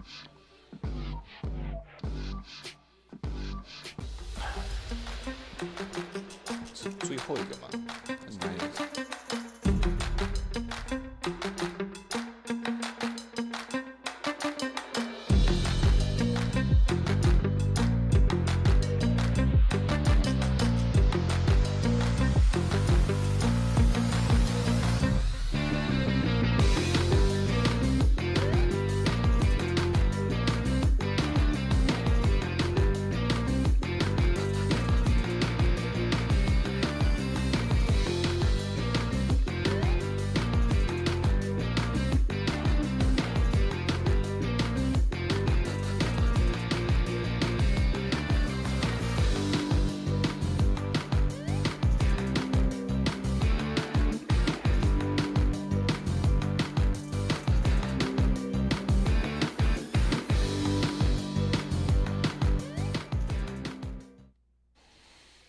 So you're telling me that he actually knows this matchup so well because of you?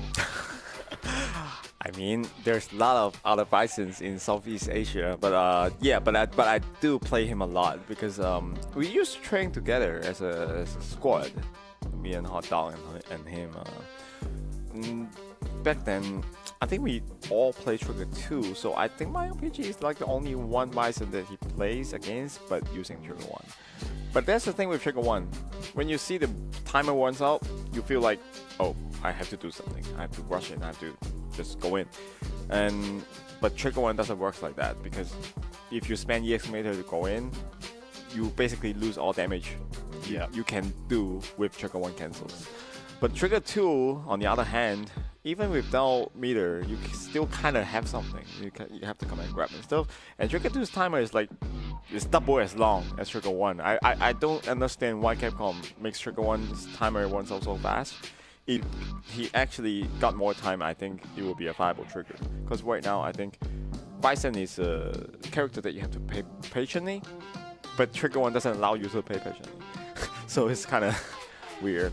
Yeah, especially if people already know the matchup. As long as you cancel your special with the trigger, they can easily just reversal. Yes. And you kind of just waste your meter. And also, for some reason, EX usually is very great in advancing, right? But in trigger, it's +3 great. But after block is so far away, it's way further than the normal version. I think it's even worse. I would rather take the +1 all day instead of the super far +3. So yeah, exactly. Yeah. And frame data sometimes are confusing because, okay, you're a plus. Yeah. For example, the David reverse, you're a plus something like +17, +13. Yeah, but it doesn't matter. And people say, wow, you're so plus, but it doesn't matter because you cannot do anything after. If there's something plus more than 7, I consider it as useless. Yes, I agree. Or you plus more than 22, because Bison can forward dash. If if that's the case, then okay. Yep. Devil Reverse last patch is like +8, 7. That's okay. But before it was plus like 17, 16 something. I have to do Cycle X. If I want to throw, it's so hard to time the throw. I'll get jab a lot. So sometimes +2 much is not a good thing. Exactly. Unless you got free time kill, time kill, like SF6 DJ, corner that throw, you can forward dash jab, just auto time frame, and then into +3. So unless you get those kind of jab time kill, or else basically useless. Well, Bison is famous to be plus, to be everything on plus, but sometimes 2+ is not the best solution.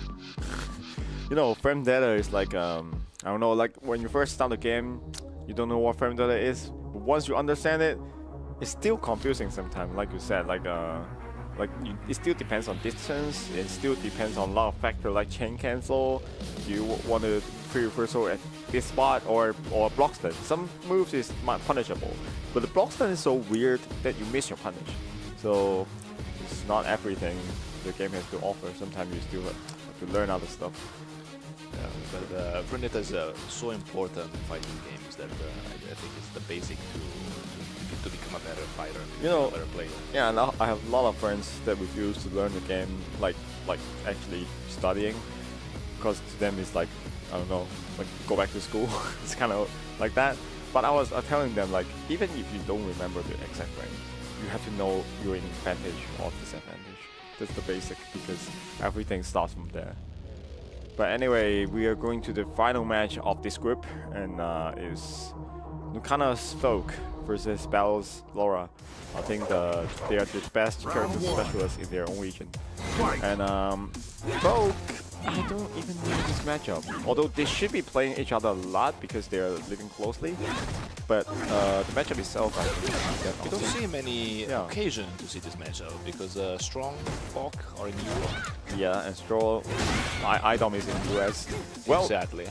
maybe they could probably play each other in CDP, but they, I mean, Strong Folk comes like during the COVID time, so there's no troubles. Laura came back to the corner by mistake.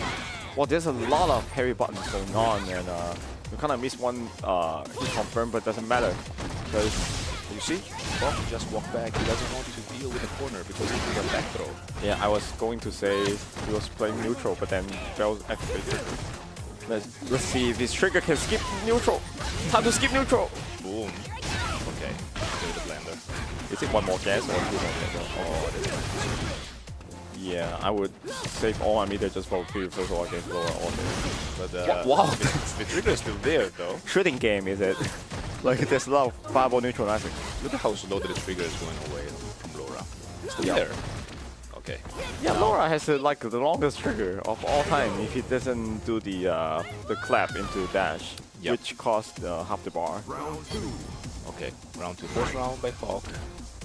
Yep, and I like how the game lets you know if Folk is charging the fireball. It's kind of a nice touch.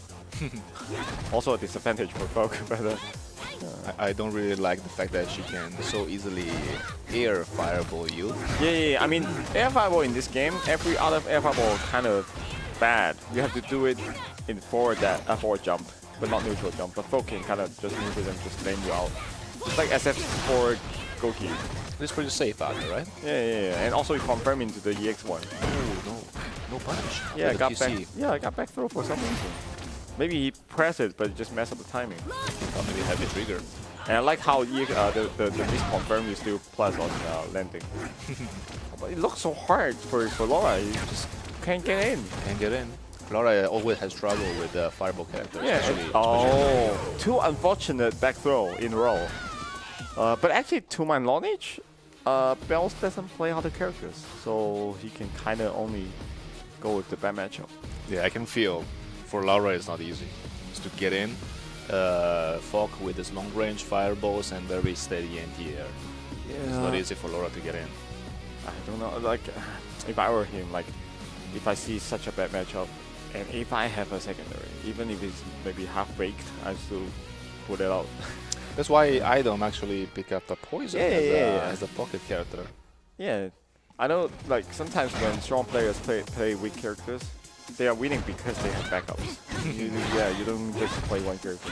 With weak characters, the reason is, like, they are strong against, like, normal characters, but there are certain matchups that are unwinnable at all, so you have to be ready for those.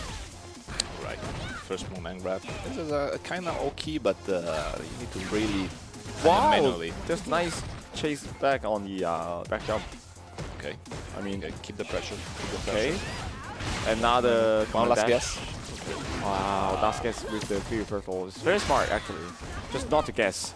Just spend Yeah. one bar, not to guess, and get out of stun, and you still have chance. He got to confirm. He got. Yeah, okay, had he not used the free reversal, I don't think he will be this current situation.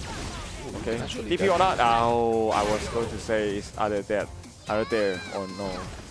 But yeah. He listened to you. Listen to my heart. He listened to you. The commentator Oh, curse even okay. I don't speak it out. Okay. Did we get an anti-air from Fall? Yeah, the best. Oh. You can see how steady it is. Two Yeah. buttons. Boom. You jump. Nope. Boom. Yeah, like even you trade, you still get an ulti anyway. Yeah. You know, like how keep try the fireball but never do it. Okay, he got a chance. Wow, Look at this never Look at gets this pick old. up. Since season 1, the force up slide kick always hit. He got so much away from the reversal. Yeah, and if I were broke, I would save every single meter just for the doing 3 first ball. Yeah, the reversal is Wow. so important in this matchup. He delayed the cancel so late, it's still combos. I like how they buffed the use bubble. Wow, what's that? What's I wanna be a XDP? But he actually got he bells to the jab OS. We kind of call it OS because you can do like 3 jabs and then still block DP in the way because the DP is so slow. You can block it in between, and which is kind of a smart way to pressure like Fok and Yuan, like the old Yuan, not the current Yuan, and also Ed because their DP is so slow. Yeah, it's the DP, but it's still not the best solution to use on wake up. Yeah, because if you use doing a block string, I think it's fine. Because usually after block string, they can hardly do jabs because it's so far. But wake up is kind of hard. Okay, press counter at the start. Right at the start, heavy punch. I bet they play each other a lot. No way you would do it on the first match. Okay. It's kind of like playing against Dawson. You expect something to happen, press you on first. You see still how hard it is for Lara to get in, even if it's from the corner. Yeah. Okay. I think Coke's gameplay is very simple. Just heavy punch, heavy punch, heavy punch. The lore is like do a million choices just to get in. Yeah, if you think about those heavy punch can all be jumped in. It's just so hard. I mean, Yeah. ooh, it's a nice decision to get Yeah, in. that's like the best option to get in. Okay. But I think time for Laura to get his own trigger also. Now, Wow, nice confirm on the counter hit. you think maybe Zoner are not that strong in close distance, but nope. But nope. Yeah. Nope. Yeah. That's the thing with the current Zoner characters like Dawson, Gill, they are all strong up close. Exactly. Yeah. Exactly. Okay, yeah. Laura needs to play like that. They need to take more risk. Cannot play too safe. Well, he Like only needs one this. shot. Oh, he's dead. He's dead. For sure, he's dead. Right combo. Boom, boom, boom. This has no scaling at all. Oh, I'm sorry, but It's a little alright. bit. Okay. Oh, It's alright, but maybe everything starts from here. it's gonna happen. Oh. Okay. I was going Okay. to say, every time you send someone with a command throw with Laura, you always kill because the combo just no scaling. So we got for the last round. Okay. Last the, round. Set up this skill. You know, Let's see. to this day I still don't know how it works. Sometimes. Oh, nice anti. This is very nice. Yeah, and you still get one follow-up. Okay. Corner pressure, jump out. escape, but such a simple jump. And he confirmed on the trigger. Glass on block, be reversal away. I don't want to deal with your mix-up. There are a lot of overhead incoming. Okay. He's trying to confirm before, which is kind of hard. So let's see if Lara can get the trigger in this round because she already used many reversal.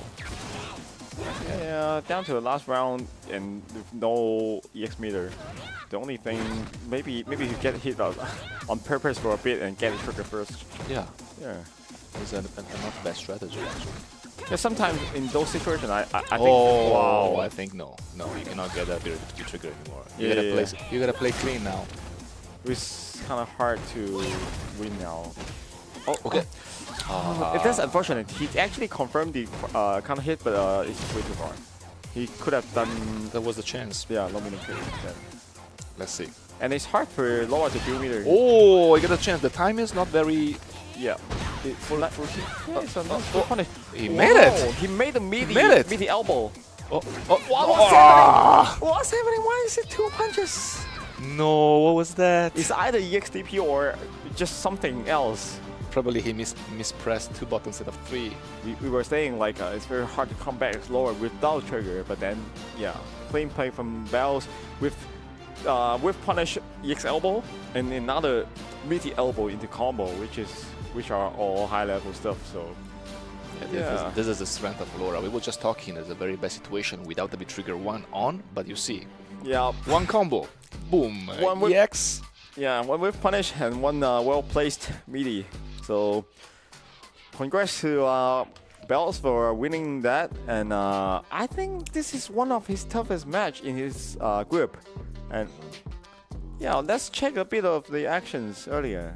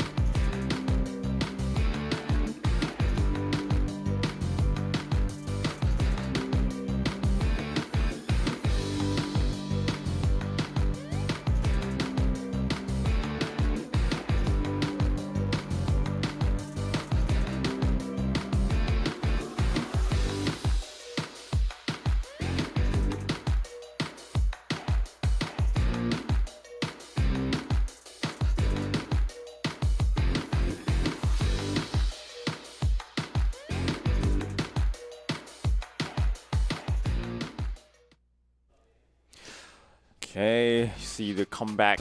You from can see that Bells. the definition of never give up. Yep, and even down to the second round, Bells made a very great rush down with the yes command throw to get the stun. It's kind of sometimes I kind of miss stun system because the way you can follow up your pressure and calculate what pressure should I use next, which is a thing that doesn't exist in 6. But overall, 6 is still great with the new stun system. It's kind of Yeah, with the 6, let's say you need to focus on many different things, and the comeback mechanics, especially if you're in the corner. Sometimes you don't even realize that it's gonna be a driving that coming to you. yeah, it's kind of a new way to make comebacks. Yeah. But anyway, I think we're going to a short break first before we go to the last poll. There's another group coming up.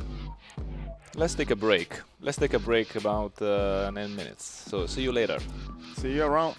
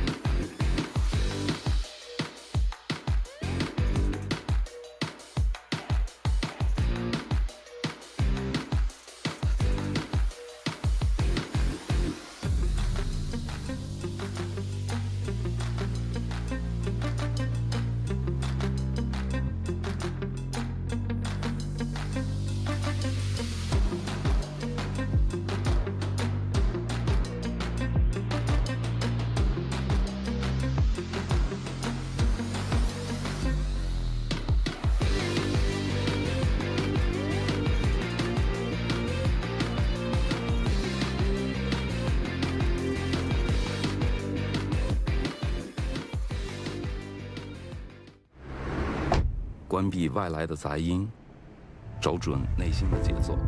奥迪 Q4 一创，让真的感受从开始才开始。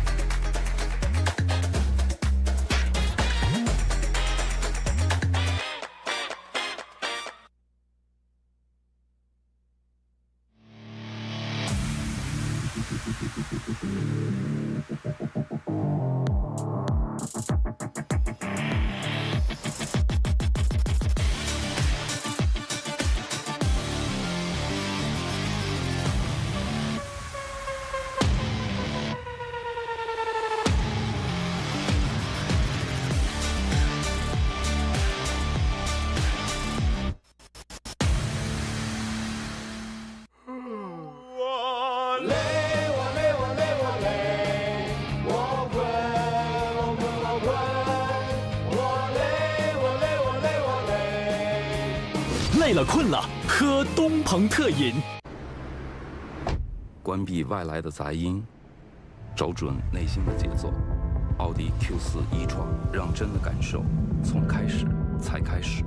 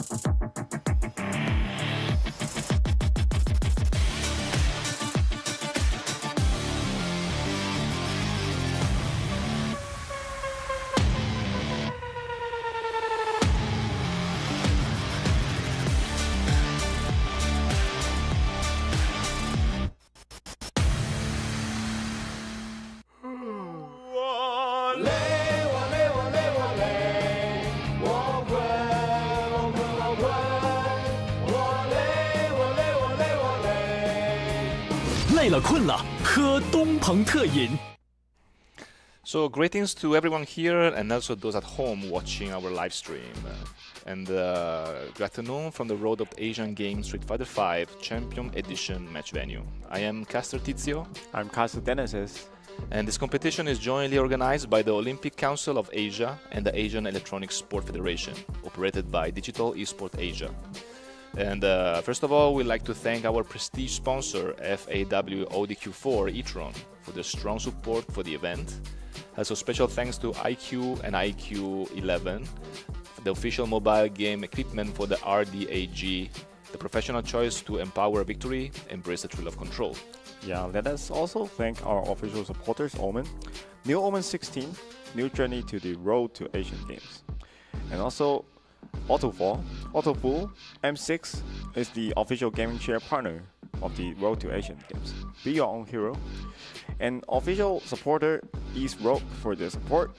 And also we would like to thank all our official broadcasting platforms, Bilibili, Huya Live, Douyu Live, Kuaishou Games, China Mobile, Miku, Channels, Tencent Video, Weibo, Xiaohongshu, YouTube and Twitch. Okay, so I think we arrived to the last rounds of today. Yeah, the last group, I think we saw some great actions earlier today with the match Oil King versus Hot Dog. Oh yeah. I think also see them both playing also this time, but not sure if they're going to pull out their Bison and Seth. I wanted to see some Seth action actually.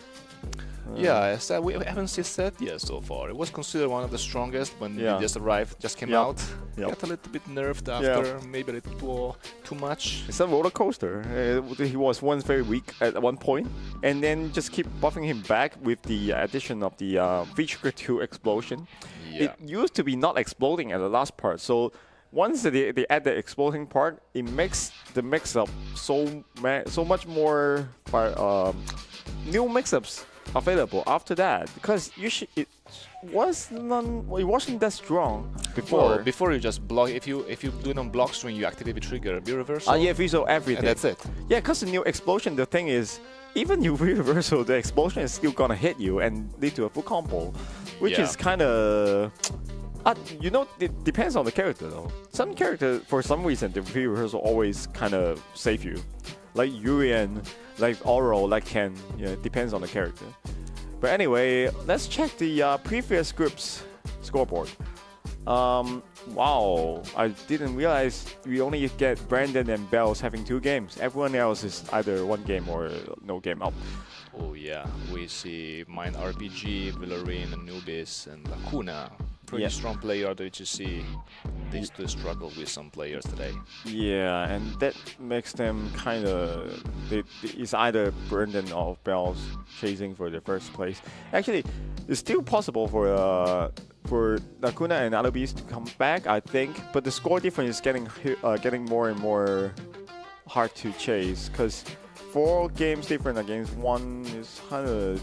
He has to win 3 straight games for the matches tomorrow.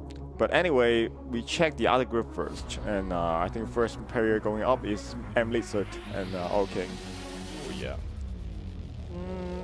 Probably Rashid against Claw, cause I mean, I was cursing the cursing. Yeah. What did you ask before? Yeah, I didn't say anything. anything. Before? Yeah, because I was saying, Lizard is going to pick Claw for sure, 100%. But it's just down to King if he's comfortable with the Rashid or Seth play. But I personally think Seth against Claw is less social, okay. But maybe Rashid is even worse, because I saw Punk counterpick Rashid with Claw. Maybe it's even worse, so that's what I said. Let's see. Oops. There's a little bit somebody press start button. Yeah, button check stuff, maybe. But anyway, let's restart. Yeah. Restart. Yeah. But anyway, Claw in this matchup, I think I saw him pick Trigger 1 and Physical 2. Physical 2 is definitely a good option against Seth because Physical 2 against the dive kick, you get a free punish in the combo. Although it's kind of a guess because if you react like you didn't react to the dive kick itself but the jump, then you will get full jumping combo. So it's kind of hard to use. But on the Seth side, I think Physical 1 and Trigger 2 is the way to go because Trigger 2, even though Vega can escape quite easily, but if he used the Rose Trigger to get out of the corner, he always in a situation where he doesn't have access to any of the free reversal mechanics. So in that sense, I think King can wait for him to use the trigger first and then use his own. So it's always a free mix-up chance. Yeah, especially because Vega doesn't have the reversal. So after okay, we're going straight to the match.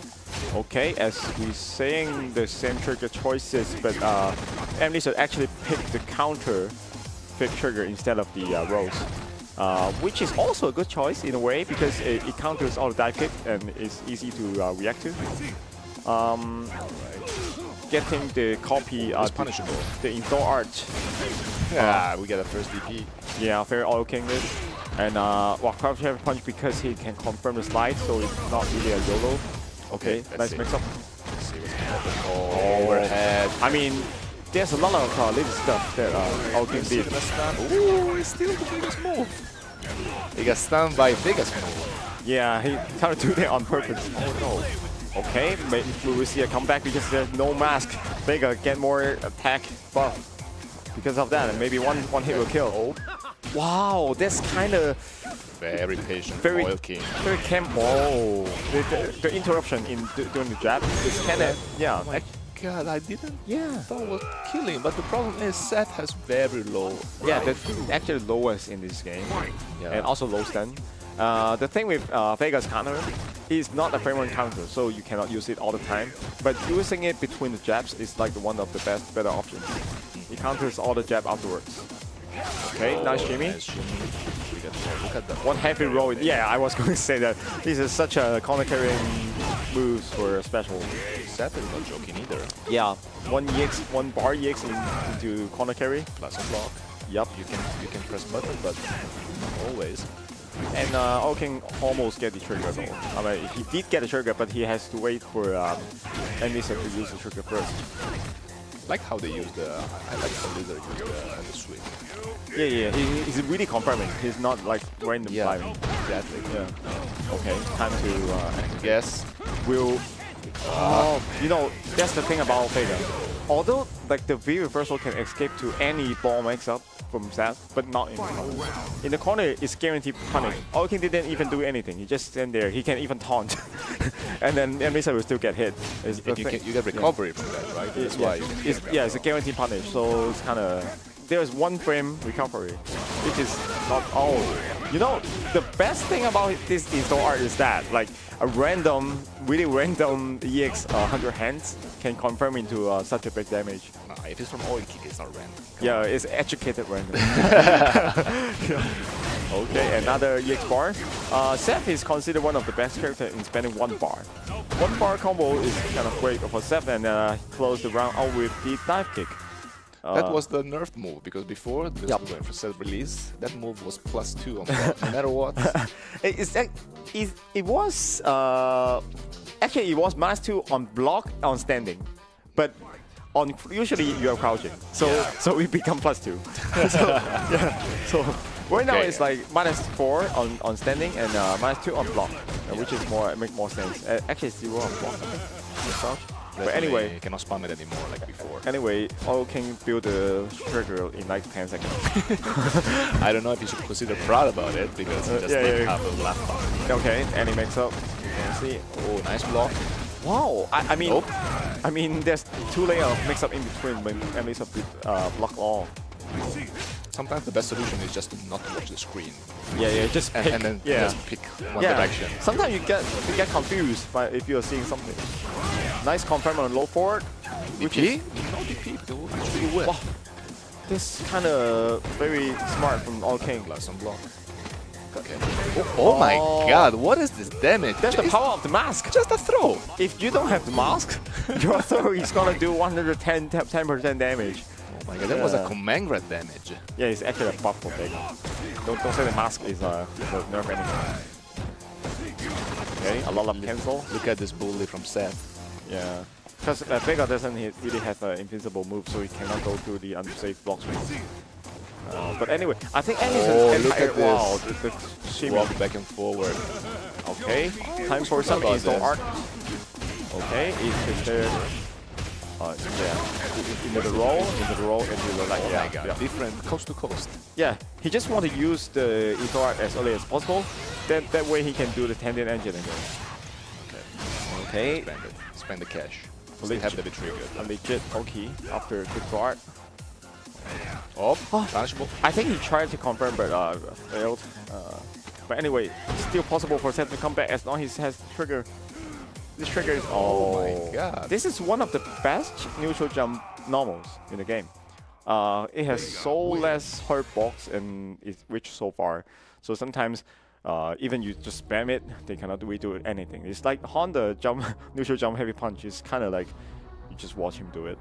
Yeah, so far I see Corgi doing this and always successfully. Yeah, it's very far-reaching, and you can combo off it. Well, nice whip punish. But he could have done better though. If he done with a whip, he got an ulti. But anyway, it's also great for someone to whip punish tendon engine. It's not a safe move at all. With awareness of not pressing the button after that. Yeah, auto King's pressure is always very innovative. He never used the same block strings. He always switch it up and then make it fun to react. Okay, whip throw and then get Ultra King got the chance to jump out. But a miss confirm into the punish, and it's so damaging because Seth has no health. Let's see. Okay, one more. Oh. But it's hard to come back from now because it's in the corner, so he can use the V trigger because Vega cannot free reversal it. Okay, any new mix-up? Incoming overhead. Overhead again. Oh my god. Oh my god. How many mix-up was that? There was like 3 layers. The first time he activates is already a mix-up, and after the throw, there's a overhead and a low. So and then you can still confirm to full combo. Yeah, but actually it's kind of a gimmicky thing because if you get hit by the first overhead, you are fine. It's only the last hit you cannot get hit because the ball explodes. Alright, yeah, right. Kind of weird. Oh, I think Emily's did a lot of pseudo shimmy. He walked back a bit before he did the headset heavy punch, which is very detailed in his gameplay. And All King falls for it every time. Okay, nice confirm on the combo. Actually, it is so many times Emily's hit All King with a meteor attack. I think All King is down to the wake up option is only jab or EXDP, which makes Emily's take advantage of it. It's a very powerful combination. Yeah, but anyway, it's match point for both sides. And All King finally brings out the 10-10 engine on block into EXDP, which is kind of an online special. You see that would throw there. Okay, it's time to see how he utilized the trigger 2, the 10-10 maneuver. Yeah. Throw. Take the throw in this game. Take none that throw. It's not real. The dash is not real, but it's so fast that you don't see. Wow! Oh my god. That's actually the best solution. Because in that situation, you cannot free reversal. All King will expect you to just block. But they forgot this move goes through the Bible. Oh no. My god. Oh, there's another one. He plays so well. Oh my god. Don't- Just get one hit. It's Just gone. get one air to air. You can do it. But it's one hit for set as well. Yeah. CA. Crouch heavy kick into confirming the critical art. Oh my god. Oh my god. I bet. That's very brave in a way, even though he got the advantage. But Orkin could have also pressed button afterwards to get any hit into critical art. That's a very, big risk. Yeah, that's very impressive for Blizzard to do that. Blizzard took a huge risk, but probably the distance was not enough for punishing the -6 with the distance. Yeah, it's not punishable, but Orkin could have jab, buffer into critical art or anything. So both sides are doing like a very smart decision. But anyway, the most impressive stuff I saw was the critical art going through the ball, because it's not actually invincible. It's only invincible to a fireball move. So I think our King's side is also kind of not expecting it. So that was a great counter to the Sep's V-trigger. Yeah, especially because that was a terrible situation to deal with. I was going to say at the match point, and then when you lose your access to V-trigger or free reversal, it's very tough to deal against Sep's the ball mix-up.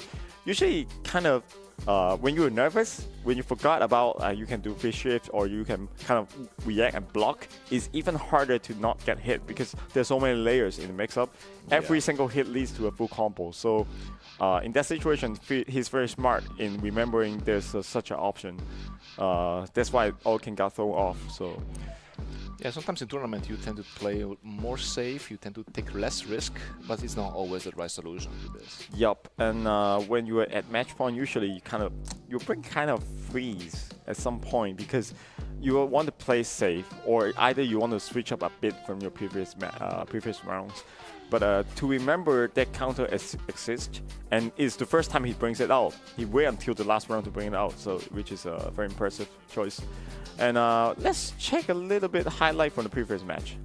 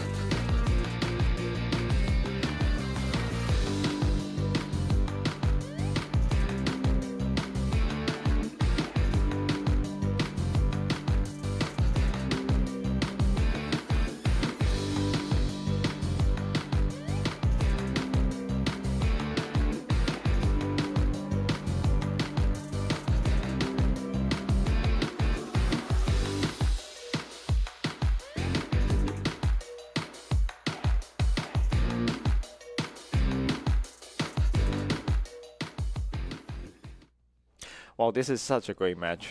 Seeing all the highlights points, yeah. That's CA from Blizzard, huh? Yeah, and all the mind games. You see in the first to two, how many times did Orkin got bait by the shooter walk into the shimmy. There's a lot of times Emily's a shimmy with a stand heavy punch, which is nothing fast. It's not even easy. You must have got a read and then prepare for the whiff throw. So great stuff from Emily's showcasing power of Vega. Yeah, you said before, in this game there is this motto called take the throw, but we can steal. The high-level player, they steal sometimes tech. Well, you need to tech. Well, technically, mathematically, you can kind of just eat every single throw, because even they throw you every time, it's gonna do less damage than you actually get shimmied. But at the end of the day, sometimes it's hard to stop your habit. You cannot just keep doing with one solution all the time. You need to give more options, especially to condition the opponent, right? Yeah, and also depends on the character. Like Seth doesn't, he has no health to really that much of the throw, so sometimes it's kind of makes sense to throw tag a bit here and there, but then sometimes it also gets you killed.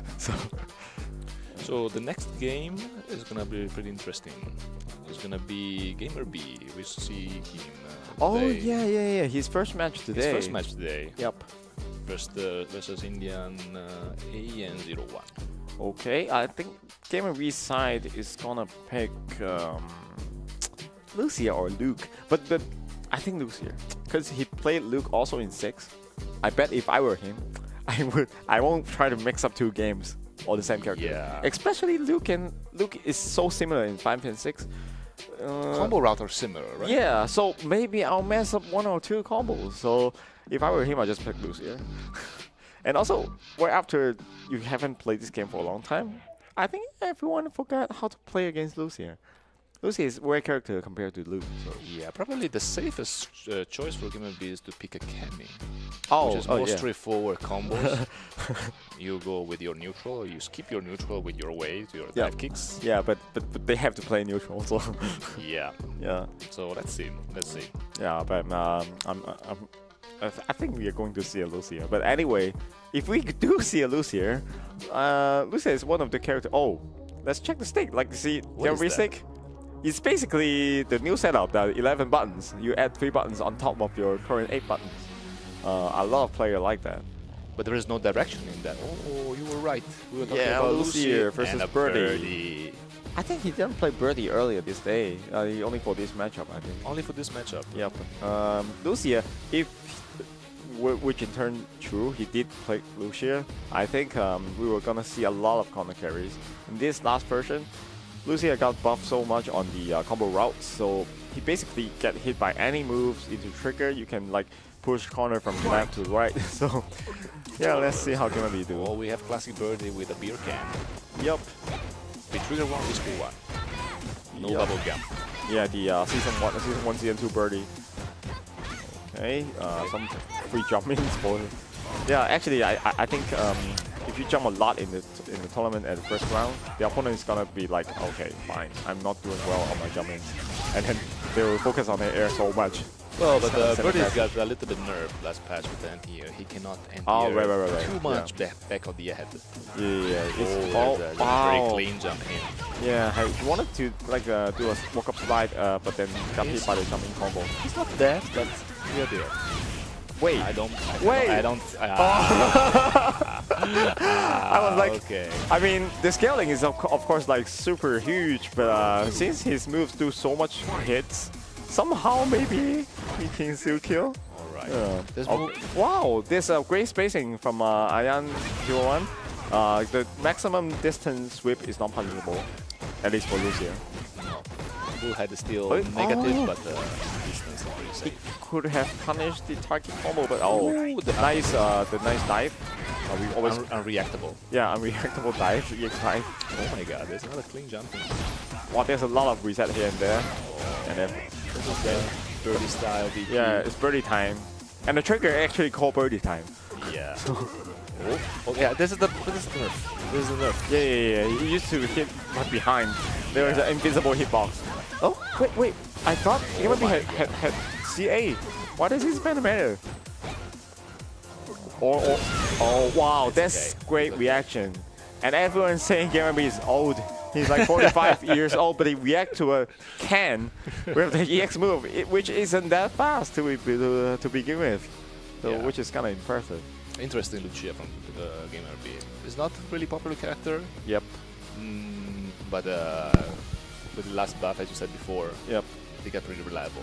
Yeah, at least it's viable. I mean, it's not like top tier or something, but she got her strength in corner carry, combo damage, a lot of other stuff.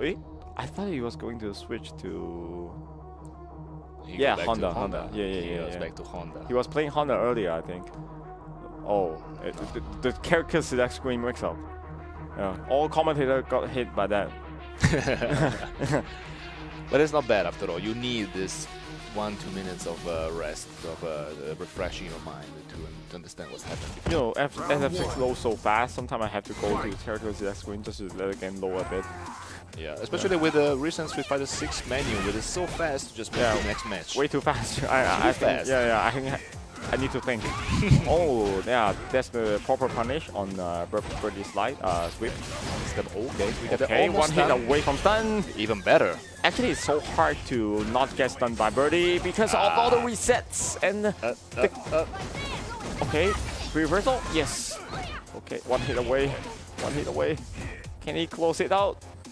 Ooh, He tried to do the armor. I think he's guessing some kind of running moves. So he kind of want to armor through it. Oh, he did armor through it, but it got blown up by the multi-hits. Look at the corner carry. Oh, It's fine. Alright. Wake up throw is like the... I don't know why it works, but it always works. Is the distance, the throw of the Birdie's throw range is a little bit longer Yeah, than yeah. average character, so... Yeah, it's like the second longest after like the... Okay. Nice confirm from the slam punch into the full hand. Okay. Wow, you see like 1 meter do so much damage as Lucia. Wow, and yeah, and that You target cannot do that. Yeah, someone actually used the target on purpose just to build up the armor. Oh, look at this. Okay, full hand into trigger. Not save on block, but... Oh, wow, there's so much damage on the anti-air. It's like, yo. And you know, in the during trigger 1, the damage buff is so huge. It's 1.2, so everything is so damaging. Yeah. You see, ooh, Bad. I always thought the last hit won't do that much of damage, but it did. Is the trigger of Bird is similar to Bison one, because you walk faster, you make more damage, but the timing is thickening too. Yeah. You want to be effective with this time.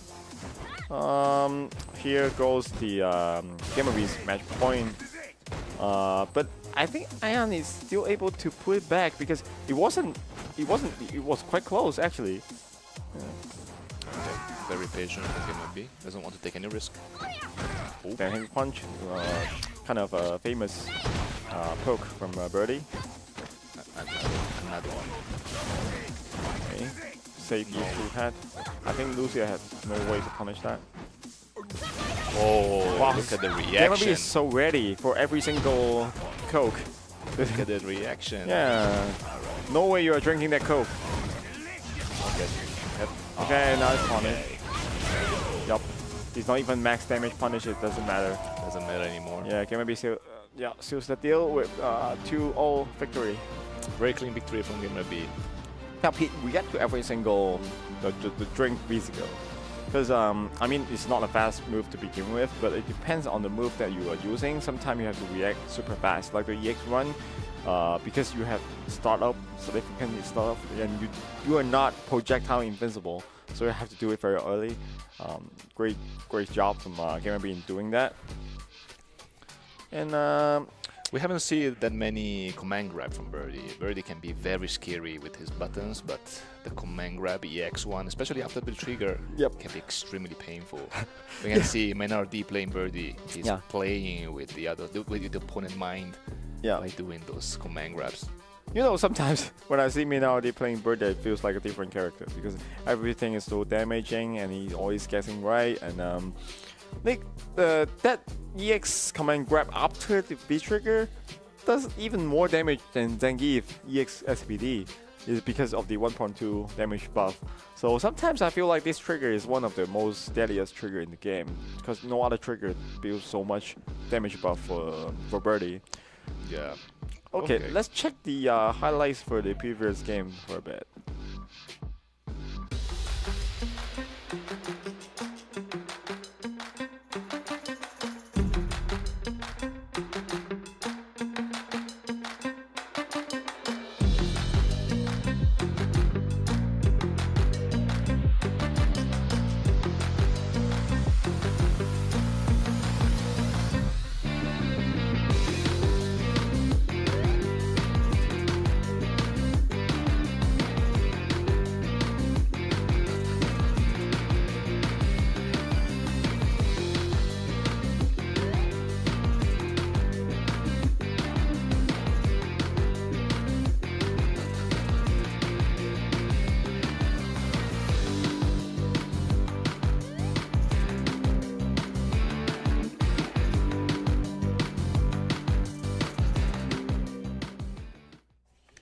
It's real. It's real because if you use birdie and you put the opponent in the corner and you command grab him, you become a geef. Yeah. You become a geef. Yeah, technically, in the corner is a real throw loop. Because even you wake up jab, you still get beat by the second meaty command throw. I mean, it's hard to time the meaty throw as a birdie, but as long as you can do it, or you are a birdie main, you should be able to do it. Your opponent is so hard to guess because against Keith, at least if you jump out, the most damaging combo you're gonna get is like headbutt, light kick, lariat. But against birdie, you are dead. Exactly. Yeah.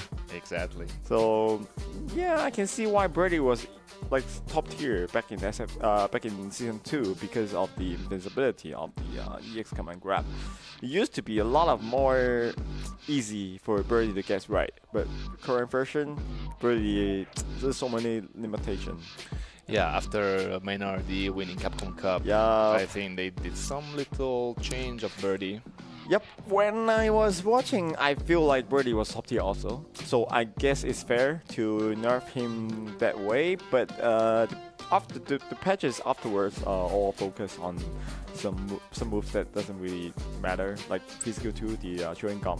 It's not really useful, so even the buff that is not too useful for birdie. So birdie players, I understand their struggles. Yeah, that's so in ranked. I remember in ranked was the #1 birdie in rank, in the #1 character in ranked. Yep. Was always a birdie. Yeah. For some reason, birdie Yeah. players dedicated to the game a lot. They want to spend so many times, so much matches to play to just master this character. Exactly. Actually, there's a lot of online warriors like the game that way. Like they want to play ranked online matches a lot to gain experience and master their characters. Like even SF6 also. A lot of players has reached 10k. I mean 100k LP, which is a lot. it's a lot. I think game time you have to play 300 or even more time just to get the LP. Even you win every single match. So. Oh, a very interesting matchup. Yeah, next match coming up is Hot Dogs and Bison versus Corgis. Cody. Let's see the choose of the Trigger and Gill. I'm looking to physical one from Bison, Trigger 2. Yep. Yep. Most common pick. And Cody's side is also the usual. It's rare to see the other trigger actually. Yeah. But I wasn't expecting Cody to play all Cody today. I was expecting Kage. Oh. Eh? Well, Yeah. Right. There's a medium. go act there. Because It's such a pity. Yeah. I mean, for Use the position like that with a jump. yeah, for Bison to stop them from doing that, he has to do super early jumping and punch, which is not easy. Nice confirm on the counter hit. Cody is tried to shimmy while walking back, but missed the timing. But still got the trigger. With the awareness of Hot Dog. Yeah. I mean, this. The medium kick to keep the distance. I think this matchup is kind of 5-5 in a way. I mean, Bison win the ground wall a lot, but once get hit once, it's hard to shake it off. So maybe we'll see how Cody approach the matchup. Yeah. Yeah. You know, It's very hard for Cody to get in now. yeah, it's a very at the The slowest dash in the game, at but the- sometimes yeah, they work. at the last moment when you dash, it's not like guarantee punish on dash, because everyone is saying like, how can you not punish Bison's dash? It's so slow, so whatever, but it's not always working. It's not always working because that's because Psycho Axe looks like a little bit like a dash, Yeah. or a scissor kick looks like a dash, so Yeah. it's not always that easy. Okay, nice neutral jump, but I mean timing a bit, and Not enough time to do a touching heavy punch. you see one opening from Cody. block. Oh, Press he button. could have spammed it and got a stun. Okay, and still close out the round. Ooh. Oh, depends on who pressed the pause button, but close out, alright. still close out the round anyway, because it doesn't matter. It's going Exactly. to, yeah, the throw is going to steal the deal anyway. Alright, one for the first match. Actually, the fireball game in this matchup is kind of not neutral. Like, That's the yeah, like hell attack. most damage in the air. Yeah. Oh, okay. The charge zone. Yeah, Song is just way too good in this matchup because Bison is like famous for his lack of defensive options. Okay. We got the knife. Save pressures. But after he get the knife, he cannot do the fireball. Sometimes it's worse. Okay, trigger time for, oh my god. The second time we see the dirty send. Dirty. Yeah. It's not even like that good of a move, but still managed to hit. And the fireball wall in this matchup is kind of, just we were saying. Awareness of that though. Yeah. After you get the charge fireball, the opponent is likely to jump because they expect you to release right away, which actually gives us advantage because we're expecting jumps. And I was saying like the fireball wall in this matchup is kind of weird because the different speed of Cody's fireball makes Bison is kind of hard to react to every single fireball to beat to it. And sometimes when you're up close, Cody likes to do the stand medium punch into fireball pressure, but you can V-skill in between. So there's a lot of mix-up in between. Well, Bison cannot V-skill EX fireball, so... Yeah. And Cody's one is 3 hits. Yeah, also, yeah. And 3 hit into 3 combo on hit. Okay, EX Song in the corner. Big counter hit confirm. 1 hit away from stun. Okay. Somehow escaped the throw loop. But got hit by the random sway punch. Actually, the sway is great against Bison because Bison has so many moves that recover so slow. Yeah. It's great to dodge some those of the attacks, but the sway punch is kind of just a random hit, but it got a stun anyway. Yeah, it reminds me very well the matchup with Vega. Yep. Bison. Yeah, kind of the same thing with Vega's free skill too. Yeah. Wow, like my God. nice level 2 zone. Look how Two many. zones coast to coast. Yeah. We got a throwback. Yeah, for some reason it always works, but I don't know why. Okay, pressure. Alright, go back to neutral and Okay, I feel like command throw is coming. Okay, there's so many. another one. And another dirty sway. Another one. It's kind of, I don't know, it's just a 3-frame actually. It's the same thing as throwing a 3-frame jab, but it always hit. Okay, is there an answer? I think he tried to jump back jab, which actually works in a way. Wow, nice. Yeah, because like EX Devil Reverse, some characters just don't have a perfect answer. So as long as he can kind of get the trade and hit Bison out of the air and also get the advantage, okay, I think it's good enough. So Devil Reverse is a move that most of people know how to deal with. Yes. But if you do it just out of nowhere and a very specific timing, yes, nobody has the perfect reaction every time for Devil Reverse. And the thing is, because I played Gill and Bison, as both characters, I have solutions for Bison's Devil Reverse also. But it all depends on the timing and situation when he do the follow-up. If he do the EX Headstorm and do very late the EX Devil Reverse, sometimes it messes with the timing, so it's not 100% guaranteed. I will see Hot Dog here have a little change of character. Yeah, I think the last match showcased Bison's weakness. It's like the neutral, Bison is winning though, but one EX song and he needs, wow, with punish with the trigger, which is very hard to do. Dash. Oh, he get up. Oh yeah. My god. Yeah, that's the conversion. that's the thing with add trigger 1. You basically have no escape unless you have like a add V reversal. Because everything you do, you get hit by the ball follow up anyway. Oh my god, 4th time. He's so good with when to do it. And then he got the corner back. Yeah. Alright. Okay, trigger time. Situation. Oh my god, combo in Beat death. I guess Hot Dog was changing up because the last match he spent so much time blocking the EX song and deal with the pressure, and then every time he blocked one, and then he get pressure to death. With at least had the EX reversal, but he wasn't ready for the pressure on the round. Oh, but it's okay. The second match is looking better this time around, and he also get access to that fireball dodging move, the V skill. Okay, like that. Basically, Cody cannot throw fireball that comfortable. Wow, clean jump. He clean jump in because Kogi missed an input. Wow. Okay. Lose. Pretend like nothing happened. Yeah, missed input from both sides. Pretend like nothing happened. Yeah. Wow. Also, even in the round ending move is kind of in the chaos. Yeah, both players try to throw each other because they are slightly out of the throw range. Alright, we get the last match. Well, there's Street Fighting games, sometimes no one is prepared for everything. Even for players get like chaos situation like that. They forward dash into cross and Forward punch. dash. I thought Hot Dog was not ready. That's why he Oh full tag. no! Oh my god. Oh 40 no! damage incoming. Oh, wake up throw! Because he expects the EXDP. Exactly. Oh my god. This is so smart. That's from, the mind Hot Dog. games. If he wins from here. Oh my god! Yeah, Another that's, one. yeah. Oh, you got this. The You got punish this. on- Another one. You got another one. EXDP broken. You can. EXDP. Oh! Combinator curse. Maybe Kogi is thinking the same thing. Oh He's my thinking God. EXDP is coming. That's why he didn't tag. Look at this. How many? 4, 5 throws in a row. Oh yeah. To those who don't know, it's not an actual like guaranteed throw loops. It's just a guess. Like on defensive side, you can tech throw, you can wake up reversal, you can jump, you can do a lot of things. You can backdash. But the reason why he got his guessing game, like maybe he thought Hot Dog would do a different thing, but no, I just keep the Exactly. same thing. I just keep doing the same thing until it doesn't work. So sometimes we get hyped because they are so brave to do the expectable things, but it's not. It's unexpected sometimes. So Exactly. Yeah. Especially in this kind of situation with the last round Yeah. of the match. it's not.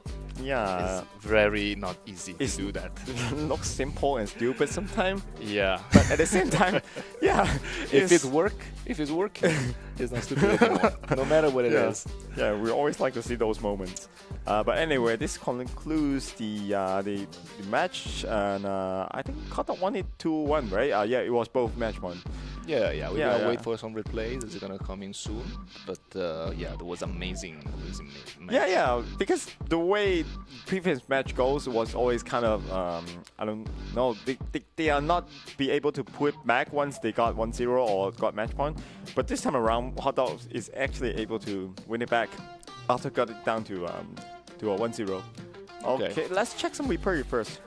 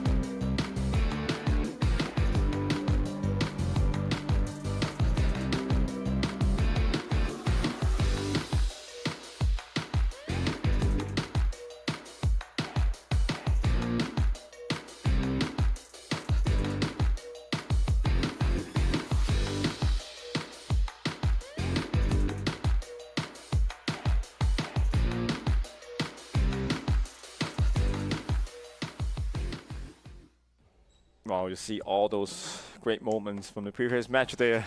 The OP at trigger 1, like even you free shift, you free reversal, you still get hit. So, Everything starts from one decision. yep, Actually, a wrong decision, a wake-up throw. yep, Everything starts from a wake-up throw, back throw, yeah. and then Uh, we saw what happened. you know, that's why a lot of people, when they pressuring Throw, Ed or Yuan from previous season, they just jab a lot, just 3 jabs. Because although you're sacrificing for damage, you're sacrificing for more mix-up opportunities, but at least you hit them, you limit their option to either EXDP, either delay throw, but not everything else. If you don't do anything and want to wait for the DP to punish, sometimes you get wake up throw like that. So it's kind of, I don't know. It's a very particular situation because how often you do wake up throw Yet, at the beginning, not even wake up delay throw. yeah, you have Just to wake up You have throw. to match throw. You Yeah. mentioned how often you do this in normal match? Very few. You know, I actually do that more when I use a character that has a faster DP. Because slower DP is actually harder to do that because people are already like doing Jap OS MIDI. But for fast DP character, they always do like delay tactile if they want to wait for a DP. But fast throw beat delay tactile. So it's weird to do that as add, which is kind of new. Yeah. But if you really think about all the decision that Hot Dog did, that wake up throw can be beaten by most of the thing. Any button. It's like 90% of the Any moves. button with this amount of health, Yes. any button can just end the round. Yeah, that's why like not only Hot Dog got the great reads and he's so brave to do it, but also in that situation, I guess Corgi is thinking like I'm winning so much health. I could just sit there and wait. I could just pick the safest option. But sometimes safest option isn't actually the safest. It's actually limiting your options to only to those that's kind of logical. So Hot Dog is just doing the opposite. Exactly. I just do the most not logical option to throw you off. So this is the beauty of fighting games sometimes. Yeah, I'm sure that Hot Dog was thinking exactly. He knows exactly what's going in Corgi mind. Yeah. This is like the most ridiculous option, but I'm gonna do it. So it's kind of like ads /EXDP sometimes. Although it wins a lot of things, but it's also kind of stupid to do that because if you get blocked, basically you punish to death. But still, a lot of players are doing that. Andy Walker or like Hot Dog himself. So sometimes you have to be not so logical. Yeah, actually, if you think about, if you always choose the safest way to do, if you always choose the right way, which is always the same, you actually got read up and your game is completely readed. So competitive gaming and also basically anything competitive, you have to be logical to be stable because like maybe 80% of your options have to be more logical, more calculated. But at the same time, you have to mix it up with some randomness. You need to put some madness in your game. Yeah. If you are always safe, then people know you're exactly what option you are because maybe they are thinking the same way as you, and then they can guess your next option because you are always playing it safe. So it's hard to get a balance though. But you can see the very high level people, they really know when to take risk and they take huge risk. Yes, even Japanese risk. players who are expected to be the safest player in play style, but still, most of them still do crazy things in tournaments. So how to define crazy is very hard in fighting games. Like when you're learning the game, sometimes you come against someone in the arcade, in online match, and you call someone crazy. Why would you do that? Whatever. But in tournaments, like top players also do that. It's just a matter of do you have the answer for that option? Exactly. Yeah. Are you able to read the opponent? This is very deep talk. It's very interesting, actually, especially watching the high-level gameplay. Yep. It's very interesting to study all those little details. Yeah, you have to be somewhat like logical. When you're winning a lot, you maybe most of the time you should pick the safe option just to be stable. Because otherwise, you play at like big open tournaments, you play like, I don't know, 20 matches per day. If you are not stable, it's hard to not lose any single one of them. But at the same time, how to be more flexible in those safe matches is very hard. So anyway, going back to the scoreboard of today, the three groups are kind of, I think it's quite even, like a few zero here and there, but most of them are having two people with two scores. And then it's in round robin situation.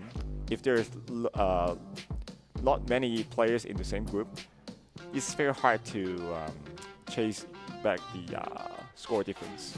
So once you get huge score difference at the first day, it's very hard, very tough to do. Well, still everything can happen because tomorrow we still have another round. Many players who actually have, even if you have a 0 point, you can still make it. Of course, depends by what's the result of the of the player on the top of the list. Yeah, but nothing is really already decided. Yeah, sometimes it even give them motivation because I know I have 0 point. Tomorrow I have to like 2-0 everyone just to get back to the scoreboard. Okay, so today Road to Asian Games match have concluded, and it has been an exciting day of competition. As we come to the end of the day, look forward to the excitement that tomorrow's match will bring. Stay tuned for more thrilling action to the Road of Asian Games.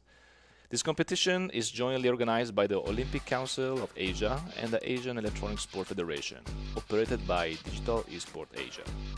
First of all, we'd like to thank our prestige sponsor, FAW-ODQ4 e-tron, for their strong support for the event. Also, special thanks to iQOO and iQOO 11, the official mobile game equipment for the RDAG, the professional choice to empower victory, embrace the thrill of control. And then let's also thank our official supporter, Omen. New Omen 16, new journey to the road to Asian Games. And Auto4 M6 is the official gaming chair partner of the road to Asian Games. Be your own hero. And also our official supporter, East Road, for their support and all the official broadcasting platforms such as Bilibili, Huya Live, Douyu Live, Quiet Soul Games, China Mobile, Migu, channels, Tencent Video, Weibo, Xiaohongshu, YouTube, and Twitch for all their supports. And also remember to join us tomorrow at 1 p.m. for more exciting events. Until then, see you and take care. See you tomorrow. See you.